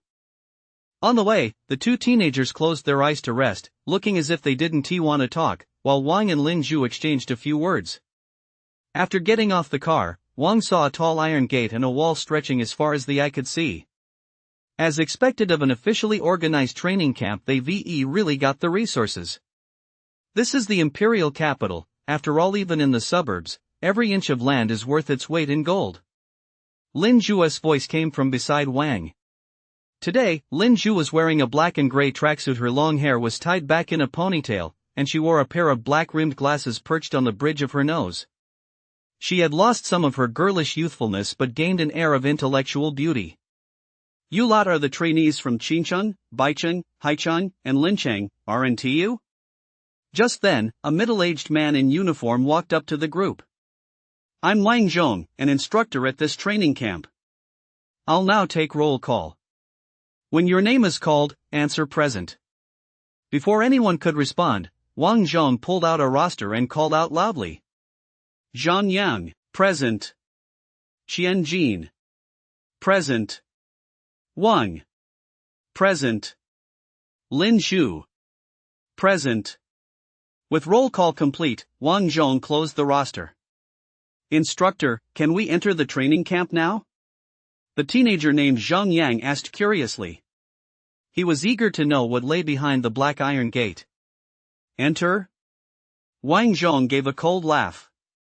Don't think that just because you're here, you're official members of the training camp. Before you step inside, you'll face an entrance assessment. Only those who pass the assessment will be allowed into the training camp. Those who fail will be eliminated. Zhang Yang frowned. We could be eliminated before even entering the training camp? If you don't accept this, you can leave right now. Wang Zhong shot Zhang Yang a cold glance. That look sent a chill down one's spine. Wang concluded that Wang Zhong must also be a battle-hardened warrior who had crawled out of a field of corpses. An assessment is an assessment. I don't believe that with my bronze rank, 7-star strength, I won't be able to pass. Zhang Yang felt a twinge of defiance, but he didn't dare show it too openly. Everyone, follow me. Wang Zhong held the list as he approached a black door and said to a staff member at the entrance, who was also wearing a black uniform, everyone is here. The staff member turned and used their fingerprint to unlock a small door. Who goes in first? According to the order, Zhang Yang is first, Wang Zhong said. All right, let us see what this is all about. Zhang Yang walked in excitedly. Then the small door closed. 5 minutes later. The staff member guarding the door's expression shifted. Zhang Yang is eliminated. Next. What? Eliminated that quickly? Qian Jin let out a gasp. After all, Zhang Yang possessed a 7-star bronze rank soul power 1 star higher than her own rank. This assessment is a real-world battle. If you don't give it your all, failure is inevitable. Wang Zhong reminded everyone sternly. Next up, Qian Jin. Called upon, Qian Jin reluctantly stepped through the small black door. I wonder how long Qian Jin will last. Wang heard Lin Zhu mutter softly beside him. He noticed that Lin Zhu was clutching the hem of his shirt tightly. She must be nervous too. Wang was also curious. He had no idea what kind of test this would be. But in the very next moment, a minivan pulled up outside the camp, and 4 teenagers stepped out. An instructor in a black uniform stepped forward and led the 4 over. Wang, it's actually you. As the 4 approached, one of them exclaimed in surprise. Gu? Wang furrowed his brow. He recognized the one who had spoken. Wang, is that the guy who injured you? Gu's outburst immediately made Wang the center of attention. The 3 others accompanying Gu all turned their gaze toward Wang. At that moment, a teenager who looked slightly older than Gu asked in a deep voice. Yes, cousin. Gu nodded. He is that guy from Qincheng, though I never expected that. Even though he has only had his contract for a few days, he has already reached the 5-star bronze rank admission threshold. Wang replied indifferently, if you can do it, what's so surprising about me doing it too? His words carried 3 parts disdain and 7 parts contempt, savagely mocking Gu. What level are you even at? How dare you compare yourself to me? Gu shouted angrily. You're nothing but an unwanted bastard. Enough! Suddenly, a loud shout rang out. But it wasn't T. Wang or the instructor who rebuked Gu, it was, surprisingly, Gu's cousin. You fool, didn't you say he was taken away by Lu? Given Lu's strength and status, how hard could it be for him to help Wang reach 5-star bronze rank? Yes. Gu shrank his neck and instantly calmed down. It was clear he was deeply afraid of this cousin. Wang, is it? I've heard of you, and I know what you did to my cousin. Long's eyes flashed with a cold glint as he glared intently at Wang. No one who crosses the Gu family ever walks away unscathed. There's no one here who can protect you now. Wang detected the threat in Long's words. It was clear he intended to restore the Gu family's honor. That was only to be expected. The Gu family was a major clan in the imperial capital, with immense power and countless vassals. The Long family was nothing more than a dog kept by the Gu family. When Wang had injured Gu back then, it was as if he de-injured his master. Now that he had the chance, Long would naturally avenge Gu and curry favor with the Gu family. Cousin, you're overlooking one thing. It's not even certain whether Wang will pass the assessment. Gu eyed Wang up and down and sneered, if he can't pass the assessment, he doesn't even have the qualifications to be our opponent. That's right. If he can't even pass the assessment, he doesn't deserve to be my opponent. Long nodded haughtily. Cousin, even if he manages to pass the assessment by some fluke, he still won't stand a chance against you. Gu said, you're one of the extremely rare early contractors. You bound a spirit at the age of 15, and now your soul power has reached 9 stars in the silver rank. Who in this training camp is qualified to be your opponent? Gu's voice grew louder as he spoke, giving the impression that he was a genius, an early contractor with 9 stars in the silver rank. After hearing Gu's words, many people looked surprised. If what Gu said was true, then Long really was an astonishing genius. There's always someone better out there. As far as I know, there are still 2 people in this training camp who could be my match. Long came across as humble and unassuming. After a brief pause, Long added, however, Wang probably isn't one of them. The assessment is a major hurdle at LL. Give him a run for his money, Gu sneered. Wang, you'd better pass the assessment. Otherwise, this training camp will be a lot less fun for me. Just as Wang was about to reply, he was interrupted. Enough. Instead of wasting your energy arguing here, you'd be better off getting yourself in the right mindset and giving the assessment your all. Wang Zhong was actually reminding Wang not to let anger cloud his judgment. After all, the information on Wang's registration form listed him as a 9-star bronze rank. A clash between a 9-star bronze rank and a 9-star silver rank was not a wise choice. Wang averted his gaze, and just then, the staff member at the door spoke again. Qian Jin is eliminated. Next. So he was eliminated after all? Wang was curious, what exactly did the assessment entail? Wang, it's your turn. Wang Chong reminded Wang. Go for it, Wang. Lin Shu pumped her fist at Wang, cheering him on. You too, Wang smiled, a rare sight, then stepped through the small gate. Beyond the gate lay a spacious training ground. It was as large as a soccer field. And standing in the center of the field was a necromancer, shrouded in a long gray robe and holding a bone staff. A lich. No. Strictly speaking, this was a lich contractor. Wang recognized the creature's identity. Furthermore, judging by the soul fluctuations emanating from it, Wang deduced that this lich contractor was likely around gold rank, for stars roughly on par with the lich contractor he had previously defeated. Wang, your contracted undead is a zombie, bronze rank, 9 stars, correct? At that moment, the lich spoke in a hoarse voice. Yes, Wang nodded. Good. As long as you can withstand the attacks from the undead I summon for 10 minutes, you'll pass the test. If you manage to kill the undead I summon, you'll receive additional bonus points. the Lich examiner briefly explained the rules of the test. If there are no objections, the test can begin. He had made himself clear enough normally, no one would have any objections. But Wang was anything but normal. Examiner, I have a question. If I defeat you, what reward will I receive? Or how many points? What? Upon hearing this, the Lich examiner froze in surprise. Did I hear that right? A bronze rank, 9-star zombie contractor dares to speak so boldly? Who gave him the nerve? Even an S-grade, silver rank, 9-star contractor standing right in front of me wouldn't dare say something like that. Are you confident you can defeat me? He asked uncertainly. I'd like to try, Wang replied earnestly. Ha ha, you're certainly confident. I've served as an examiner for 2 terms, and this is the first time I've encountered someone who claims they defeat me. Instructor Lich laughed. If you can last 10 minutes against me, you'll pass the assessment. After 10 minutes, for every additional minute you last, you'll earn 10 points up to a maximum of 200 points. If you defeat me, you'll receive 500 points outright. However, so far, no trainee has ever achieved that during the entrance exam. By the way, you probably don't know what the points are for yet, do you? Under the old rules, your total points determine your ranking. In the past, the top student in the training camp was always the one with the highest score. So that's how it is. Wang's eyes lit up.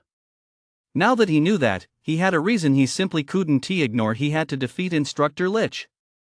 I'm ready, Wang said solemnly.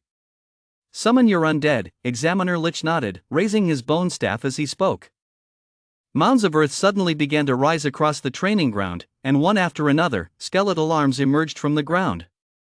In the blink of an eye, over 100 bronze rank skeleton warriors burrowed their way out from beneath the ground. At that moment, Wang also completed his undead fusion. He had transformed into a progenitor zombie, a creature with a robust physique and an aura of immense power. Wang noticed that each of these skeleton warriors possessed an aura of around 5 stars at the bronze rank. Even their weapons weren't bone blades, but alloy battle axes gleaming with a cold light, clearly far stronger than ordinary skeleton warriors. These skeleton warriors are a bit out of the ordinary, Wang remarked in astonishment. Who summons skeletons wielding alloy weapons? The undead I summon are rather special. I craft them using materials from our world, so they don't need to return to the undead realm. Undead I've crafted myself using weapons I've made. That makes perfect sense. The Lich examiner offered a brief explanation. Wang thought to himself, no wonder he is an instructor at the training camp. His understanding of the undead was truly unique. It was far beyond what an ordinary contractor could match. Take the Lich contractor Wang had once slain, for example. His strength was absolutely no match for this Lich examiner standing before him. Your zombie looks pretty unconventional too, kid. It's the first time I've seen one this good looking. And it's incredibly powerful. Before Wang had even finished speaking, he surged forward like an arrow leaving the bow. Whoosh! With a single stride, Wang covered a distance of over 10 meters. What incredible speed! The Lich examiner's pupils contracted, and his heart gave a sudden jolt. The speed Wang was now displaying was not something a bronze rank, 9-star contractor could normally unleash. In fact, even an ordinary silver rank, 9-star undead didn't possess this kind of speed. Wang's current speed was already on par with Phantom-class silver rank, 9-star contractors like the Shadow Night Cat and the Phantom Cheetah, who specialized in speed. Attack! Instructor Lich raised his staff. Upon receiving the order, the skeleton warriors swung their alloy battle axes, forming a dense web of blades as they launched an indiscriminate assault on Wang. Although I can't keep up with your speed, I don't believe you can break through my defenses. Unless you're willing to risk your life. Instructor Lich was certain Wang would choose to lie low for the moment. At the same time, he had calculated several possible retreat routes Wang might take and secretly summoned dozens of phantoms to lie in ambush. Instructor Lich had anticipated Wang's possible retreat routes. But what he hadn't anticipated was that Wang wouldn't retreat at all. Instead, he charged headlong into the skeleton warrior's encirclement. Clang, clang, clang, clang. The ally battle axe in the skeleton warrior's hand struck Wang's body, sending a shower of sparks flying. Lich Examiner? Wait, he is actually withstanding the skeleton warrior's attacks? Is that even something a bronze rank could do? Isn't Wang's zombie a bit too powerful? Wang didn't throw any punches. Instead, like an armored vehicle, he chose to plow straight through. Wherever he passed, skeleton warriors were knocked off their feet, and some were even smashed to pieces by Wang, scattering across the ground. And just like that, Wang brute forced his way through the skeleton warrior's defensive line, charging straight toward Instructor Lich. Insane. Instructor Lich muttered to himself, raising his staff. A massive shadow instantly engulfed Wang. Wang looked up, his gaze hardening. It was actually an abomination, descending from the sky. Moreover, judging by the aura emanating from it, it was also a gold rank undead creature. A gold rank lich summoning a gold rank abomination. The lich instructor's stature was rising even further. Boom! The abomination landed heavily in front of the lich instructor, acting like a wall that firmly shielded him from behind. The moment the abomination appeared, the entire training ground seemed to tremble. Its massive body resembled a small hill, and its thick arms were several times thicker than the average person's waist. Its muscles were as hard and solid as granite, with every muscle fiber clearly visible. Its eyes glowed with a bloodthirsty red light, fixed intently on Wang, its gaze brimming with savagery. Instructor Lich was no longer visible beside Wang. Kid, you're being way too delusional. To serve as an instructor here, you've got to have what it takes. But by forcing me to summon the abomination, you've earned some respect even in defeat. According to the rules, you're entitled to 200 points. Instructor Lich's voice drifted slowly into Wang's ears. From his words, Wang could tell that Instructor Lich believed he already had the upper hand. But so what if it's another gold rank abomination? He had slain abominations no weaker than this one before. If I didn't have what it takes, I wouldn't have dared to join this training camp in the first place. 200 points won't satisfy my appetite. Wang replied coldly. What do you mean? Are you still going to challenge me? Instructor Lich asked, taken aback. I've already summoned an abomination, and you still want to challenge me? Isn't that a bit overconfident? Yes. I really don't know where you get the courage to go up against a gold rank opponent. Instructor Lich wasn't sure whether to call Wang ignorant or fearless. Strength. Wang calmly replied with just 2 words. Fine, then I'll see just what kind of strength you have. No sooner had Instructor Lich finished speaking than the abomination launched its attack. Its massive paw slammed down on the ground with a deep, muffled roar like the beating of a war drum, causing the entire training ground to tremble slightly. Then, like a runaway heavy-duty truck, it charged fiercely toward Wang. With every step, it left a deep footprint in the ground. The moment it closed in on Wang, Abhorrence swung its fist as big as a truck tire which, accompanied by a whistling wind, crashed down on Wang with the force of a mountain crushing down. There was no doubt about the power of that punch. It could easily have left a deep crater in the ground. Compared to the 5-meter-tall abomination, Wang looked incredibly small. He was like a tiny ant standing before a giant, yet his small frame harbored terrifying power. Facing the abomination's unstoppable punch, there was not a trace of fear in Wang's eyes, nor did he flinch or dodge. His feet were planted firmly on the ground, like an ancient tree with roots deeply embedded in the earth. Just as the abomination's fist was about to strike him, Wang suddenly swung his own fist forward, meeting the abomination's massive fist head-on. Boom! A deafening roar, like a thunderclap, exploded across the training ground. Their fists collided violently, sending a powerful blast of air radiating outward from the point of impact. This blast, like a gale, whipped up the surrounding sand and dust, creating a small sandstorm. The ground beneath Wang's feet could not withstand the immense force, cracking into a web of fissures that spread out in all directions. Yet, surprisingly, Wang emerged unscathed from this head-on clash. His body was like a sturdy fortress, steadfastly withstanding Abhorrence's attack. Holy shit! His physical strength and power are actually enough to go toe-to-toe with abhorrence? That's fucking insane. Witnessing this scene, Instructor Lich was stunned. Wang kept shocking him wave after wave. Roar! Seeing its attacks blocked by Wang's frail frame, the abomination let out a furious roar. Unwilling to be held to a standstill by Wang, its red eyes blazed with even more intense fury and humiliation. It opened its gaping maw and let out a deafening roar. This roar seemed to contain some mysterious power. The sound waves reverberated through the air, causing a stinging pain in one's eardrums.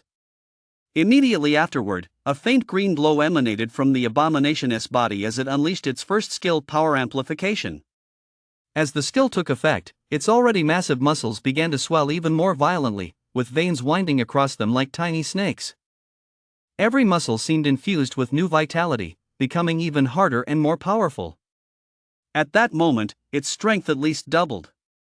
Before Wang could react, a flash of light shone from abhorrence once more as it cast its second skill, speed enhancement.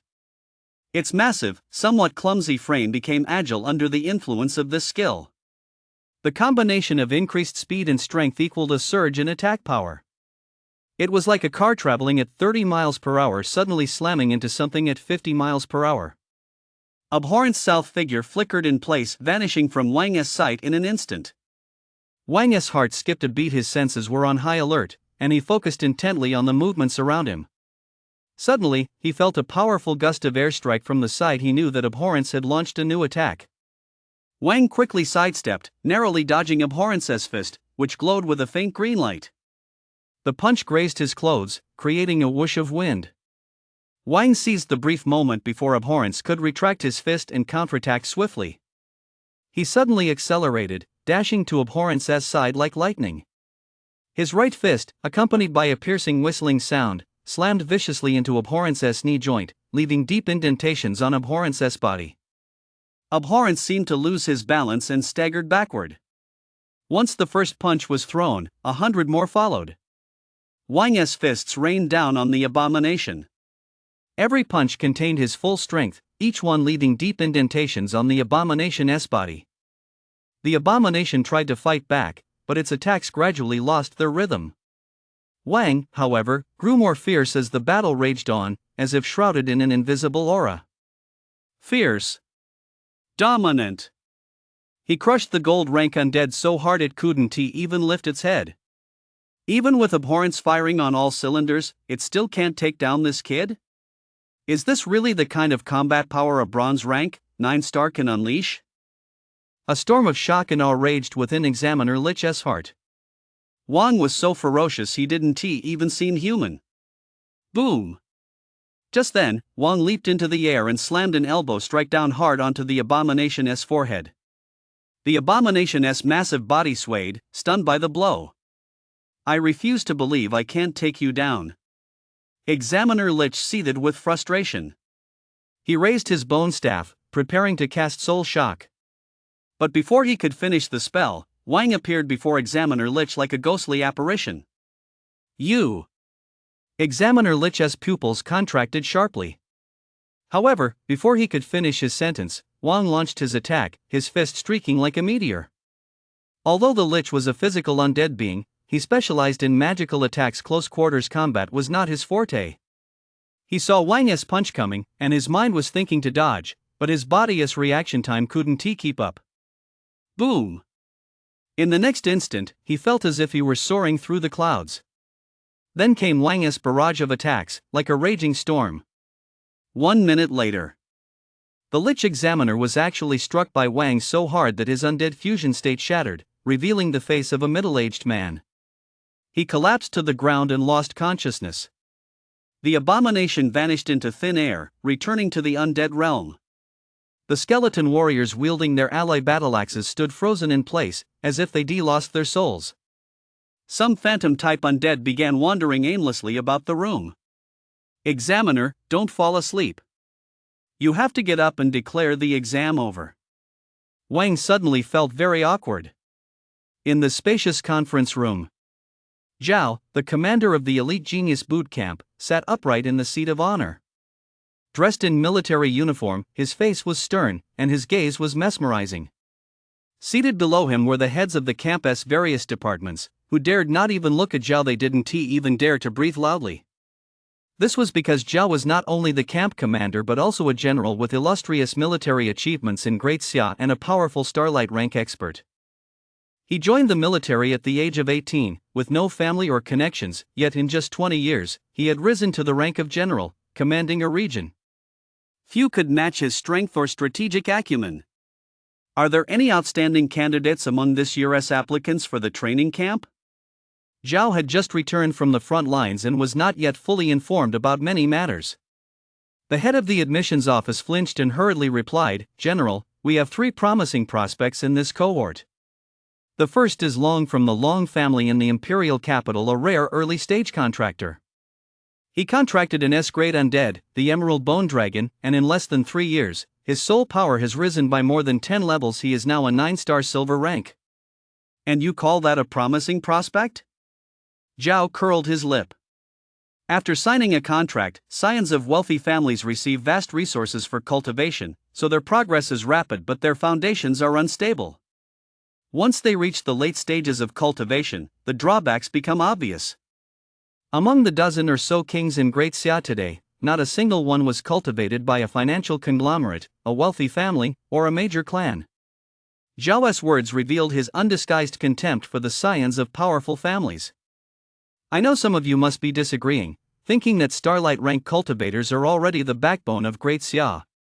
That is true, but I hope to lay the foundation for true geniuses to become kings. I want those who graduate from our training camp to become pillars that support the heavens," Zhao said in a deep, solemn voice. Whoa! The crowd sucked in a collective gasp.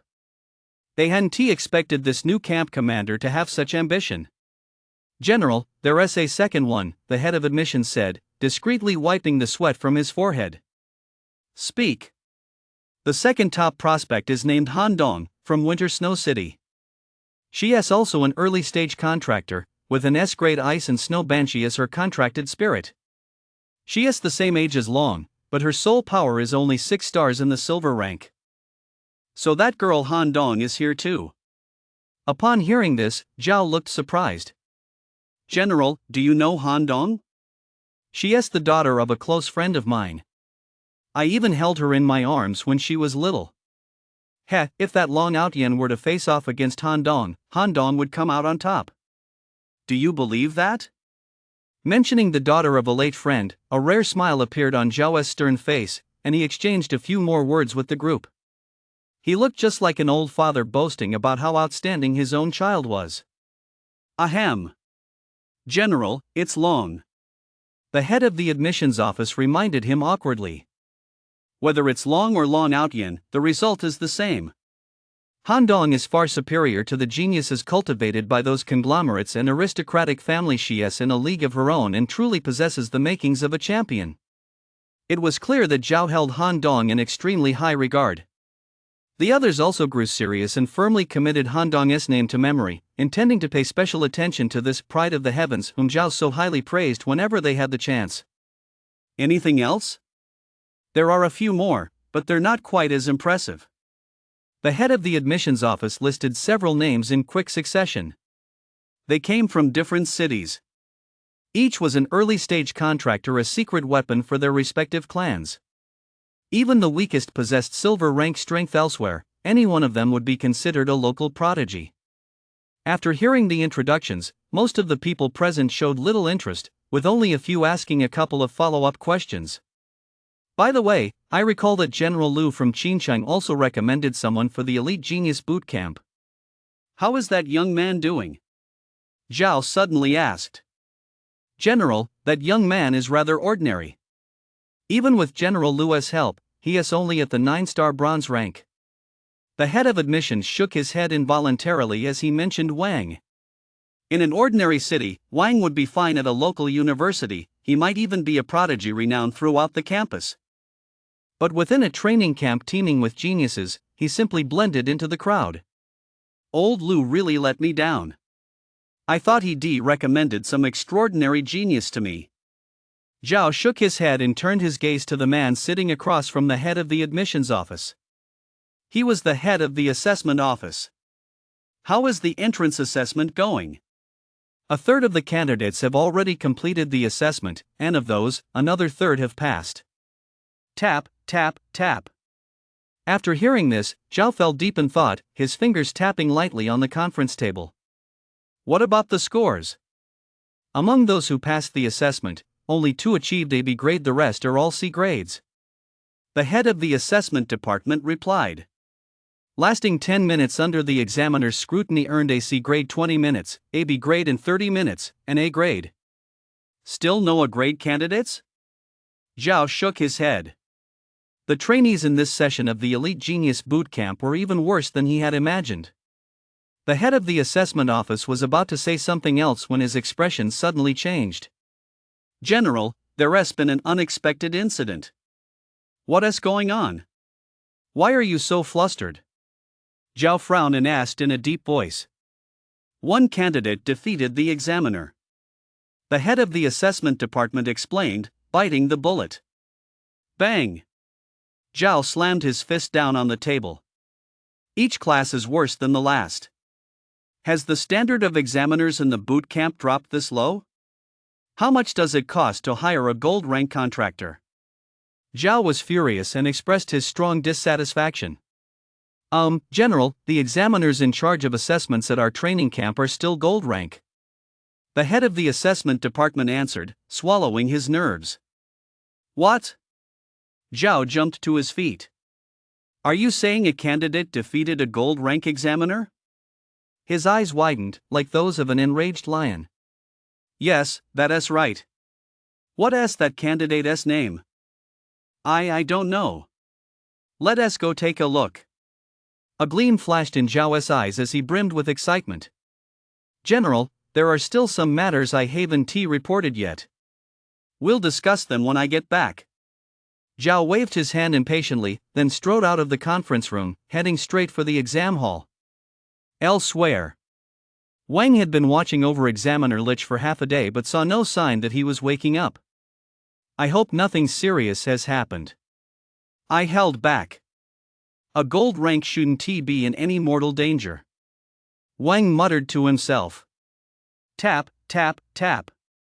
Suddenly, Wang heard a series of footsteps. He turned to look and saw another person dressed in examiner's attire approaching from a distance. Wang's first thought was, could there be a hidden test? If defeating one examiner earned 500 points, how many would defeating 2 earn? Wang couldn't help but wonder. As Wang sized up the examiner was also sizing up Wang.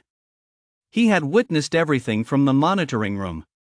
He had watched with his own eyes as Wang, a bronze rank, 9-star contractor, had actually defeated a gold rank contractor head-on.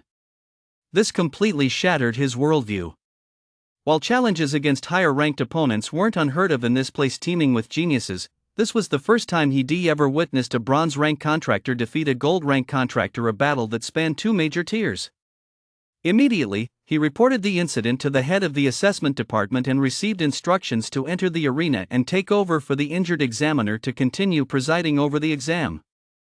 Wang, I know you're an examiner from the training camp. That's right. I'm here to. I know you're here to evaluate me. Wang replied earnestly.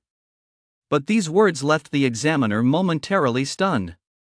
He wasn't there to test Wang. He'd been ordered to take the place of the examiner Wang had defeated and evaluate the candidates below. Examiner, I'm ready. Shall we begin the evaluation? Wang replied in a deep voice. The next moment, his figure darted like lightning straight toward the newly arrived examiner. No. Who the hell said you were going to be tested? The examiner's expression changed, but the situation was critical. There was no time to think. One more moment of hesitation, and he'd get beaten up. Undead fusion. In the next instant, the examiner activated Undead fusion. SSSSHHH. A flash of black light swept past, and a Death Knight appeared mounted on a skeleton warrior and clad in black patterned battle armor. The Death Knight Examiner's towering, sinister figure was shrouded in an aura of darkness.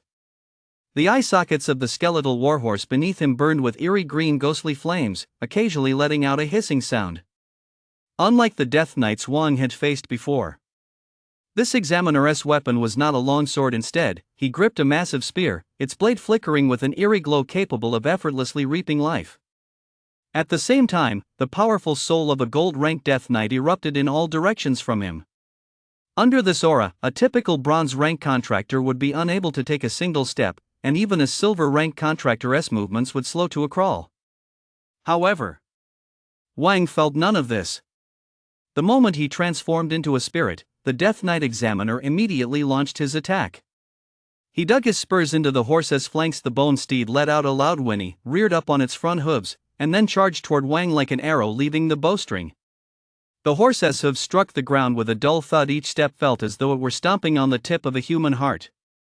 The Death Knight Examiner raised his massive lance high, tracing a cold gleam through the air as he thrust it fiercely toward Wang. The thrust carried such immense power that the air itself seemed to tear apart, emitting a piercing whistle. Yet, faced with this ferocious attack, Wang remained completely unmoved. Just as the lance was about to strike him, he let out a mighty roar that echoed through the examination hall like the toll of a great bell. With blinding speed, he raised his right arm and met the lance head-on with his bare fist. Wang's actions drew a dismissive snort from the Death Knight Examiner. How can a knight's lance possibly compare to the fist of an abomination? You're being far too presumptuous. From the monitoring room, he had witnessed Wang's head-on clash with the abomination. However, he did not believe Wang could stand a chance against him. With the power of his warhorse behind him, the force of that lance strike was terrifying. Even the abomination standing before him would have been pierced right through. Clang! A thunderous crash echoed, as if metal were colliding violently with metal, sending sparks flying in all directions. The sheer force of Wang's punch actually brought the Death Knight Examiner's unstoppable attack to a sudden halt. Wang staggered slightly, then regained his composure. This guy's strength is greater than I imagined. And his defense is astonishingly strong too. The soul fire in the Death Knight Examiner's eye sockets flared wildly. After all, this strike could pierce even a gold-rank combat suit, yet not a single bloodstain appeared on Wang's fist. This was simply unbelievable. I refuse to believe I'm helpless against a bronze-rank candidate. The Death Knight Examiner, refusing to accept defeat, quickly adjusted his stance. Using the horse's momentum, he swept his lance horizontally, aiming to cleave Wang in half. Wang's reaction was just as swift. He pushed off the ground with both feet, leaping high into the air, or he performed a backflip to deftly dodge the sweep. But he didn't stop there. Mid-air, he adjusted his stance and swooped toward the Death Knight Examiner like a bird of prey. His fists were clenched tightly before his chest, like two cannonballs ready to be fired. Just as he closed in on the Death Knight Examiner, he threw both fists, one aimed at the Examiner's face, the other at his chest. The Death Knight Examiner hurriedly raised his arms to block, and Wang's fist slammed heavily into his arm, producing another dull thud. The impact caused the Death Knight Examiner's bone steed to stagger slightly, and the Examiner himself was thrown backward by the force. But the Death Knight Examiner quickly regained his balance. He flicked the reins, causing the bone steed to spin in place, then charged toward Wang once more. This time, he no longer relied solely on speed, strength, and the lance itself to attack. Instead, he channeled the dark power within him into the lance in his hand. Sky-splitting lance. This strike was like a thunderclap shattering the heavens, its power several times greater than his previous attacks. The force of the blow was immense, and for once, a look of grave concern flashed across Wang's face. It was the first time he had shown such an expression since entering the examination arena. Then, Wang pointed at the Death Knight Examiner from a distance. Thunder magic. Not the thumb, not the pinky. What the hell are you trying to do with your fingers held together like a sword? The Death Knight Examiner was completely baffled. That's not a surrender gesture either. Boom. Crack. A purple bolt of lightning as thick as an arm came crashing down from the sky without warning, striking directly at the Death Knight Examiner. Holy shit, this kid can actually summon lightning. The Death Knight examiner's pupils contracted sharply, his expression one of sheer horror. As everyone knows, lightning is the bane of the undead. The fact that an undead being could now control it was utterly absurd. But this also filled him with a profound sense of danger. Instantly, he swiveled the sharp edge of his spear to meet the lightning head-on. Bang! The pitch-black blade on the lance shattered instantly, and the purple lightning split into countless tiny arcs that slithered across the Death Knight examiner's body like little snakes. Ugh, ugh, ugh. The Death Knight examiner and his warhorse beneath him let out agonized, eerie cries simultaneously, freezing rigid in place. This was only because Wang had gone easy on him. Otherwise, the Death Knight examiner and the remaining warhorse would likely have been reduced to dust. Perfect opportunity. A sharp gleam flashed in Wang's eyes. He leaped forward and kicked the Death Knight examiner to the ground in an instant, then slammed his foot down hard on the man's chest. Examiner, I've defeated 2 examiners in a row. I wonder how many points that LL earned me? Wang asked, looking down at him. Points? I'll give you a damn thing but points. I'm not here to test you either. The Death Knight examiner was so furious he wanted to curse. However, the power of thunder was surging wildly through his body, leaving him numb all over and completely unable to speak. Enough, stop it. Just then, a voice suddenly rang out. Wang looked in the direction of the voice and saw a middle-aged man in military uniform, standing tall and striding toward him. This man was none other than General Zhao of the Great Xia Empire. Third run? Wang raised an eyebrow. If you're not afraid of dying, you can give it a try. Zhao snorted coldly, then unleashed a powerful surge of soul power. Boom! Wang's vision wavered for a moment. He felt as if he were a tiny boat adrift on a vast ocean. The waves surged and churned, and at any moment, the boat could be smashed to pieces by the crashing waves. That overwhelming soul power made Wang feel as if he were suffocating. Thud, thud, thud. Wang involuntarily took a few steps back, and only then did he feel the pressure drop sharply, making him feel a little better. Zhao was taken aback. Hey, under my soul pressure, he only took a few steps back? What incredible resilience! After all, he was a Starlight rank powerhouse. The pressure he emitted was not to be taken lightly. An ordinary gold rank contractor would likely have dropped to their knees under his pressure, but Wang Henti. This performance was on par with that of a platinum rank contractor. No wonder you were able to defeat 2 gold rank contractors. You've got some real skills, kid. To possess such strength and performance at just bronze rank, old Lu sure sent me a promising prospect. Zhao asked casually, do you still want to fight now?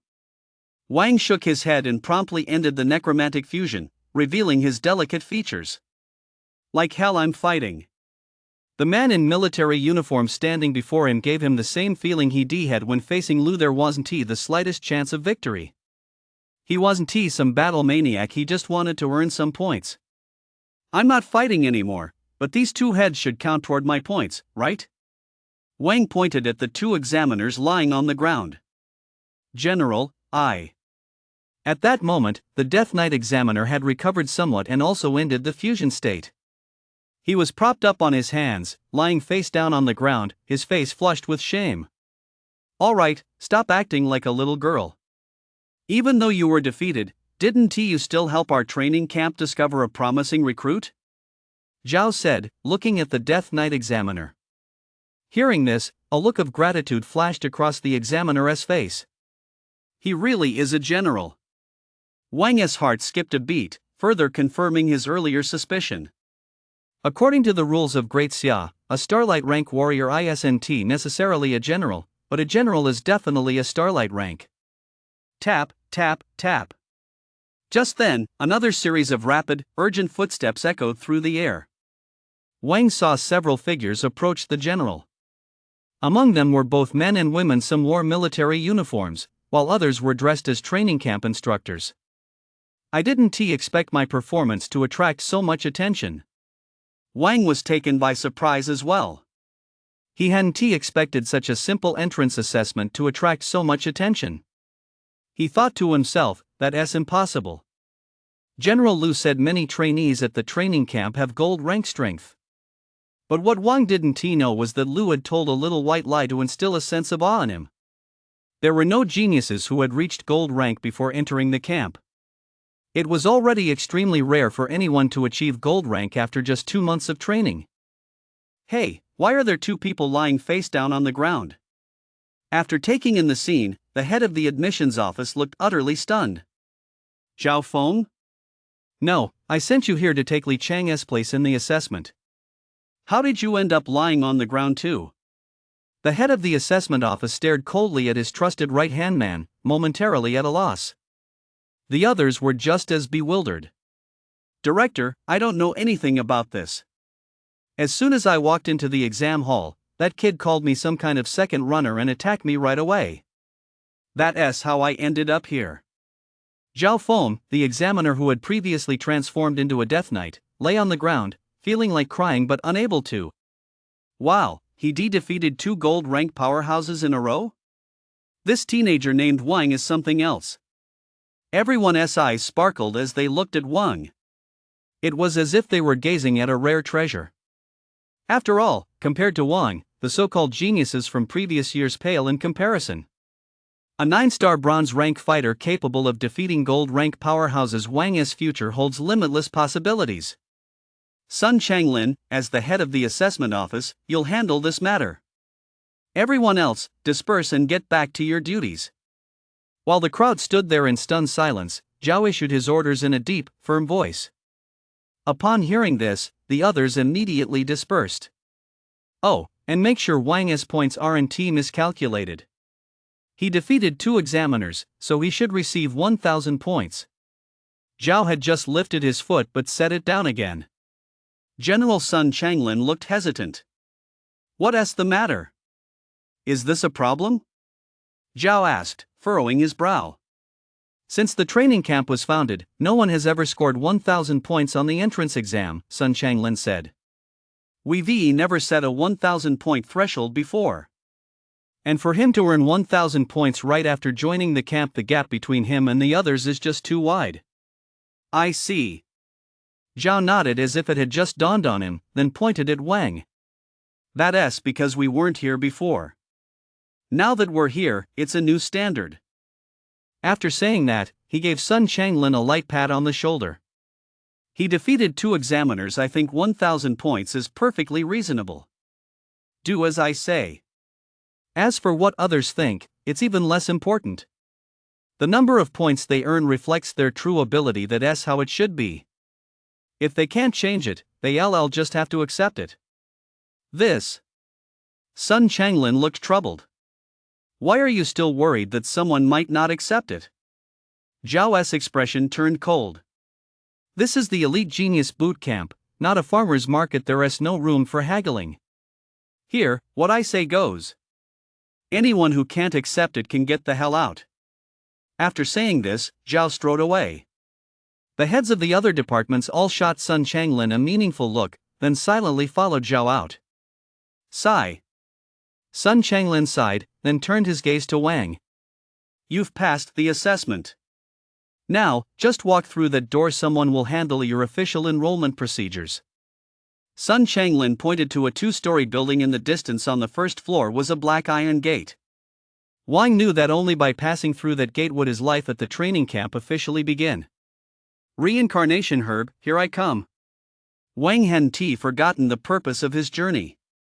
He took a deep breath and strode forward. Elsewhere. Wang's been inside for over 10 minutes now. Could he have passed the assessment already? Outside the camp. Gu's expression shifted from one of anticipation to deep concern. He was worried that Wang had passed the assessment. Looks like we really did underestimate Wang a bit. Standing nearby, Long couldn't help but furrow his brow. As a scion of a prominent family, he had some understanding of past assessment requirements. Although he didn't know the specifics of this particular assessment, it was certainly related to combat prowess. The longer Wang held out, the greater his chances of passing. Wang. Just then, a staff member standing in front of the iron gate suddenly spoke up. Long, Gu, and the others immediately pricked up their ears. Immediately afterward, they heard the staff member's voice continue. He has passed the assessment. Next up, Lin Zhu. Hearing this, Lin Zhu took a deep breath and stepped through the black gate. Wang really did pass the assessment. Watching Lin Zhu enter the gate and seeing no sign of Wang emerging, Gu's hopes were finally dashed. Look at you, what's the big deal? So he passed the assessment. There are plenty of ways to take him out. Long whispered in a voice only the two of them could hear, the elite genius boot camp isn't some cushy school. People who come here for training have to endure brutal drills even more brutal than the battlefield. The casualty rate is terrifying. Wang is human, and humans die. Cousin, I get it. Gu nodded emphatically. In an instant, several ways to kill Wang had already formed in his mind.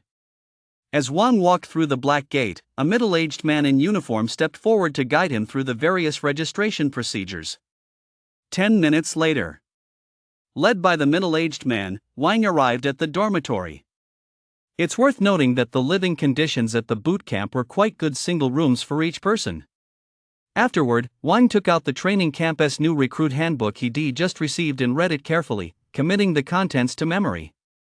5:30 p.m. Wang left his dormitory and headed to the cafeteria. The new recruit handbook stated that mealtimes were 7 a.m., 11 a.m., and 6 p.m., each lasting 1 hour. Missing a meal meant going hungry. Having just fought 2 gold rank opponents back to back, Wang was completely drained and already ravenous. 10 minutes later. Following the map in the new recruit handbook, Wang arrived at the cafeteria. As soon as he walked in, Wang noticed that many young men and women had arrived early. However, the vast majority of them looked rather bedraggled. Some had band-aids on their faces, others were wrapped in bandages, and a few were even leaning on crutches. Just looking at them made it clear just how difficult it was to get into the training camp. The cafeteria was noisy. The new recruits who had passed the assessment were mostly talking about their experiences from that day's trials. The examiners were downright ruthless. If it weren't for my abhorrence's thick hide, I'd have been killed. Ouch, my arm still hurts. I get the feeling the examiners here are taking out all their frustrations on us. It's almost like they've got a personal grudge. Hey, don't get so worked up. Let me tell you something exciting. I heard 2 of the examiners got beaten up by a candidate and ended up in the hospital. Ouch, is that for real? Can a candidate really be that fierce? Are you just making this up on the spot? Don't doubt it, it's absolutely true. I saw with my own eyes as the examiner was carried onto the ambulance. If there really is someone that fierce, I, Ji Buchang, will adopt him as my godfather. Wang.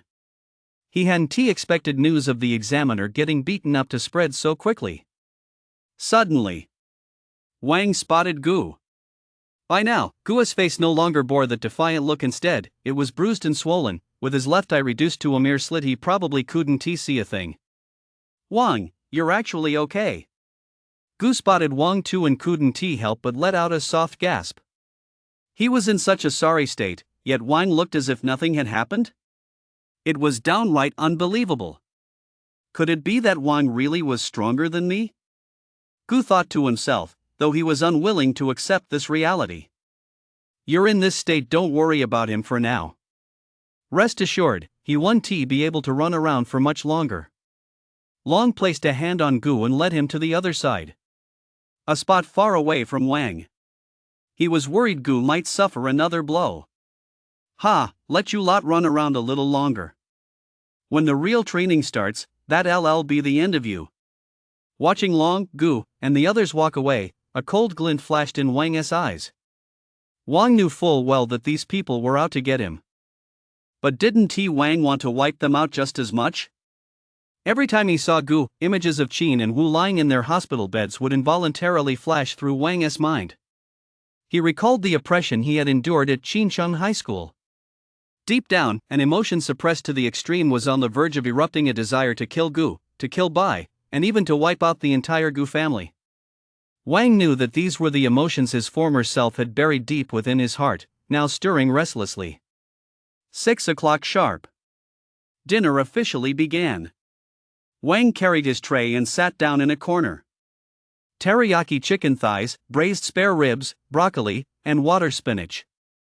It wasn't exactly a lavish spread, but in this era of drastically reduced human activity and scarce resources, it was already considered a hearty meal. Back when Wang was working part-time to pay for school, his meals often consisted of nothing more than steamed buns and pickled vegetables. However, before Wang could even begin his dinner, a gentle voice rang out. "Excuse me, may I sit here?" Wang looked up and saw Lin Zhu standing at the table, tray in hand. Wang noticed a detail. Lin Zhu showed no visible injuries, and she seemed quite at ease, which meant she must have passed the assessment with relative ease. "You're the only person I know in this training camp. There are only the two of us left in our group, too." Lin Zhu met Wang's gaze and smiled gracefully. "Of course you can." Wang looked away and picked up a piece of sweet and sour spare ribs to eat. It was indeed much better than steamed buns and pickles. "Wang, it seems you've had some serious conflicts with Long and Gu?" After taking a few bites of her meal, Lin Zhu hesitated for a moment before asking. Wang kept his head down, eating as if he hadn't heard her question. "Don't get the wrong idea, I just overheard some information in the cafeteria before you arrived that might be detrimental to you."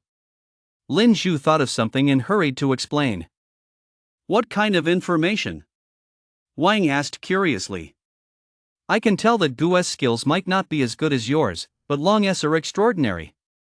Lin Zhu pushed his glasses up the bridge of his nose and whispered, "Long is one of the twin kings of the training camp. He is incredibly powerful. You really need to be careful." "Huh?" Wang was puzzled. "Didn't our training camp just start? How did the twin kings appear so soon?" "I heard they're evaluated based on performance. The twin kings are both people who earned an A grade on the assessment, a full 200 points, which is way more than we have," Lin Zhu sighed. "People like us are considered top tier in our own city, but I never expected we'd be at the bottom of the pack in the elite training camp." After hearing Lin Zhu's explanation, Wang nodded slowly. "So that's how the two kings came to be. One is Long, who's the other one?" Lin Zhu didn't answer right away. Instead, she scanned the room and fixed her gaze in one direction. "Do you see that blue-haired girl over there? Her name is Han Dong. She is the other A grade champion." Wang looked over. All he could see was a silhouette with blue hair cascading down to her waist. "Thank you for telling me all this. I'll be careful," Wang said sincerely. He could tell that Lin Zhu had been sitting there just to warn him. "But I can tell you haven't taken my words to heart," Lin Zhu said, pouting slightly. Wang gave an awkward smile. "Is it that obvious?" "Wang, even though we've both joined the boot camp, there is still a huge gap in our abilities. Remember this, what goes around comes around. Never look down on a young man just because he is poor. You're still young, your life has only just begun, and the future holds endless possibilities." Lin Zhu couldn't help but offer Wang some advice. "I'll take your advice into consideration," Wang said with a faint smile, then went back to eating. 30 years was too long. 3 days, though, that he could handle. At exactly 7 p.m., dinner ended, and a deep bugle call summoned everyone to the campus parade ground. Sun Changlin, the head of the assessment committee, stood at the front of the crowd and announced loudly, "A total of 312 people signed up for the Elite Genius Boot Camp. 102 passed the assessment, but 2 voluntarily withdrew from the camp due to severe injuries that prevented them from participating in training. Therefore, this session of the Elite Genius Boot Camp has a total of 100 participants." "Only 100 people? That's brutal." The crowd gasped in shock. After all, those eliminated from the Elite Genius Boot Camp were all prodigies in their own right. As for those who made it through, don't get too cocky. Because you who remain will face even more brutal training. Before long, you'll discover that this isn't paradise, it's hell. Sun Changlin grinned, revealing a row of white teeth. "Today is your only day of indulgence. Make the most of it while you can." With that, Sun Changlin turned and walked away. The welcome ceremony for the new recruits was over. But instead of feeling relieved, everyone's spirits sank to the lowest depths. What is there to be afraid of? Since I dared to come here, I never expected to return in one piece. Success or death. If I can't become a strong fighter, I'd rather die. Many of the young men, filled with passion, shouted these words aloud. Hey, what are they posting there? Two training camp instructors pinned two pieces of paper to the bulletin board before walking away. As soon as the two left, the crowd rushed over. First term points ranking? Someone at the front read aloud the large characters on the top row. So it's the points ranking? I'm curious which of the two champions comes out on top. Hey, you up front, just read it out loud. Is Long in first place, or did Han take the top spot? The front was so packed that those in the back couldn't even see the names on the list and could only watch in frustration. Neither of them. It's actually neither of them. First place, it's actually him. Who is it? Stop dithering, let me see. The people in the back, unable to wait any longer, rushed to the front and were instantly stunned. Wang, who is Wang? How did he manage to outrank the two kings and take first place? Holy shit. Won 1,000 points? Wow, I'm fucking speechless. Wang is a full 800 points ahead of second and third place, and 1,000 points ahead of me. What the hell is even the point of this anymore? Didn't they say that even the highest rated A only gets 200 points? Does Wang have some all-powerful woman at home who just gave him 1,000 points? Exclamations of astonishment rang out one after another. Wang, the number one on the leaderboard, it's not you, is it? From the back of the crowd, Lin Shu felt as if she'd been struck by lightning. She slowly turned to look at Wang, hoping for an affirmative answer. Wang slowly nodded. Everything was understood without a word. Really, is it you? Even though she suspected as much, the moment she heard the answer, Lin Shu's heart still couldn't help but give a sudden jolt. Wang's figure grew ever more towering in her heart. Immediately afterward, Lin Shu felt a bit awkward. Just moments ago, she advised Wang not to provoke Long. Now that she thought about it, how ridiculous that was. She'd really been meddling in matters that weren't her concern. Who was Long, anyway, compared to Wang? See, cousin, you did a lot of research on the training camp before coming here. Does anyone actually get 1,000 points right after joining? In the crowd, Gu was dumbfounded too, looking at Long in bewilderment and confusion. Meanwhile, Long looked completely dejected. That's impossible. Wang, a complete nobody, actually surpassed me in the rankings, and by a wide margin at that. Long's confidence had taken a severe blow. After all, he'd always held himself in high regard, believing that since he was on the 5th tier and Wang was on the 1st, Wang wasn't even worthy of tying his shoes. But reality had dealt him a harsh blow. Not only was Wang on par with him, but he'd left him far behind, so far that Long couldn't even see Wang's back. I don't believe Wang can do something even I can't. He's only had his contract for a short while. Even as an S-grade undead, there's absolutely no way he could take first place, let alone earn 1,000 points. Long confirmed his suspicion and then walked out of the crowd. Cousin, where are you going? Gu followed close behind, calling out to Long. Long didn't even turn around. I'm going to see the camp commander to demand the truth. Go see the camp commander? Cousin, are you serious? Gu hesitated. The training camp was just like a military barracks. Absolute obedience was required. In other words, even if you had doubts, you had to keep them to yourself. You can put up with this humiliation, but I can't. Long said in a low, grim voice, I don't believe anyone could have scored 800 points more than me. With that, Long strode away. Gu watched Long's figure grow smaller in the distance, gritted his teeth, and followed after him. Let us go. Time to get some rest. At the back of the crowd, Wang stretched, exchanged a few words with Lin Zhu, and also left the training ground. Lin Zhu watched Wang's receding figure and smiled helplessly. And to think I was worried about him earlier, it seems I really was overreacting. Ever since they first met on the train, she sensed that Wang was a bit different from the others. Only now did she realize just how extraordinary he truly was. What Wang didn't know was that, at the edge of the crowd, a pair of deep blue eyes had also been watching him. As he walked away, a pensive expression crossed the person's face. General, the fact that Wang earned 1,000 points has indeed caused quite a stir. Many new recruits have expressed their dissatisfaction and have gathered together, demanding an explanation from us. Sun Changlin, the head of the assessment office, hurried up to Zhao and said with a serious expression. Oh? Zhao paused briefly, then broke into a smile. These little guys are quite brave, they actually have the guts to come ask me for an explanation? General, what should we do next? Sun Changlin hesitated for a moment but ultimately decided to seek Zhao's advice. What can we do? Let them fend for themselves. Zhao gave a faint smile. It seems they've lost sight of who's the boss here. Whoever comes demanding an explanation will be fitted with a soul power suppression bracelet, and then each of them will run 100 kilometers. General, isn't that a bit too cruel? The head of the assessment division asked hesitantly. After all, with their soul power suppressed, these people would be no different from ordinary folk. Running 100 kilometers would leave them half dead, if not dead. It's precisely by making it impossible for them to complete the task that I'll achieve my goal, Zhao said flatly. I intend to crush their arrogance and make them understand that questioning my authority comes at a price. I want them to know that in this training camp, I am the law, my orders are not to be questioned. I won't stand for that academy nonsense. Zhao's voice rang out with cold, domineering authority.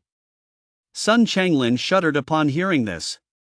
He realized Zhao was also using this opportunity to send him a warning, a reminder not to question his authority.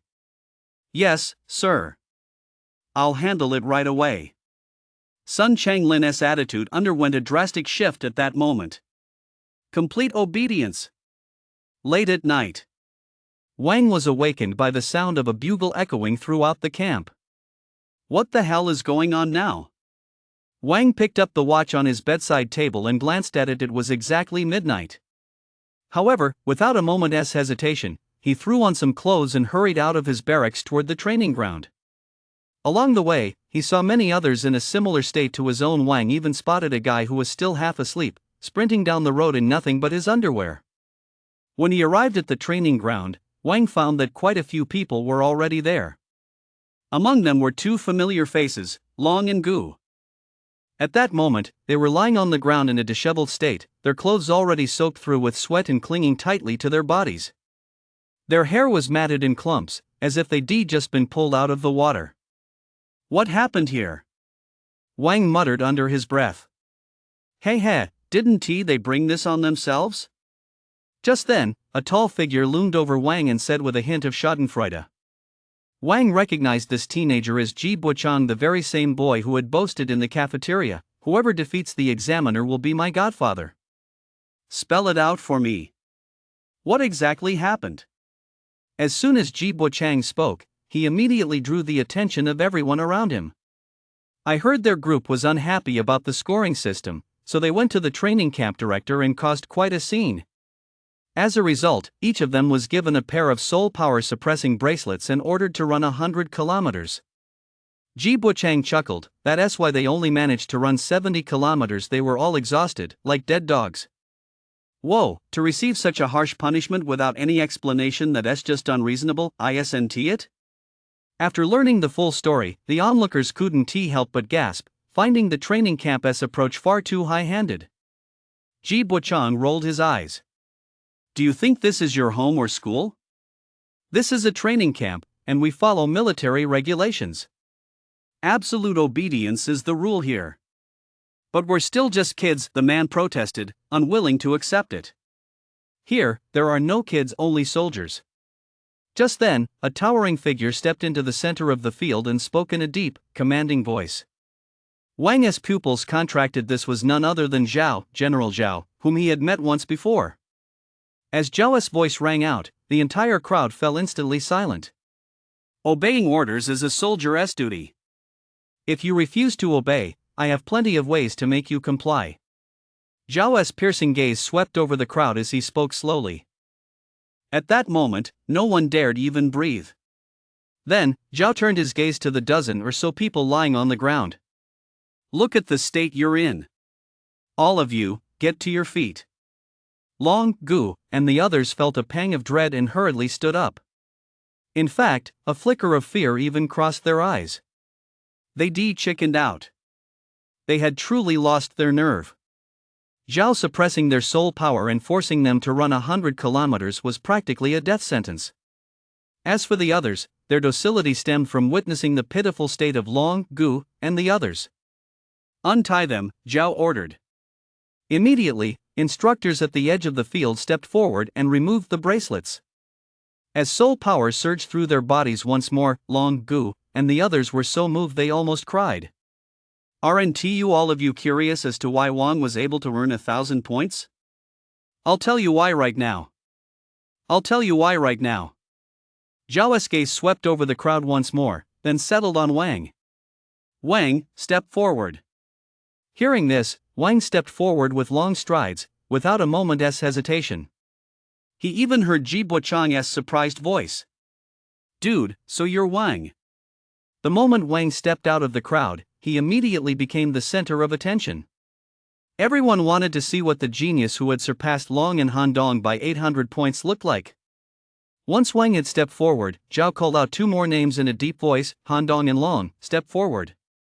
The crowd? This didn't seem like a simple introduction. Tap, tap, tap.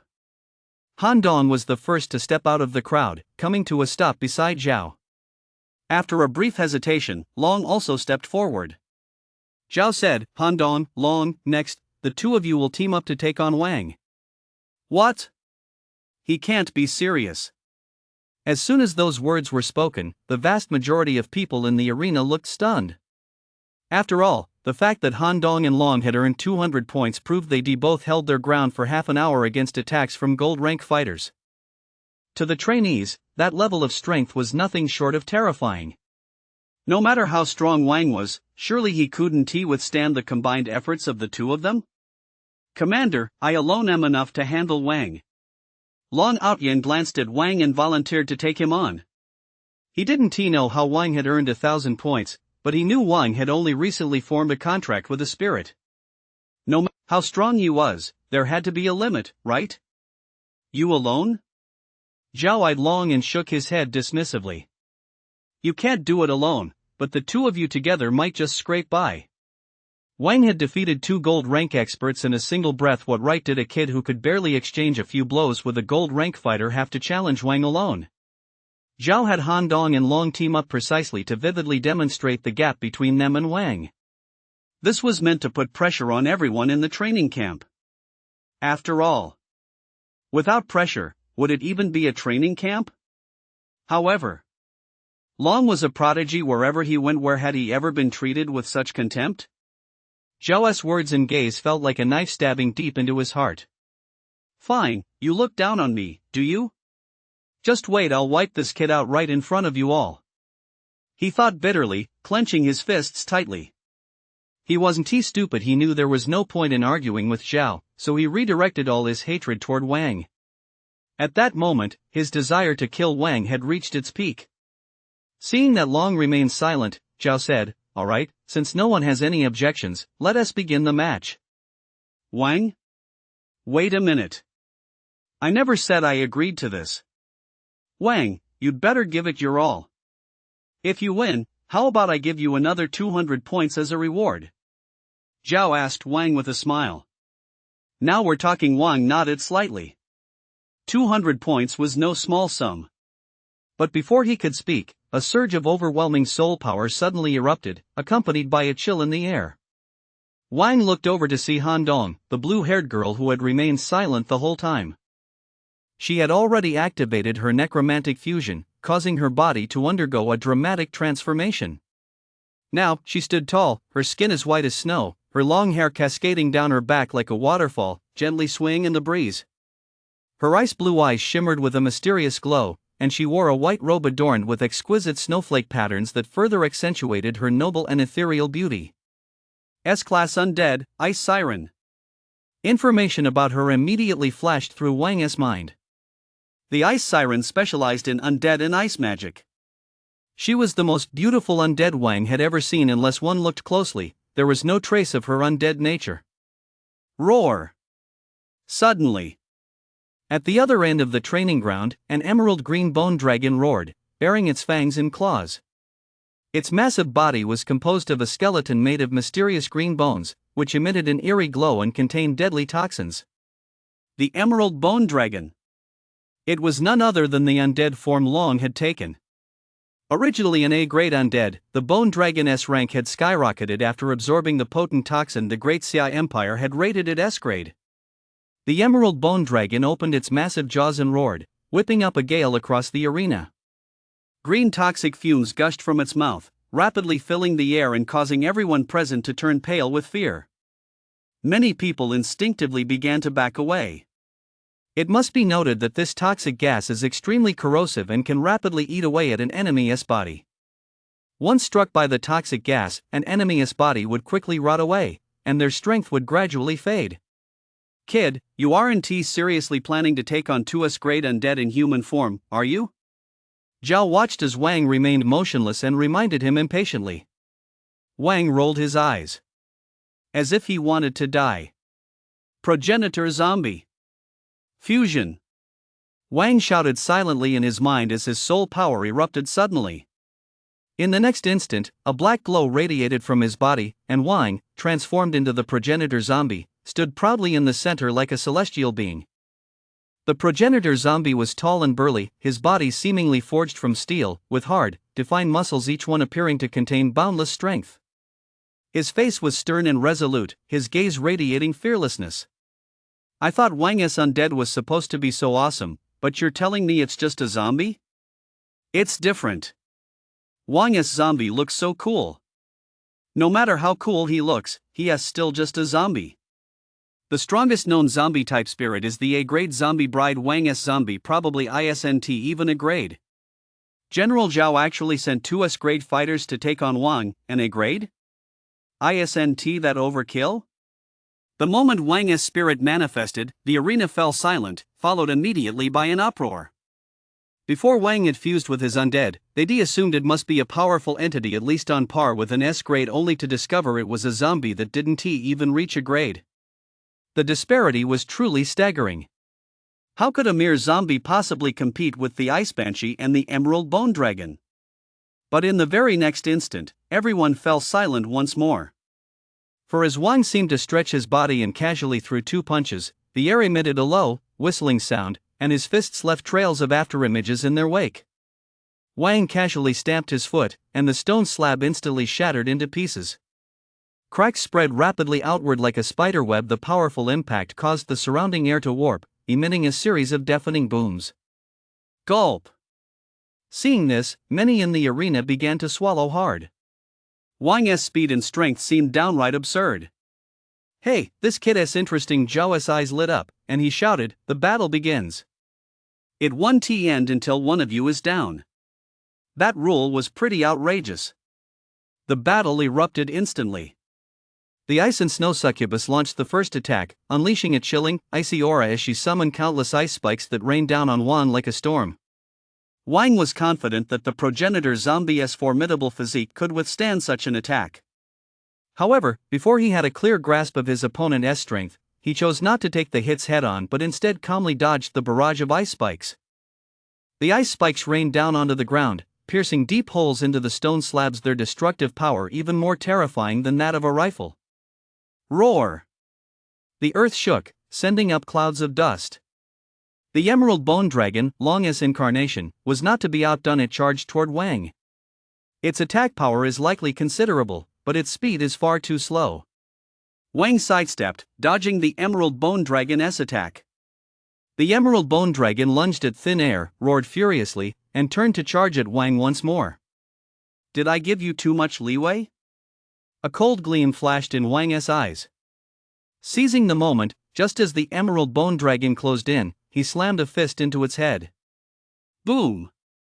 Wang's immense strength instantly left a dent in the Emerald Bone Dragon's skull. Ah! To everyone's surprise, a pained roar from Long erupted from the Emerald Bone Dragon's mouth as it staggered back a few steps.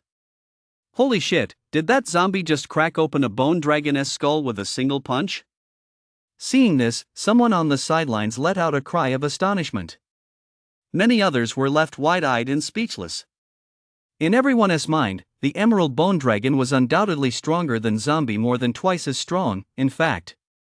But what was unfolding before them now completely overturned their expectations.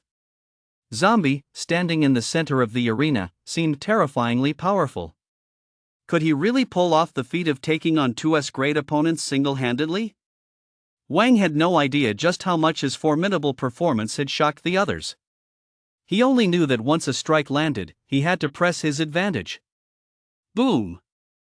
He planted his feet firmly, leaving spiderweb-like cracks in the ground, and launched himself like a cannonball toward the Emerald Bone Dragon. Frost gather. Seeing this, the Ice Witch pointed her finger, and the power of ice coalesced into a wall that stood between Wang and the Emerald Bone Dragon. Wang strode forward and charged head-on into the ice wall with his own body. With a thunderous crash, the ice wall shattered instantly, scattering into countless shards across the ground. However, the Emerald Bone Dragon had already retreated dozens of meters away. Wang bent his knees and braced himself, ready to give chase once more. Awaken! Spirits of ice and snow. The ice and snow siren's ethereal voice rang out once more. To his surprise, she summoned a swarm of ice-blue ghosts that lunged at Wang. The ghosts danced through the air at astonishing speeds, emitting eerie screeches. They surrounded Wang so tightly he couldn't move, even reaching out to claw and bite him. However, after fusing with the progenitor zombie, Wang's physical strength was astonishingly comparable to that of a diamond rank undead. How could these bronze rank and silver rank undead possibly harm him? Get lost! Wang roared furiously, his voice booming like a thunderclap. Immediately, streaks of purple lightning arced out from his body. You defeated a bronze rank snow phantom and gained 10 soul power. You defeated a silver rank snow phantom and gained 100 soul power. Thunder is the bane of undead creatures. Though snow phantoms possess the ice attribute, they are still undead. In the face of the raging thunder, they were torn to shreds as if made of paper, turning into experience points for Wang. With his soul power replenished, Wang felt a wave of relief wash over his body. Let us go again. Wang glared defiantly at the ice banshee. At that moment, Han Dong, who had transformed into the ice banshee, was stunned. You can actually control the power of thunder? Han Dong's heart was bleeding. She had gone to great lengths to create all those snow phantoms, and now they were all gone. Undead controlling thunder isn't that basic stuff? Can't your undead do it? Wang retorted, feigning surprise. Han Dong. Faced with Wang's retort, she was so frustrated she felt like spitting blood. Does that even make sense? What kind of decent undead can control thunder anyway? Off the field, the crowd was in an uproar. Wang had essentially fired a broadside, not only mocking Han Dong, but including all of them as well. This kid really deserves a beating. I'm almost at the king tier, and even I have to avoid lightning, let alone control it. Zhou's face remained expressionless, but deep down, he suddenly found himself hoping that Han Dong and Long would prove themselves and teach Wang a lesson. Looks like you can't summon snow phantoms indefinitely either, huh? Seeing that Han Dong wasn't summoning any more spirits, Wang shook his head in disappointment. He'd been hoping to provoke Han Dong into summoning a couple more spirits so he could farm some experience. However, the undisguised disappointment in Wang's eyes felt like a knife stabbing deep into Han Dong's heart. Is he looking down on me? Han Dong was seething inside. As the pride of the heavens, she had never been so insulted before. Freeze the heavens and earth. At that moment, Han Dong's heart was filled with boundless rage. She decided to go all in and cast her most powerful ice spell. She raised both hands high, and the sky was instantly filled with dark clouds. Countless massive icicles rained down from the heavens, crashing toward Wang. Not bad. Seeing this, Wang dodged swiftly, and not a single icicle struck him. However, to his astonishment, he discovered that the icicles scattered on the ground were emitting an astonishing chill that instantly filled the entire arena. Within the cold air, Wang's movements slowed, and his body was quickly covered in a layer of white frost, which then condensed into ice crystals. Crack, crack, crack. A thick layer of ice armor formed over Wang's body, turning him into an ice sculpture frozen in the act of running. That girl Han Dong, her synergy with the ice and snow succubus has actually reached such a high level. She can even unleash the ice and snow succubus's ultimate technique? Seeing this, Zhao raised an eyebrow, a flicker of delight passing through his eyes. Han Dong's performance was far better than he had imagined. Her strength was sufficient to go head-to-head with an average gold rank powerhouse. Good, let him get cocky. Now he has been hard controlled, isn't he? Strike while the iron's hot, finish him off. The spectators outside the arena shouted loudly. In fact, even without their prompting, Long had already launched his attack. The Emerald Bone Dragon seized the opportunity to pounce on Wang once more, its powerful hind legs leaving deep footprints on the stone pavement. It opened its massive jaws, baring teeth as sharp as knives, ready to swallow Wang whole. There was no doubting the Emerald Bone Dragon's bite force. With a single bite, it could snap a small car in two. Crushing steel was as easy as munching on potato chips. Wang! Offstage, Lin Zhu, who knew Wang, suddenly let out a gasp, her eyes filled with astonishment. For she saw that the Emerald Bone Dragon had actually suspended Wang in its mouth. Crack! The frost covering Wang shattered into shards under the Emerald Bone Dragon's sharp fangs, scattering across the ground. General Zhao, aren't you going to stop this?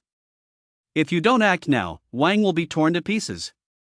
Outside the arena, Lin Zhu's heart was in her throat. She even turned her head away, too afraid to watch the battle unfold. She dreaded seeing Wang get bitten to pieces. Crunch, crunch.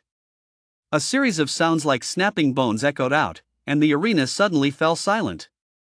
Roar! The next moment, the Emerald Bone Dragon's furious roar reverberated throughout the arena. Something sounded off? Lin Zhu instinctively looked up and froze in surprise.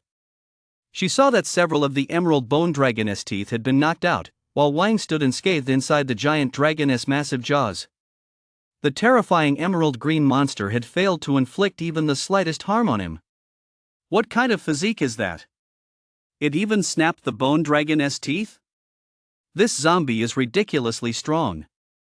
After a brief silence, gasps of astonishment erupted throughout the arena. At that moment, Wang sprang into action, lifting his right foot and stomping down with all his might. With a crack, cracks immediately appeared across the Emerald Bone Dragon's lower jaw. Roar! The Emerald Bone Dragon roared furiously, shaking its head wildly in an attempt to fling Wang out of its mouth. But Wang's hands were like iron clamps, gripping the Emerald Bone Dragon's teeth tightly, while his feet rose and fell relentlessly, each strike packed with immense force. Boom, boom, boom. With each thunderous roar, the Emerald Bone Dragon took another heavy blow. After several such strikes, its body could no longer withstand Wang's assault. Its jaw was kicked clean off by Wang and fell to the ground. The Emerald Bone Dragon collapsed as well. Thud! Severely wounded, Long could no longer maintain his undead fusion state. With a flash of light, his true form was exposed before Wang. You don't come any closer. Watching Wang close and step by step, Long was completely panicked. I declare the match over. The winner is Wang. Zhao's voice rang out abruptly. Wang hesitated for a moment, then stopped in his tracks, feeling a twinge of regret. Although he desperately wanted to use this opportunity to finish off Long, Zhao clearly wouldn't let him succeed. After all, as the head of the training camp, Zhao couldn't possibly stand by and watch a trainee die right under his nose, especially since the purpose of this match was merely to demonstrate Wang's power to the trainees, not to give Wang the opportunity to kill someone. I'm still capable of fighting. At that moment, a cold, clear voice came from behind Wang.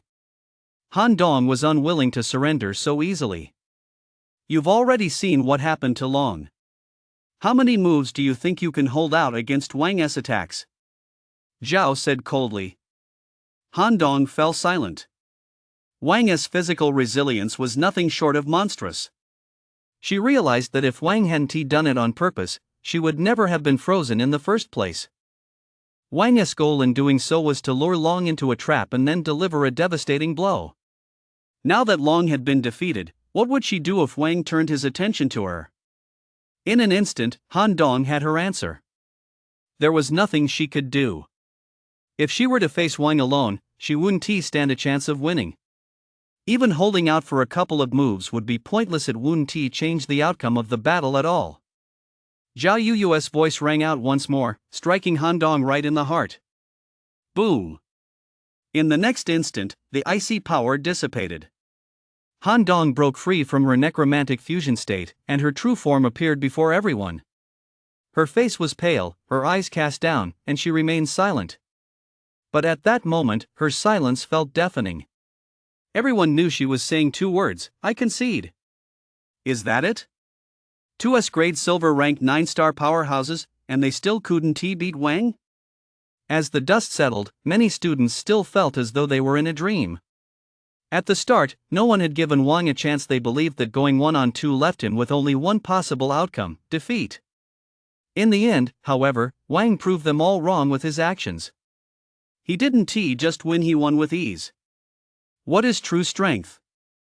This is true strength. Wang's soul aura seems to be only bronze rank, 9-star? Defeating opponents by leaping over an entire rank. I really don't know how he did it. Everyone says zombies are weak. How do you explain him utterly crushing a bone dragon? Damn, if I'd known zombies were this strong, I wouldn't have contracted with an abomination. Some were marveling, while others shook their heads and sighed in regret. Wang, you're quite impressive. You've got some of the flair I had in my youth. After two medics carried Long away, Zhao looked at Wang and praised him without reservation.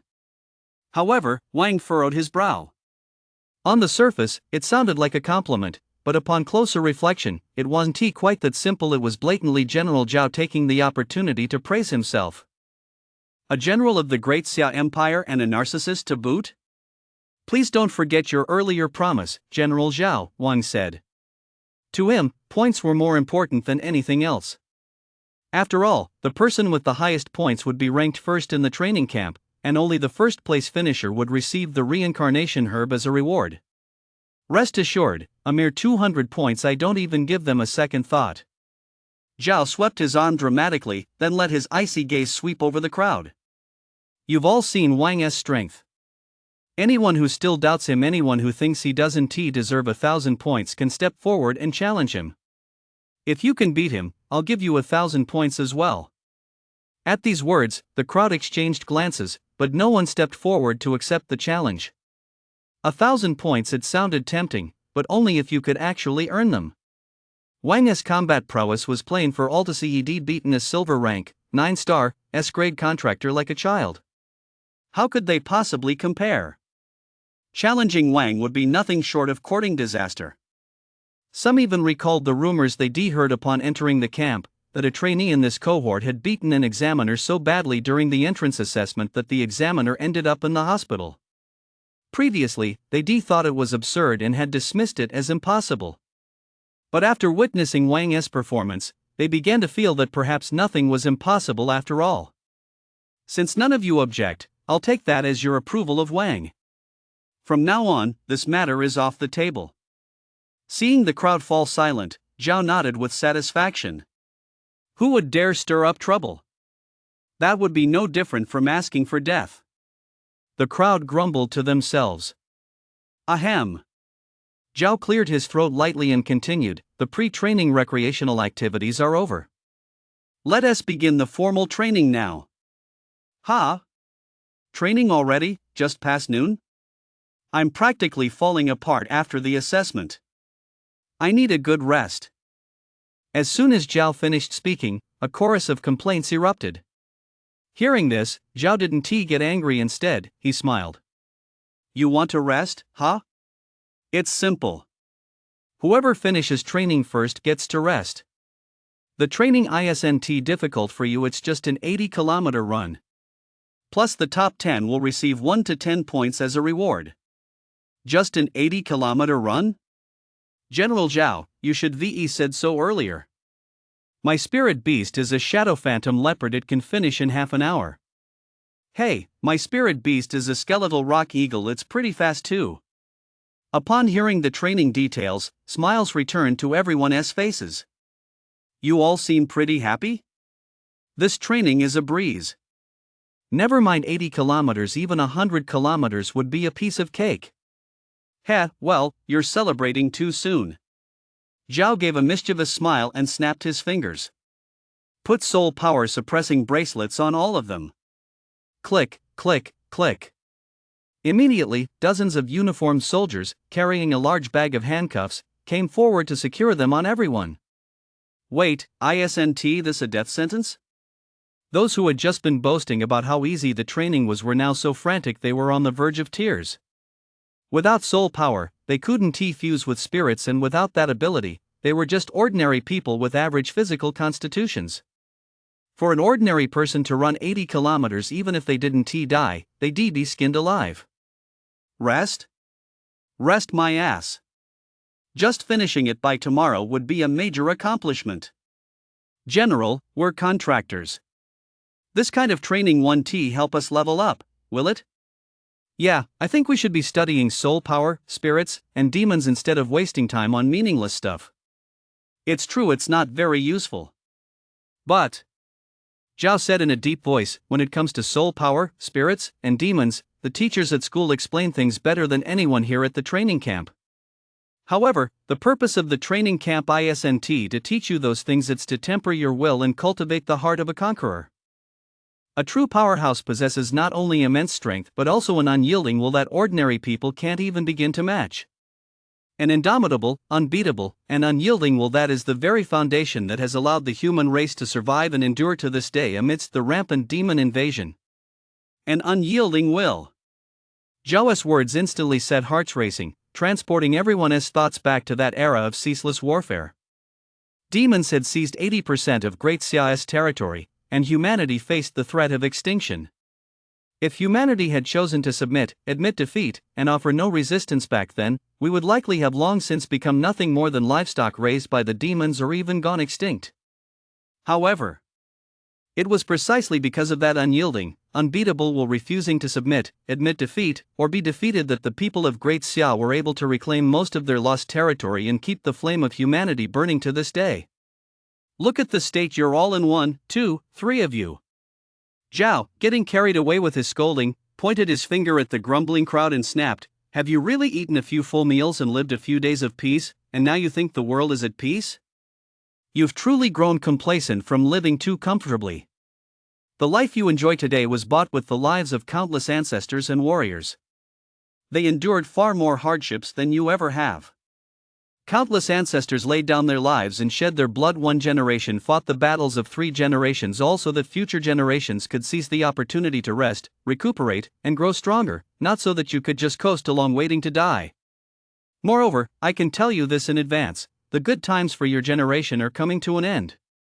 The demons are becoming increasingly active on a large scale. This is a sign of a major war. Once that war breaks out, no one will be able to stay out of it. When that time comes, strength will be your only ticket to survival. Zhao's voice grew increasingly solemn. From the past to the present, and now looking toward the future, his words were like invisible boulders weighing down on everyone's hearts. General, I was wrong. One teenager bowed to Zhao, then broke into a run. It's only 80 kilometers, right? Even if I run myself to death, I'll finish it. I can't let down the sacrifices of our forebears, and I must live up to my future self. Even if I can't become a super powerful warrior, at least I'll have given it my all. One by one, the youths began to run. They really are youths, their blood still runs hot. Zhao murmured softly, in a voice only he could hear.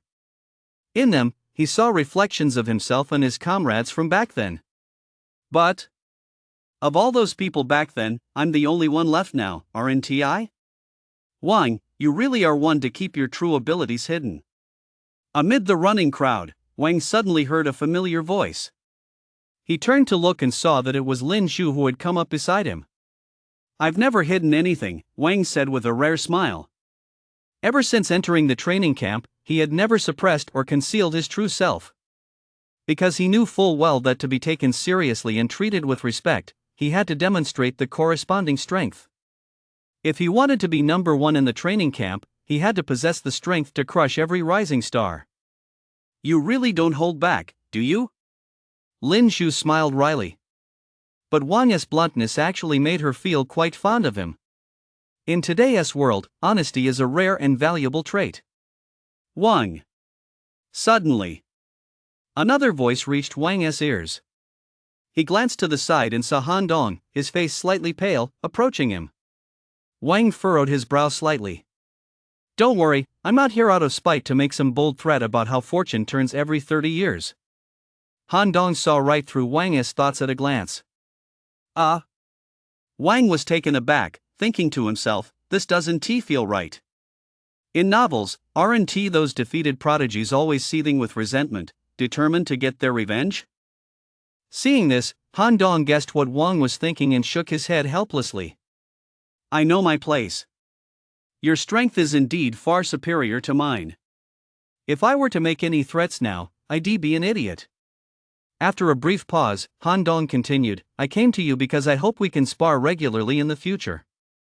Because of my status, the people around me usually go easy on me during sparring matches, they rarely go all out. Ha? Asking to be beaten up? Wang Henti expected Han Dong to make such a request.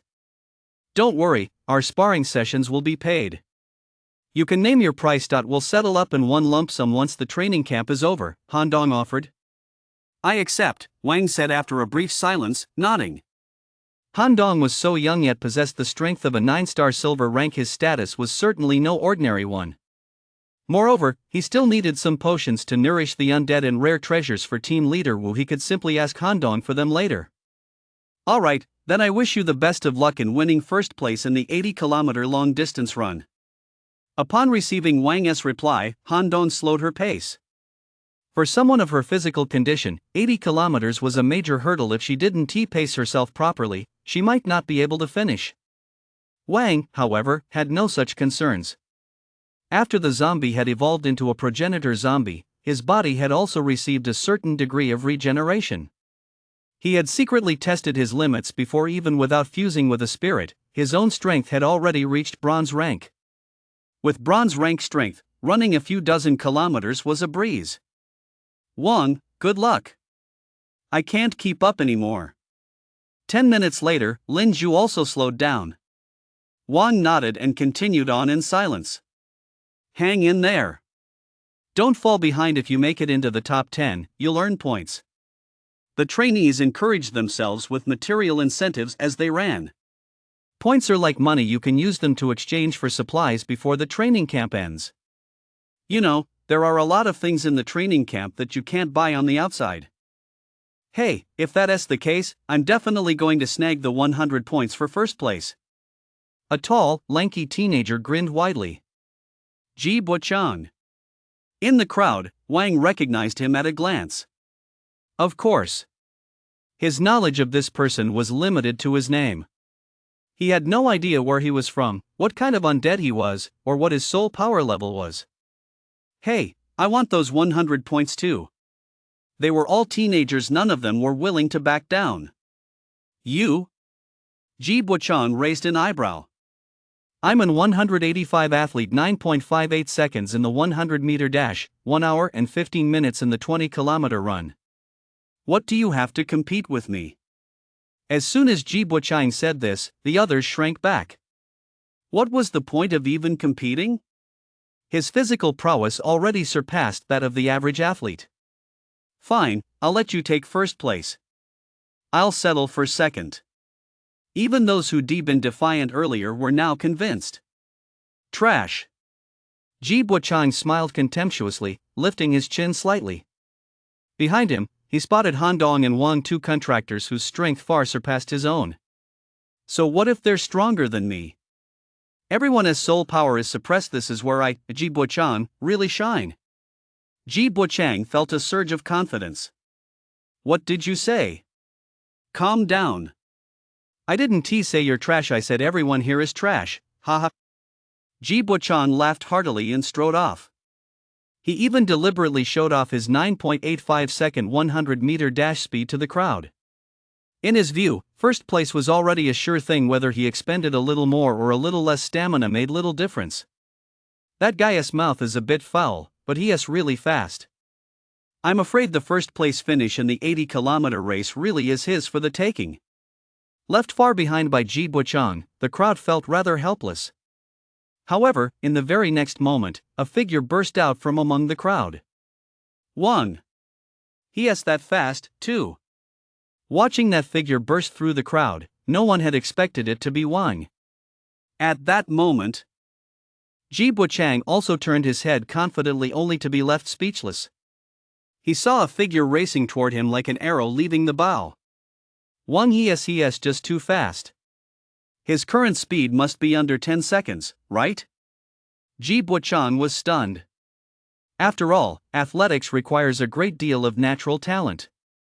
Just because one's soul power is strong and the spirit bound by contract is powerful doesn't mean one's physical conditioning is equally exceptional. No way. I've already put on a show. If Wang takes first place, how am I supposed to keep my head above water in the training camp from now on? Ji Buchang gritted his teeth. He would give it his absolute all to claim first place. Besides, he didn't believe Wang could outperform him in physical fitness. Don't ask. Just call it the confidence of an athlete. Then, he mustered all his strength once more and surged forward. His speed actually increased slightly. 10 meters, 20 meters, 50 meters, 100 meters. In the blink of an eye, Ji Buchang had covered the 100-meter distance added to the distance he already covered. He traveled nearly 200 to 300 meters. This placed an enormous strain on Ji Buchang's body. His health bar turned red at a speed visible to the naked eye. Thanks to soul power, the limits of the human body in this world were still higher than those on Blue Star, where Wang had lived in his previous life. Take Ji Buchang, for example. His speed had definitely reached 9 seconds for the 100 meters at this moment. Don't underestimate a difference of a few tenths of a second. This was already a truly astonishing improvement. Leave him in the dust. Someone shouted from the crowd. They were cheering Wang on. Don't worry, I'm definitely going to blow him away. Ji Buchang silently replied in his heart.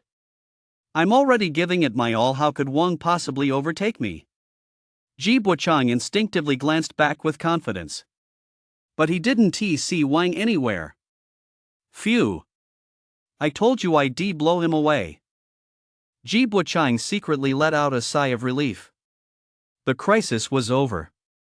However, when he turned his gaze back to the track ahead, he was suddenly startled. Holy crap! No way! He saw that Wang had somehow appeared right in front of Ji Buchang. And he was steadily pulling away from him. Ji Buchang was completely dumbfounded. Wang's current speed must have reached the 8-second 100-meter mark. Wang isn't even human. Ji Buchang cursed silently to himself. Wang, do you really have to settle this with me? Ji Buchang asked through gritted teeth. Wang didn't turn around. His voice drifted over slowly. I have no interest in settling this with you. I just want to take first place. What? Ji Buchang froze. At first, he thought Wang's words held a deeper meaning, but upon further reflection, didn't that still mean he had to settle the outcome with him? Just as he was about to say something, he realized Wang had already pulled far ahead of him. I haven't lost yet. Ji Buchang stared at Wang's retreating figure, his eyes reddening with determination. The next moment, he let out a furious roar and, mustering every ounce of strength, sprinted with all his might. Spurred on by Wang, he actually broke the 8-second barrier in the 100-meter dash. However, the good times didn't last long. At that speed, Ji Buchang could only keep going for a few dozen meters before his body gave out. He then fell flat on his face and lost consciousness. Wang really left Ji Buchang in the dust. I'm so tired of saying awesome, but what can I do? I'm not very educated. The crowd behind them could only marvel at the scene. Wang's figure grew ever more towering in their eyes. As they looked at Wang, a sense of awe unconsciously crept into their gazes. In the distance, Wang noticed what was happening behind him, slowed down slightly, and shook his head in exasperation. It's just a run. Why are you risking your life like that? Although Wang's physical condition couldn't sustain the insane pace of a 7-second 100-meter dash for long, running 80 kilometers in 2 hours wasn't difficult for him. Glancing at the time, it wasn't even 3 o'clock yet. Wang stretched lazily, yawned, and returned to his dormitory for a quick nap. Elsewhere. Inside the conference room, Zhao had also been notified.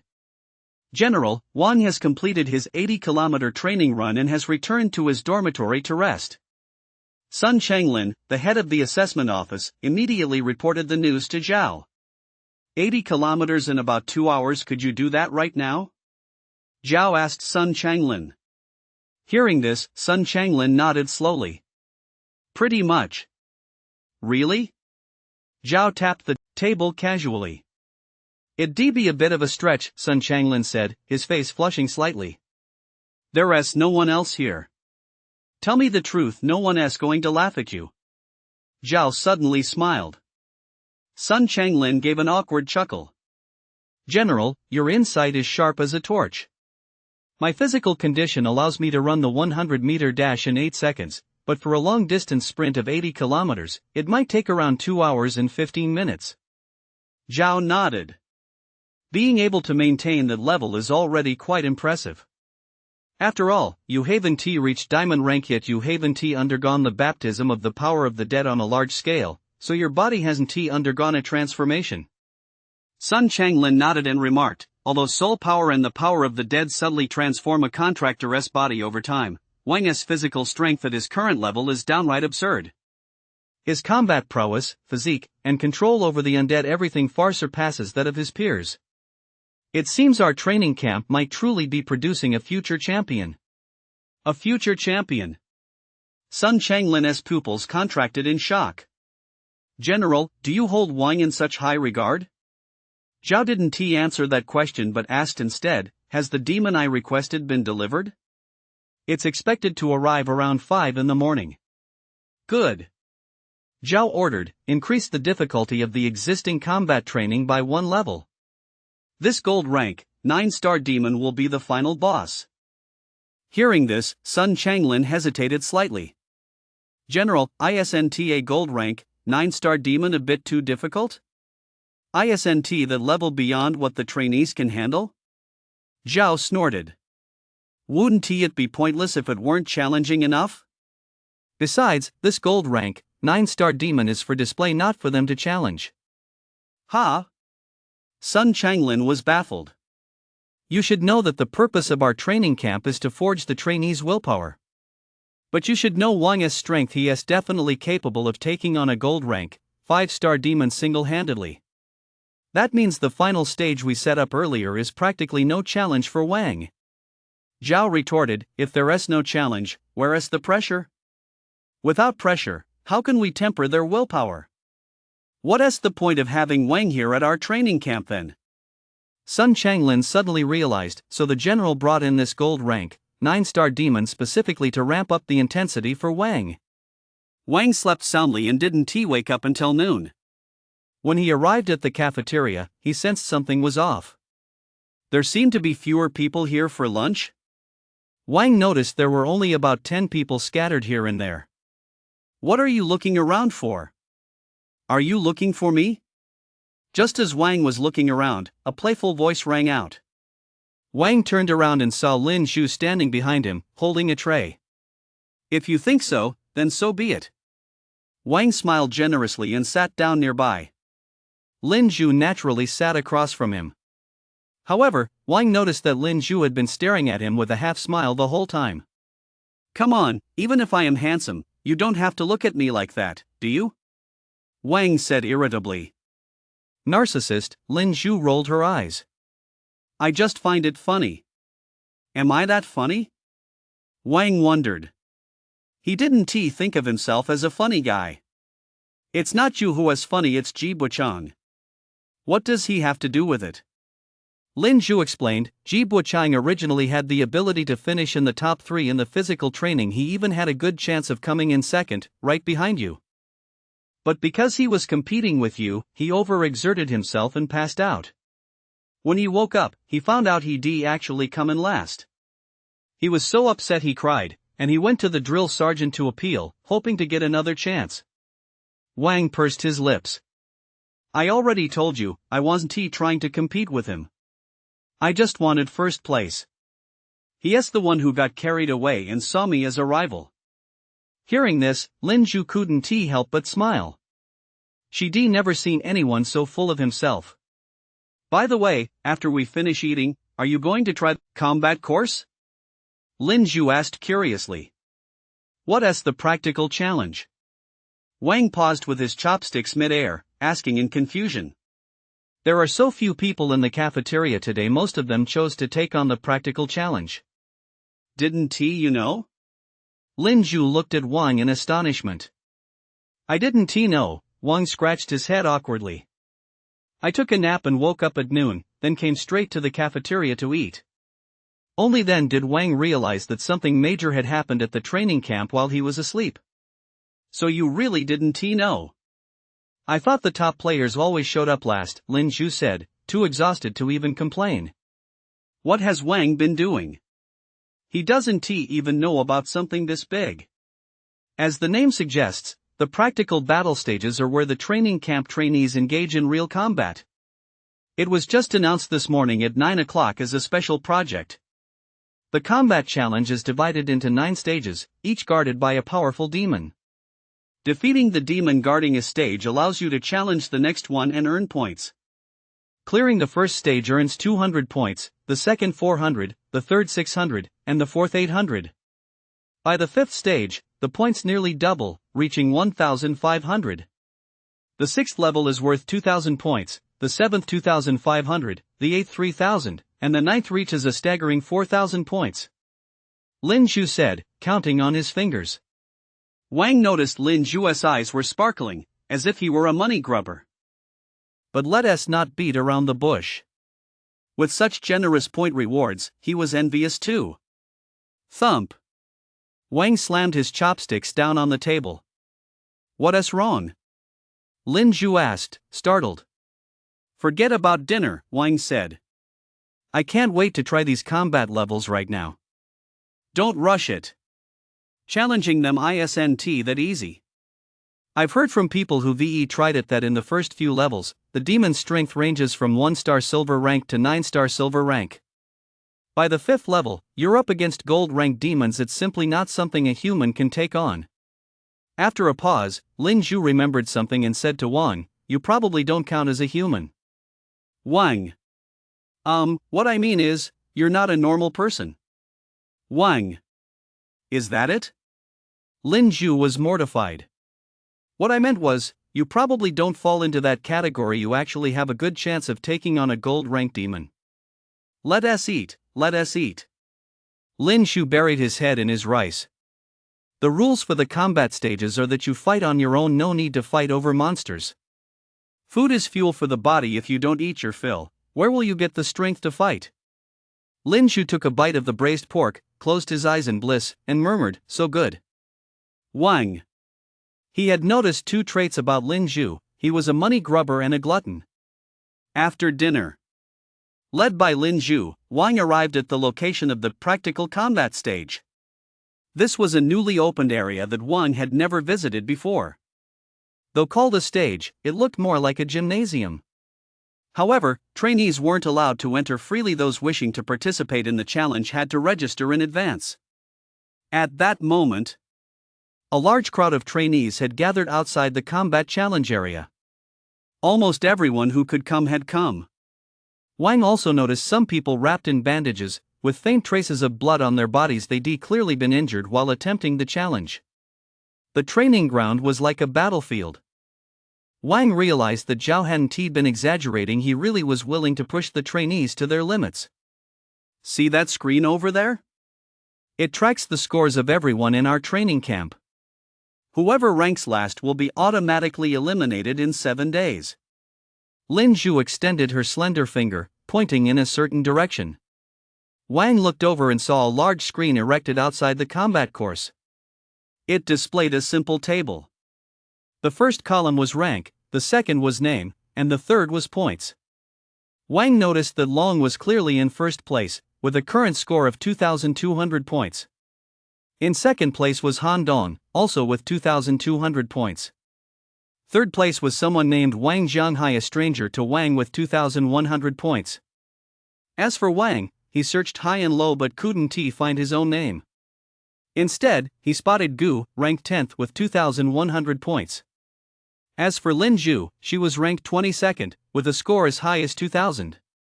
No wonder everyone says the Elite Genius Bootcamp is full of monsters. It's absolutely true. Anyone who makes it to the 5th stage has defeated a 9-star silver rank demon. To possess such strength at such a young age isn't just impressive, it's incredibly strong. Wang didn't look down on others just because of his own strength. Lin Zhu might look delicate and fragile, but her strength was not to be underestimated. Back at the Demon Hunting Guild in Xinjiang, she'd be capable of serving as deputy captain. Surprised? Lin Zhu noticed the change in Wang's expression and chuckled. Couldn't find yourself up there, could you? Did you wake up from a nap to find the sky had fallen? Wang shook his head. So what? Falling behind is only temporary. Once I start tackling the challenges, catching up will be a matter of minutes. Wang didn't know what the 5th stage entailed. But he was very clear on one thing: as long as he cleared the first 4 stages, he could easily reclaim the top spot. Wang, can't you find your ranking anymore? You should look up from the bottom.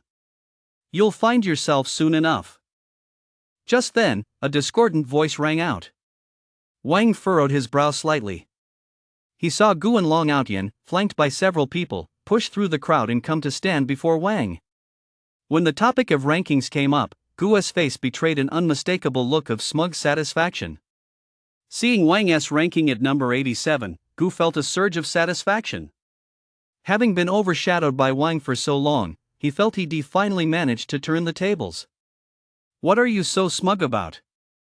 Wang hasn't even attempted the combat stages yet.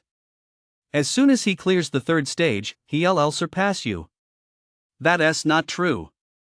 Wang currently has 1,300 points. If he clears the 3rd stage, he'll reclaim the number 1 spot. Before Wang could say a word, Lin Zhu couldn't help but speak up in his defense. Looking at Gu's spoiled brat expression, she got so angry she had to snap back at him first. As soon as those words left her mouth, the smile on Gu's face quickly faded. So what? My cousin is about to make a breakthrough in his strength. Once that happens, his power will skyrocket, and he'll definitely pass the 6th and 7th level assessments. Realizing he couldn't hold his own, Gu immediately brought up Long. What? Lin Zhu's slender body trembled violently. Long is about to break through? After all, a genius like Long, once he breaks through, his strength will skyrocket. By then, many of the instructors at the training camp might not even be a match for him. Would Wang still be able to hold his own against a gold rank Long? Lin Zhu couldn't help but worry for Wang. Wang, gaining a slight advantage at the start means nothing. Only the one who has the last laugh is the true champion. Long chuckled lightly. Do you remember what you said earlier? I think it fits my current state of mind perfectly. I don't view you as an opponent, I'm simply striving for first place. Wang could sense that Long was different from before. He was no longer so frivolous, he had matured considerably. The setbacks he had suffered earlier hadn't crushed Long, instead, they had helped him grow. Moreover, the impending breakthrough in his soul power gave Long even greater confidence in his abilities. Fine, then let us see who has the last laugh, Wang said with a calm smile. It was good that Long had a competitive spirit, that way Wang would have a chance to take him down. If Long had played it safe like a timid turtle, Wang wouldn't have found an opening. Once Long, Gu, and their group had left, Wang felt the time was right. It's about time I took on the challenge. With that, Wang walked straight to the registration desk and signed up. 10 minutes later. At the command of the training camp instructor, Wang entered the obstacle course. Cousin, Wang has gone in, Gu said, watching Wang's retreating figure as he clenched his fists. I saw him, Long replied nonchalantly. Cousin, how many levels do you think Wang can get through? Gu asked in a low voice. Long didn't answer immediately. Instead, he thought carefully about Gu's question. After a moment, Long let out a long breath and said slowly, although Wang and I are sworn enemies, I have to admit that the kid has got some real skills. I've fought him before and found that his physical strength is off the charts. He has probably already reached gold rank. His power is also extraordinary. I estimate his true combat strength is at gold rank. So the first 4 stages shouldn't pose any difficulty for Wang. The boss of the 5th stage is a gold rank demon, though only a 1-star gold rank, but Wang might still be able to defeat it. Ha! Is he really that strong? Gu was stunned. He hadn't expected Long to rate Wang so highly. Do you think Han Dong and I held back when we fought Wang? Long said in a deep voice, we didn't. Wang definitely possesses gold rank combat power. However, at this point, Long's words suddenly trailed off. However what? Gu pressed. However, the 5th stage should already be Wang's limit. Given the training camp's track record, the 6th stage should feature a gold rank, 1-star demon, a demon several times stronger than a gold rank, 1-star demon. Long continued, moreover, demons aren't just physically powerful, they also wield magic. Wang may be strong and have high defense, but a single weakness spell or defense lowering spell would take him out. Facing such a powerful demon, he'd be at its mercy. That's why I'm certain he'll be stopped at the 6th stage. After a moment of silence, Gu nodded. The 6th stage, huh? That's not entirely unacceptable. After all, this outcome was certainly better than saying Wang had cleared the entire game in one go, wasn't it? Young Master Long, if you break through to gold rank, how many stages do you think you could clear? At that moment, someone standing near Long asked curiously. Long smiled arrogantly. Up to the 8th stage, I fear nothing. 8 levels? According to speculation, the demon in the 7th level is very likely a 5-star diamond rank. Will young Master Long be able to stand up to such a powerful entity as soon as he breaks through? Note that young Master Long said he'd stop before the 8th level, that means he'll clear the 7th level as well. In other words, his strength will surpass 5-star gold rank. Whoa, that's amazing. Young Master Long, please accept my humble submission. The crowd surrounding Long Outyan alternated between gasps of awe and fawning flattery. Meanwhile, Wang had already entered the stage. Though called a stage, it resembled a stadium more surrounded on 3 sides by high walls, with a massive black iron gate looming directly in front of Wang. The gate was closed, and Wang had no idea what lay beyond it. However, he could faintly hear angry roars. Trainee's name. At that moment, a voice echoed through the vast space, verifying Wang's identity. Wang replied. Identification confirmed. Please stand in the center of the arena and fuse with the undead. Identified just by hearing a voice? Wang moved to the center of the arena as instructed, then fused with the progenitor zombie. Boom! Power surged through his entire body once more, bringing a knowing smile to Wang's face. 10-second countdown. The battle begins in 10 seconds. 10, 9, 8, 7, 6, 5, 4, 3, 2, 1. As the word 1 echoed, the tightly sealed iron gate burst open with a thunderous crash. Immediately, Wang saw a black figure standing about 5 meters tall charge out like a runaway truck. Fierce, sharp horns, razor-sharp fangs, and pitch-black scales, this was indeed a silver-rank brute demon. Boom, boom, boom. With every step the brute demon took, the ground trembled. If an ordinary person had been standing there, they would likely have been shaken to the point of staggering. But Wang was no ordinary person. Facing the ferocious brute demon, he stepped forward with his right foot and, like an arrow leaving the bowstring, launched a preemptive strike. Boom! In the next instant, Wang's right fist slammed viciously into the brute demon's skull. Crack! The brute demon's head spun a full 360 degrees. You have defeated a silver rank 1-star brute demon and gained 100 soul power. Kill confirmed. Wang immediately received the feedback, causing his soul power to increase and bringing him 1 step closer to silver rank. I'm really not far from breaking through to silver rank, Wang thought to himself. Wang, you've cleared the 1st stage. Do you wish to proceed to the 2nd stage? The brute demon was instantly killed by Wang's single punch, and immediately 5 or 6 skeleton warriors entered the arena, carrying the brute demon away. At the same time, a voice rang out. Continue. Wang answered without hesitation. He wanted to see where his limits lay and if possible, he would clear the entire game.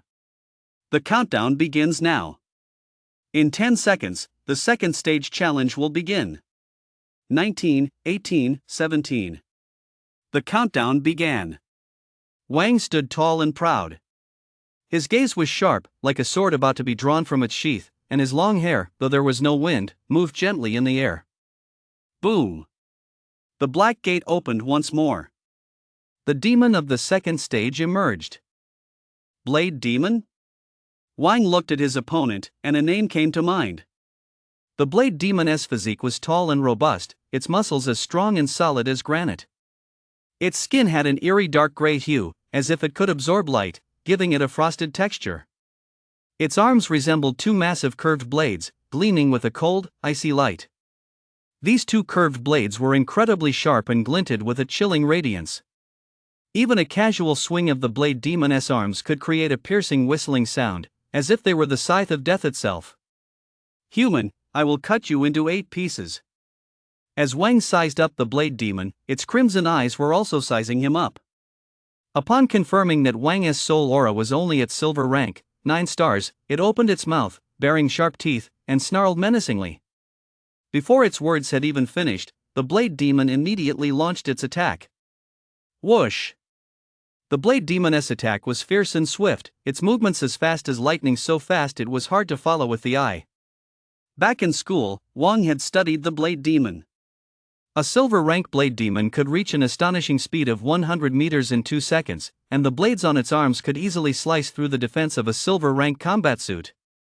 Even silver rank weapons couldn't withstand more than a few exchanges against the Blade Demon's arms. Among demons, the Blade Demon's offensive power was by no means weak. However, now that he was facing it head-on, Wang discovered that the Blade Demon was not only fast and had razor-sharp arms, but also possessed astonishing strength. With every step, the Blade Demon left deep footprints on the ground. Swish, swish, swish. The Blade Demon was also highly experienced in combat. Fearing that Wang might anticipate its attacks, it constantly shifted its position, making its movements impossible to track. Yet, in the face of the Blade Demon's ferocious assault, Wang remained remarkably composed. His gaze was as calm as water, without a trace of panic. When the Blade Demon charged at him with lightning speed, Wang simply sidestepped lightly, effortlessly evading the attack. His movements were light and graceful. How is this possible? The Blade Demon was taken aback. A strike he put so much effort into, one he was certain would land, had been dodged so effortlessly? However, Wang seized this opening and launched a counterattack without hesitation. His speed was equally astonishing. His fist, like a bolt of lightning, slammed viciously into the Blade Demon. The punch carried immense force, sending the Blade Demon flying through the air. The Blade Demon somersaulted several times in midair before crashing heavily to the ground. Wang gave the Blade Demon no chance to catch his breath. He rushed forward swiftly and delivered another backhand strike. This blow was even more devastating. It struck the Blade Demon squarely in the heart, piercing straight through his chest and shattering his heart. Ah! The Blade Demon let out a piercing scream, thrashed about a few times, and then lay still.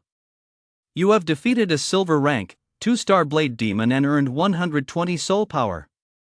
Wang withdrew his fist, wiped the blood off the Blade Demon's body, stood up straight, and retreated more than 10 meters away, waiting for the staff to clean up the battlefield. From start to finish, there was not a trace of smugness on his face, only calm and composure. He knew this was only the beginning. Even stronger enemies lay ahead. Challenge for Stage 2 successful. Do you wish to proceed to Stage 3? The instructor's voice rang out again, but Wang detected a slight tremor in it. It was as if the instructor had been stunned by his performance. Proceed. Wang replied with his usual detachment. 10-second countdown begins. 19, 18, 17, 16, 15, 14, 13, 12, 11, 10. The instructor cut to the chase and began the countdown immediately. This time, even before the iron door opened, Wang felt the temperature in the arena rise sharply. It might be a fire-based demon. Wang surmised silently. Soon, the countdown ended. The iron door swung open. Wang caught sight of the demon in the third stage. This demon was only about the size of a normal human, with a very peculiar appearance. Its body took on a human form, but it had no skin, only a layer of burning flames, resembling a flaming skeleton. The flames surrounding it glowed an eerie red, like fresh blood. Their temperature was so high that they could instantly melt even the hardest alloys. Around the flame demon, the air itself was distorted by the heat, and the entire stage felt like a gigantic furnace. Flame demon. Wang recognized this demon's identity as well. It had to be said that the training camp had really gone all out in this regard. Every single demon possessed strength far surpassing that of its peers. However, Wang was not intimidated by the flame demon's aura. He had only one thought in his mind: to slay the demon. Boom! Unlike the blade demon, the flame demon did not launch a reckless, proactive attack. It was steady and composed. Upon stepping through the iron gate, it immediately unleashed a powerful surge of flame energy, instantly turning the area within 100 meters of it into a sea of fire. This was its innate ability, the flame domain. The flames blazed fiercely, crackling and popping. The sea of fire boiled, causing the temperature in the arena to rise sharply. It was hard to even breathe. Moreover, the flames were so intense they could easily melt alloys. A silver rank combat suit, if thrown into that sea of fire, would be reduced to ashes in just a few breaths. According to the fire demon's plan, once the flame domain was activated, it would close in on Wang, restrict his movement, and then burn him to death. But in the very next moment, Wang did something that left the fire demon stunned. Wang actually walked straight into the sea of fire. Wang did so without a moment's hesitation, with unwavering resolve. Is this human crazy? Who gave him the courage to do something so reckless? Even when that gold rank contractor captured me, he had to summon a necromancer skilled in ice magic to suppress the flame domain before he could succeed. The flame demon was somewhat bewildered. Wang possessed no ice magic. In fact, from his appearance, the flame demon could tell that the spirit form Wang had taken was nothing more than a low-level zombie. But how dare he? The moment Wang stepped into the sea of fire, the surrounding flames, like loyal guards sensing an intruder, rushed toward him. The raging inferno instantly engulfed Wang, making it impossible to make out his figure. That kid is so reckless. The flame demon's fire isn't ordinary. It reaches astonishingly high temperatures. Walking into it willingly isn't that asking for death? In the monitoring room, a middle-aged instructor in uniform wore a grave expression. His sole power was gold rank, 2 stars, yet even he wouldn't dare let the flame demon's flames engulf and burn him. The middle-aged officer turned to Sun Changlin beside him and couldn't help but say, "Director, this young man shows great promise. If we don't stop him, there's a good chance the flame demon will cripple him. Do you remember how you ended up here?" Sun Changlin didn't answer his question but asked one of his own. The middle-aged instructor paused for a moment before answering earnestly, "Originally, I wasn't selected to be an instructor at the training camp. I heard that an instructor had suffered an unexpected injury and had no choice but to withdraw from the camp. As a result, the instructor position was passed down to the next person on the list, which brought me into the role." Sun Changlin nodded. "That's right. You're very honest." The middle-aged instructor was taken aback. He didn't understand what this question had to do with whether or not to save Wang. The middle-aged instructor couldn't help but remind him, "Director, what about Wang?" "Don't worry about it." Sun Changlin waved his hand dismissively. "What?" Such a promising prospect, the middle-aged instructor felt it was a great pity. "Huh, are you worried about him?" Sun Changlin smiled meaningfully. "I just think Wang has tremendous potential, and the purpose of our training camp is to uncover talent and cultivate future pillars of Great Xia." "You're right. I haven't forgotten my mission either, but..." After a pause, Sun Changlin said, "You don't need to worry about that kid. Even if something happens to you, he'll be fine." "What? I'm gold rank, you know." The middle-aged instructor was taken aback. "Gold rank doesn't mean a damn thing." Sun Changlin curled his lip. Do you know why I asked how you ended up at this training camp? Because the instructor who had that accident was the one Wang beat up and sent to the hospital. Ha! The middle-aged instructor was stunned. He had never even imagined something like this could happen. Wang is only bronze rank, while the instructors are all gold rank. But he defeated a gold rank. I've seen countless geniuses, but this is the first time I've seen something this outrageous. Sun Changlin couldn't help but exclaim. Suddenly, he pointed at the monitor. It's time to witness a miracle. Hearing this, the middle-aged instructor turned his gaze back to the monitor. He saw Wang's figure break through the flames and appear right in front of the fire demon. Just like a god reborn from the flames. The fire demon watched as Wang passed through the sea of fire completely unscathed, and its eyes flashed with surprise and rage. It opened its mouth, let out an angry roar, and then lunged at Wang. At the same time, the raging power of the flames coalesced into a blazing long sword, which it gripped in its hand, radiating fierce momentum. But as Wang watched the fire demon lunge toward him, there was not a trace of panic in his eyes. He appeared calm and composed. The moment the fire demon closed in on him, Wang reached out his hand. His movement was light and graceful, as if he were caressing a delicate flower. Yet his hand contained immense power as he seized the fire demon's neck. The fire demon let out a piercing scream, its body thrashing violently in Wang's grip. But Wang's hand was like an iron vice, clamping down tightly on the fire demon's neck and rendering it unable to move.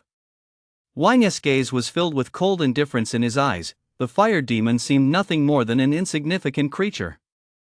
Wang applied a slight amount of force, and with a crisp snap, he snapped the fire demon's neck. The fire demon's body instantly went limp and collapsed to the ground. The flames on its body gradually died out, like a candle that had burned to the wick. Defeated a silver rank 6-star fire demon, earned 160 points. Is that it? In the monitoring room, the middle-aged instructor was stunned. What else could it be? Sun Changlin retorted. Stage 3 cleared. Continue? Continue. The ethereal voice sounded again, and Wang answered with the same certainty. But this time, the moment his opponent appeared, the temperature in the arena instantly dropped by more than 10 degrees. Silver rank, 9-star, the Frost Demon. Unlike the Fire Demon, the Frost Demon stood a full 3 meters tall, with thick, powerful limbs resembling massive icicles. Sharp ice claws grew from its arms, each as sharp as a blade. The Frost Demon trailed a long icy tail behind it, like a flexible whip. The Frost Demon's body was also covered in a layer of crystal-clear ice armor, resembling an indestructible fortress. This layer of ice armor shimmered with a ghostly blue glow. Each piece had sharp edges capable of effortlessly slicing through anything that came near it.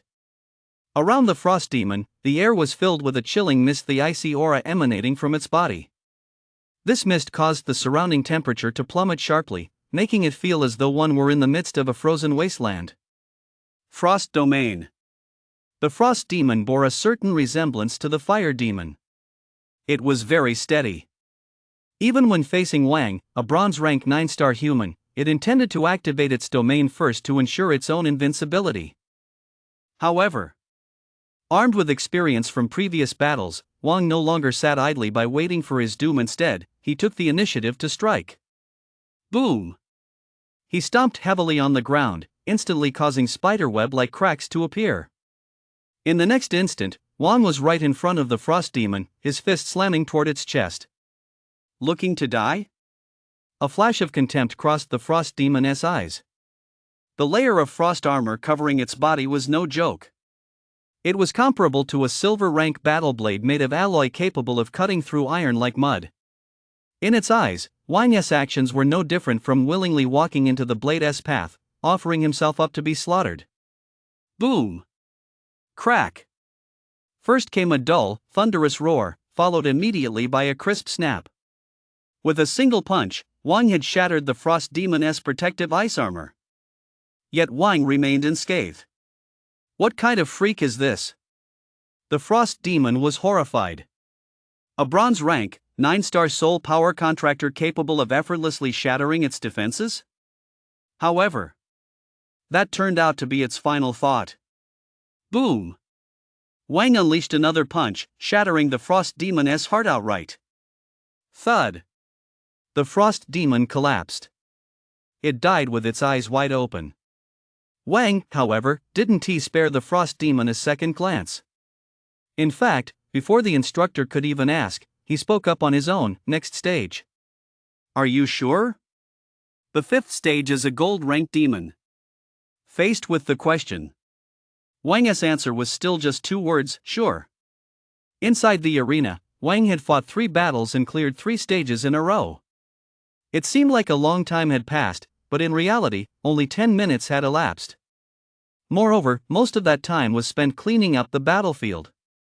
Wang had settled nearly every battle within 10 seconds. Cousin, Wang has been in there for a while now. Do you think he has cleared which stage by now? Gu couldn't help but ask. Long thought it over carefully and replied solemnly, based on my experience, he has most likely cleared the 2nd stage and is now challenging the 3rd. Of course, there is also a possibility he is challenging the 4th stage. However, that possibility is very slim. That impressive? Gu hadn't expected Long to rate Wang so highly. After all, it had taken him a tremendous amount of effort just to clear the 3rd stage, and by the time he reached the 4th, he deplayed all his trump cards.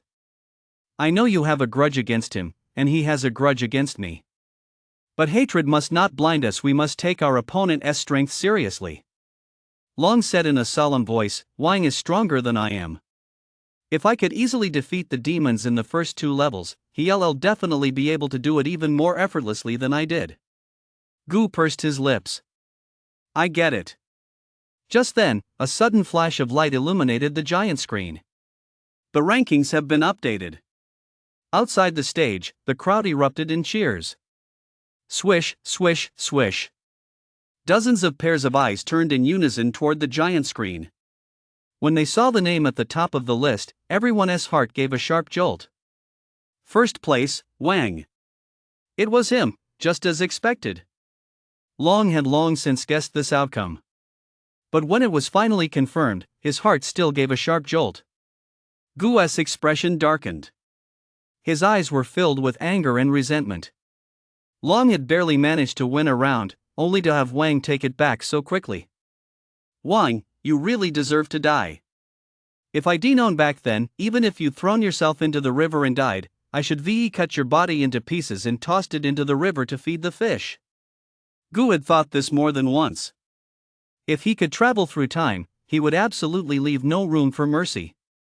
The next moment, the points behind the rankings were also updated. Points, 3,300. What? 3,003?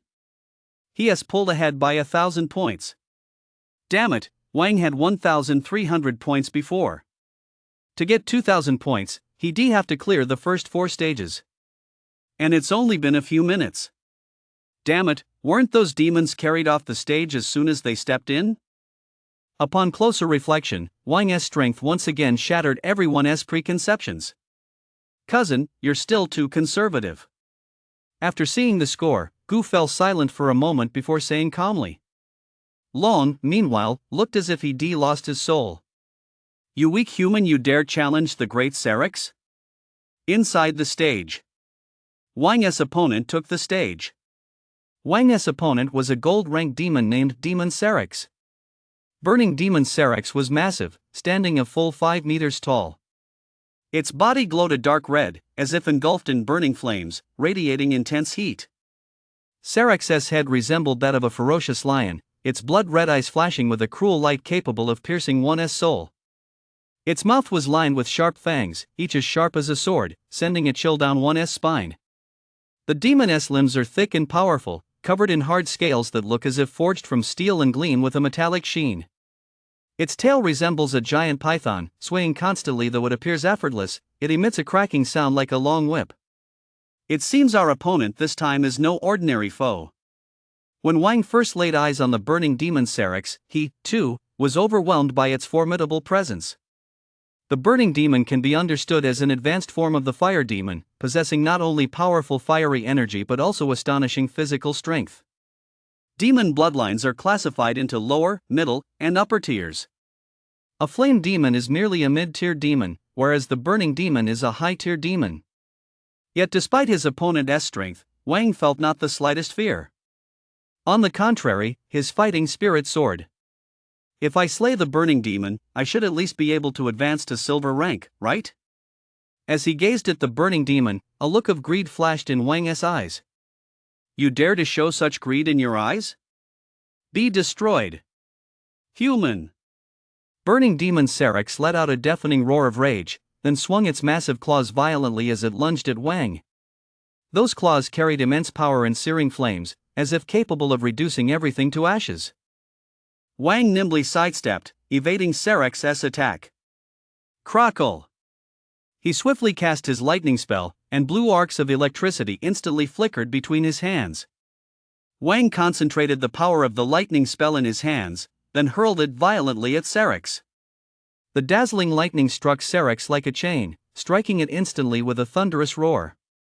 Struck by the lightning, Serex's skin was instantly torn open, and it roared furiously. Wang's attack did not cause it to cower or retreat. Instead, it only fueled its ferocity. The flames on its body blazed even more fiercely, instantly engulfing the entire arena. I'll tear you into a million pieces. Serex launched another attack, opening its gaping maw to spew a stream of searing flame. The flame, like a giant dragon, lunged toward Wang. Seeing this, Wang focused his energy, pushing the power of his lightning magic to its absolute limit.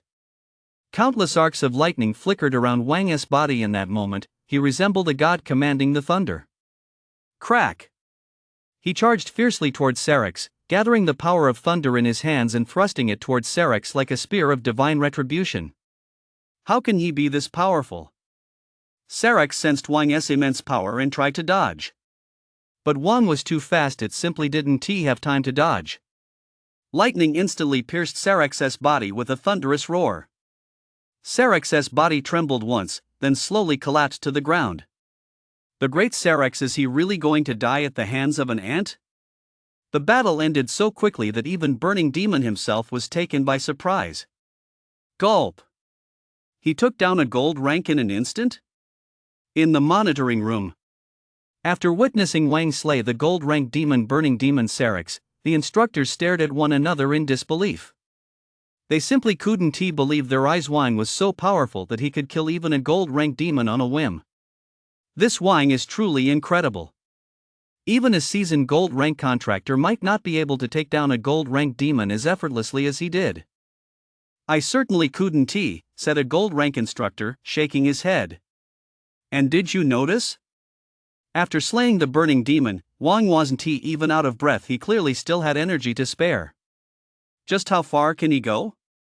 Many gold rank contractors were thinking that if they were facing such an attack, they might not be able to handle it so easily.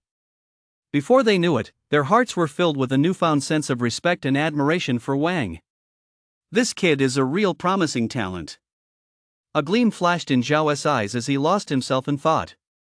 Defeated a gold rank 1-star burning demon, gained 11,000 soul power points. The notification sounded. Wang's soul power began to surge.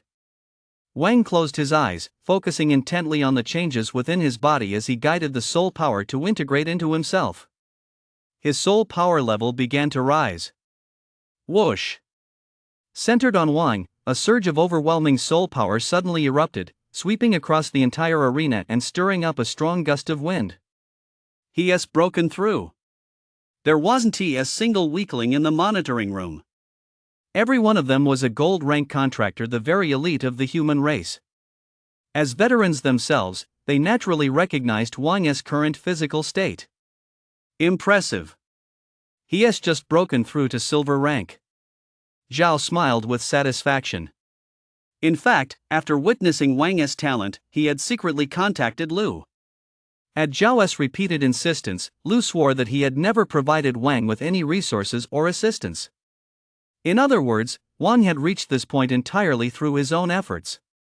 Furthermore, Zhao knew something else crucial: Wang had only recently completed his contract.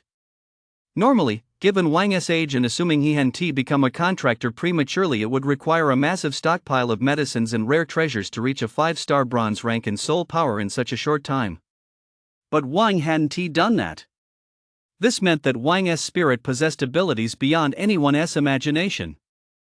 He struck gold. Zhao felt elated inside. Wait, something's off with this kid.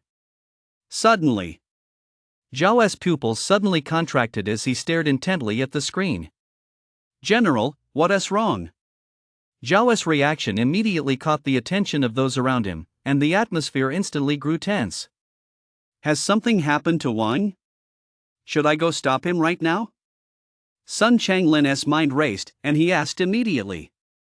Don't do anything rash. Zhao immediately waved his hand to stop them. That kid's doing just fine right now. I really didn't expect him to break through consecutively. What do you mean, break through consecutively? Hearing this, everyone froze for a moment, then turned pale with shock. Through the monitor, they saw a surge of overwhelming soul power erupt from Wang's body once again, kicking up a cloud of dust. He actually reached silver rank, 2 stars in one go? That's outrageous. I've lived for decades and have never seen anything like this. Silver rank, 2 stars? Inside the trial chamber, Wang slowly opened his eyes. Feeling the soul power surging through his body, a smile involuntarily spread across his lips. Silver rank, 2 stars. Don't be fooled by the fact that there are only 3 ranks between bronze rank, 9 stars, and silver rank, 2 stars. Those 3 small ranks represent a world of difference. Wang's soul power was now at least 2 or 3 times stronger than before. With his soul power growing stronger, he could channel more lightning, causing his combat power to skyrocket.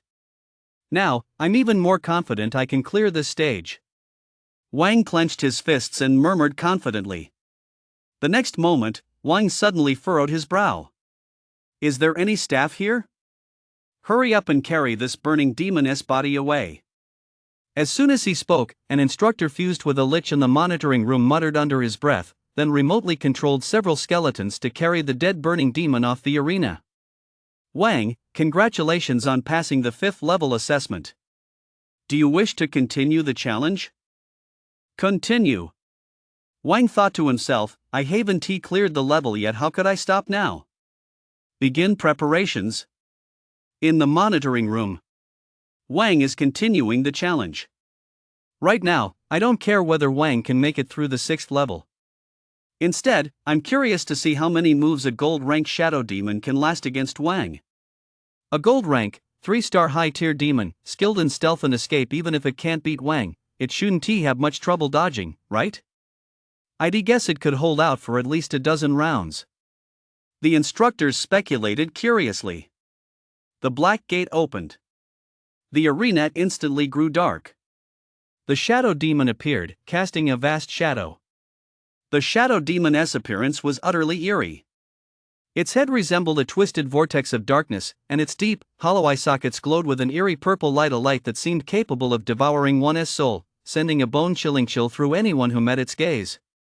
Shadow demon's limbs were long and slender, like tentacles, capable of stretching and twisting at will.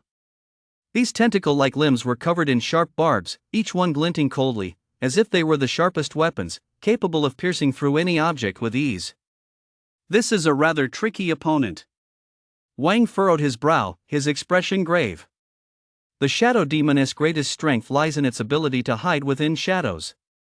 It can blend seamlessly with the surrounding shadows, making its presence nearly impossible to detect. Whether it's the shadow of an object or the shadows cast by the ground, they all serve as hiding places for it. When concealed within shadows, it's as if it has vanished, emitting no aura or sound, making it impossible to guard against. It can move freely through shadows, appearing instantly beside an enemy to launch a surprise attack. This ability makes the shadow demon an extremely dangerous opponent, granting it the power to defeat foes of a higher tier. I smell Syrinx on you. Did you kill Syrinx? Shadow demon asked Wang in a hoarse voice. Wang was taken aback. He hadn't expected shadow demon's sense of smell to be so keen. You're not speaking, is that a preset response? It seems I'll have to give it my all to deal with you. As soon as Shadow Demon's voice faded, he vanished from where he stood, blending into the surrounding shadows.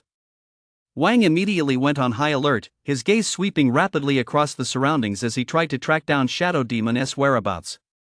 However, Shadow Demon was exceptionally well hidden, leaving not a single trace behind. Suddenly, Wang sensed a powerful force surging toward him from behind. He swiftly sidestepped, just as a black tentacle swept past the spot where he had been standing, creating a sharp whistling sound. Crack! The tentacle lashed out like a long whip, leaving a deep gash in the ground. But seeing that his first strike had missed, the Shadow Demon immediately vanished back into the shadows, preparing to launch his next attack. How eerie! Wang knew he had to find a way to locate the Shadow Demon's south hiding place, otherwise, he would remain on the defensive. He closed his eyes and concentrated, sensing the aura and energy fluctuations around him. But he found nothing. The Shadow Demon's innate ability wasn't that easy to counter. Unless the Shadow Demon initiated an attack, Wang would have a hard time detecting it at all. In that case, go ahead and attack. After a moment's thought, Wang came up with a countermeasure. He would use himself as bait to lure the Shadow Demon into attacking. The moment the Shadow Demon launched its attack would be his moment to strike back. Victory or defeat would be decided in the blink of an eye. Boom! The next instant, as if sensing something, Wang punched out at the empty space in front of him. Naturally, his fist struck nothing. It must be right here. Wang's gaze shifted, and he kicked out, sending a piercing whistle through the air. Unsurprisingly, that kick also missed its mark. In fact, because he put too much force into it, Wang realized his center of gravity had shifted, and he was beginning to lose his balance. Whoosh! Just then, a pitch-black tentacle appeared, lashing out like a whip and striking Wang viciously on the back of the head. A powerful wave of darkness surged toward him, and a nightmarish figure slowly materialized. It was the Shadow Demon, its form resembling a giant octopus, exuding a chilling aura of evil. The Shadow Demon's massive body writhed as its tentacles lashed through the air like long whips, producing a heart-stopping whistling sound. The tentacles moved with blinding speed, leaving a blurry black shadow in the air as they aimed to deliver a fatal blow to Wang. However, Wang seemed completely oblivious. Crack! The tentacle lashed viciously against the back of Wang's head, producing a deep, muffled thud. But to the Shadow Demon's astonishment, Wang emerged unscathed. What's more, not even a single strand of hair was out of place. The Shadow Demon was stunned. It had never imagined that its attack would have absolutely no effect on Wang. After all, its attacks were incredibly fierce. They could shatter even a standard gold-rank combat suit in an instant. My chance has come. After withstanding the Shadow Demon's attack, Wang reacted swiftly. His hand shot out like lightning, grabbing hold of the Shadow Demon's tentacle. The tentacle thrashed violently in his grip, but Wang's immense strength held it fast, preventing the Shadow Demon from breaking free. A cold smile spread across Wang's face. Now it's my turn to attack. You despicable human! Only then did the Shadow Demon realize it had fallen into a trap. It roared furiously, trying to break free from Wang's grip, but to no avail. Meanwhile, Wang launched his attack while still holding the tentacle in one hand. His fists slammed into the Shadow Demon like shooting stars, each punch packed with immense power. The Shadow Demon was forced into retreat, its body trembling uncontrollably. Clearly, Wang's punches were no joke. Despicable! Despicable! Despicable! The Shadow Demon raged incessantly. It knew full well that continuing like this would lead to nothing good. It had to find a way to break free from Wang's attacks, or it would face certain destruction. But Wang's strength was simply too great. Its tentacle was clamped so tightly that it couldn't break free. If I can't break free, then I'll just cut it off. So, the Shadow Demon made a difficult decision. It chose to sever its own tentacle. With a thunderous crash, the Shadow Demon violently tore its tentacle clean off. A massive surge of dark energy gushed from the severed end, instantly engulfing Wang. Enjoy the gift I'm giving you. Shadow Demon let out a maniacal laugh. This dark mist had a debilitating effect, causing strength, speed, and even defense to diminish. Oh no! As soon as Wang was engulfed by the dark aura, he immediately sensed changes in his body. His strength was rapidly waning, his speed was slowing, and all his physical functions were weakening. Wang even felt his defense diminishing. Getting cocky, are you? Weren't you so brave just a moment ago? Seeing this, the shadow demon was overjoyed. It believed it had finally found its chance for a killing blow. It immediately launched an all-out attack. The shadow demon's tentacles began to dance once more. This time, the tips of the tentacles flickered with a black glow as they shot toward Wang like sharp arrows so fast that they were nearly impossible to dodge. Clink, clink, clink, clink. In an instant, several tentacles pierced Wang's body almost simultaneously. However, much to the shadow demon's disappointment, the scene it had imagined, flesh torn open and blood spilling everywhere, did not materialize. Although Wang's physical defenses had been weakened, the shadow demon's attacks still failed to break through his defenses. How is this possible? How is this even possible? The shadow demon couldn't fathom why this human, with only a 2-star silver rank soul power, could possess such terrifying defensive capabilities. He is not even human, for fuck's sake. What kind of undead creature could be this freaky? Boom! Just as the shadow demon was reeling in shock, a powerful, massive hand pierced its chest and, with a crunch, crushed its heart. Thud! The shadow demon collapsed lifelessly to the ground. Killed a gold rank, 3-star shadow demon gained 1,300 soul power points. Looking at the shadow demon's corpse, Wang said calmly, "Your weakening magic is impressive. If it were 10 times stronger, it might have actually hurt me." As soon as the words left his mouth, the soul power within Wang's body began to surge once more. Whoa! The shadow demon's dead too?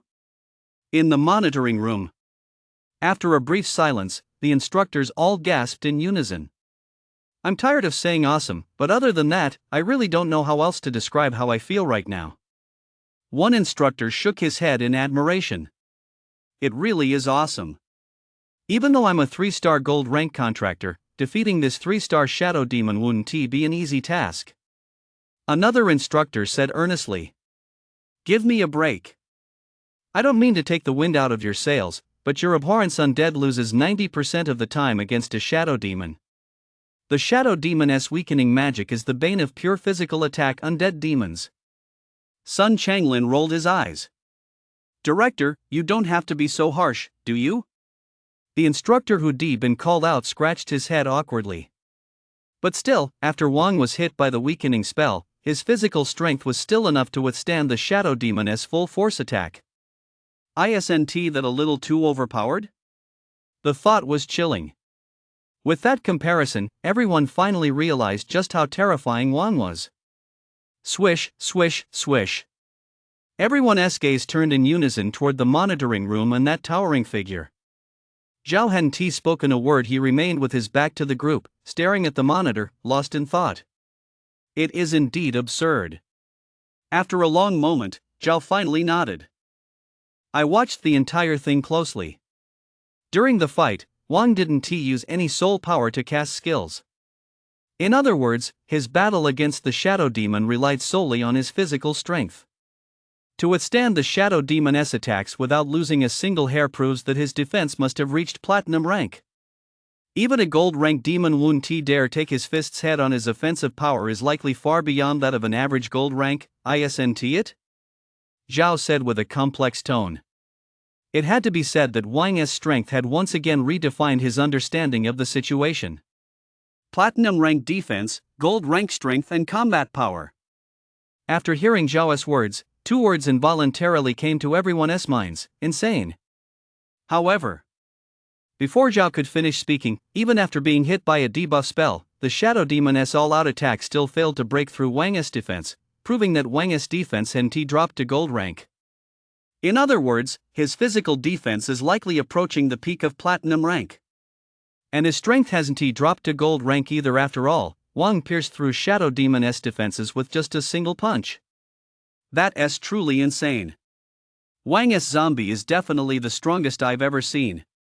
In the monitoring room, everyone was left speechless. That's right. Wang's zombie is indeed unbelievably strong. Anyone who thinks his zombie is just an ordinary C-grade one is sorely mistaken. In fact, Wang's zombie is the strongest zombie type undead we've seen so far.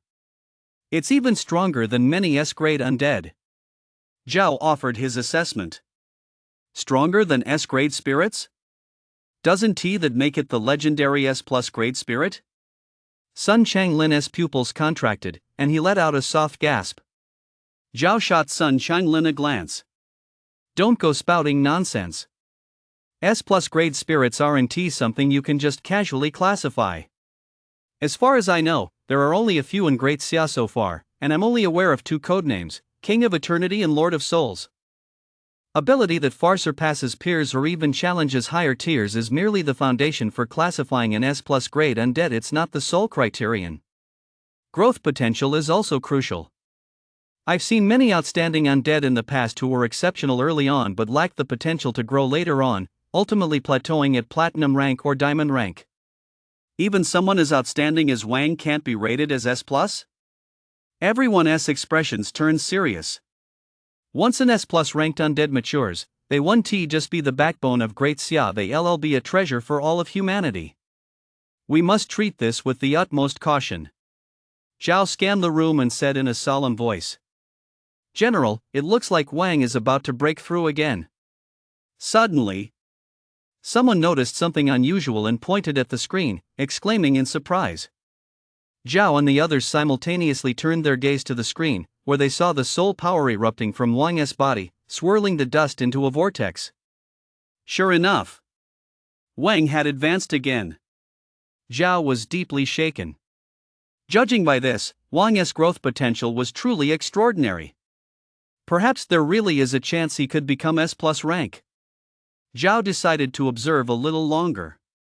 If Wang continued to demonstrate such rapid growth, he would report Wang's information and let those old-timers evaluate him. Outside the stage. He has already cleared the 4th stage. Why hasn't Wang come out yet? He isn't still challenging it, is he? Gu's eyes were fixed on the direction of the stage, filled with impatience and panic. He was genuinely afraid that Wang would keep challenging the levels indefinitely. I've said it before, Wang possesses gold rank combat power. If he is careful and cautious, clearing the 6th level shouldn't be too much of a problem. Standing beside Gu, Long remained calm and composed. Cousin, I really don't want him to clear the 6th level. Hearing Long's words, Gu's face was filled with reluctance. It's like XX, if you can't fight it, you just have to accept it. But, as I've said, the 6th stage is already his limit. Besides, it won't be long before I break through to gold rank. By then, I'll shatter Wang's record, leave him far behind, and he won't even be able to see my back. As he spoke, Long puffed out his chest, a look of pride on his face. You're the one, cousin.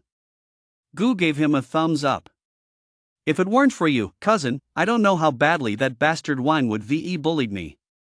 Once we leave the training camp, I'll definitely tell my mom about all the help you've given me here, and I'll make sure to repay you properly. Tianyuan, we're family, no need for formalities. Forget about repaying me. As your cousin, how could I possibly stand by and watch you get bullied? Long said earnestly. Cousin, you're right. Gu was deeply moved. However, before Gu could fully process his emotions, he heard Long say, but I do need some rare treasures and potions to quickly boost my soul power. It would be even better if there were medicines that could raise the rank of undead. Ha, I got all emotional for nothing. Gu grumbled to himself.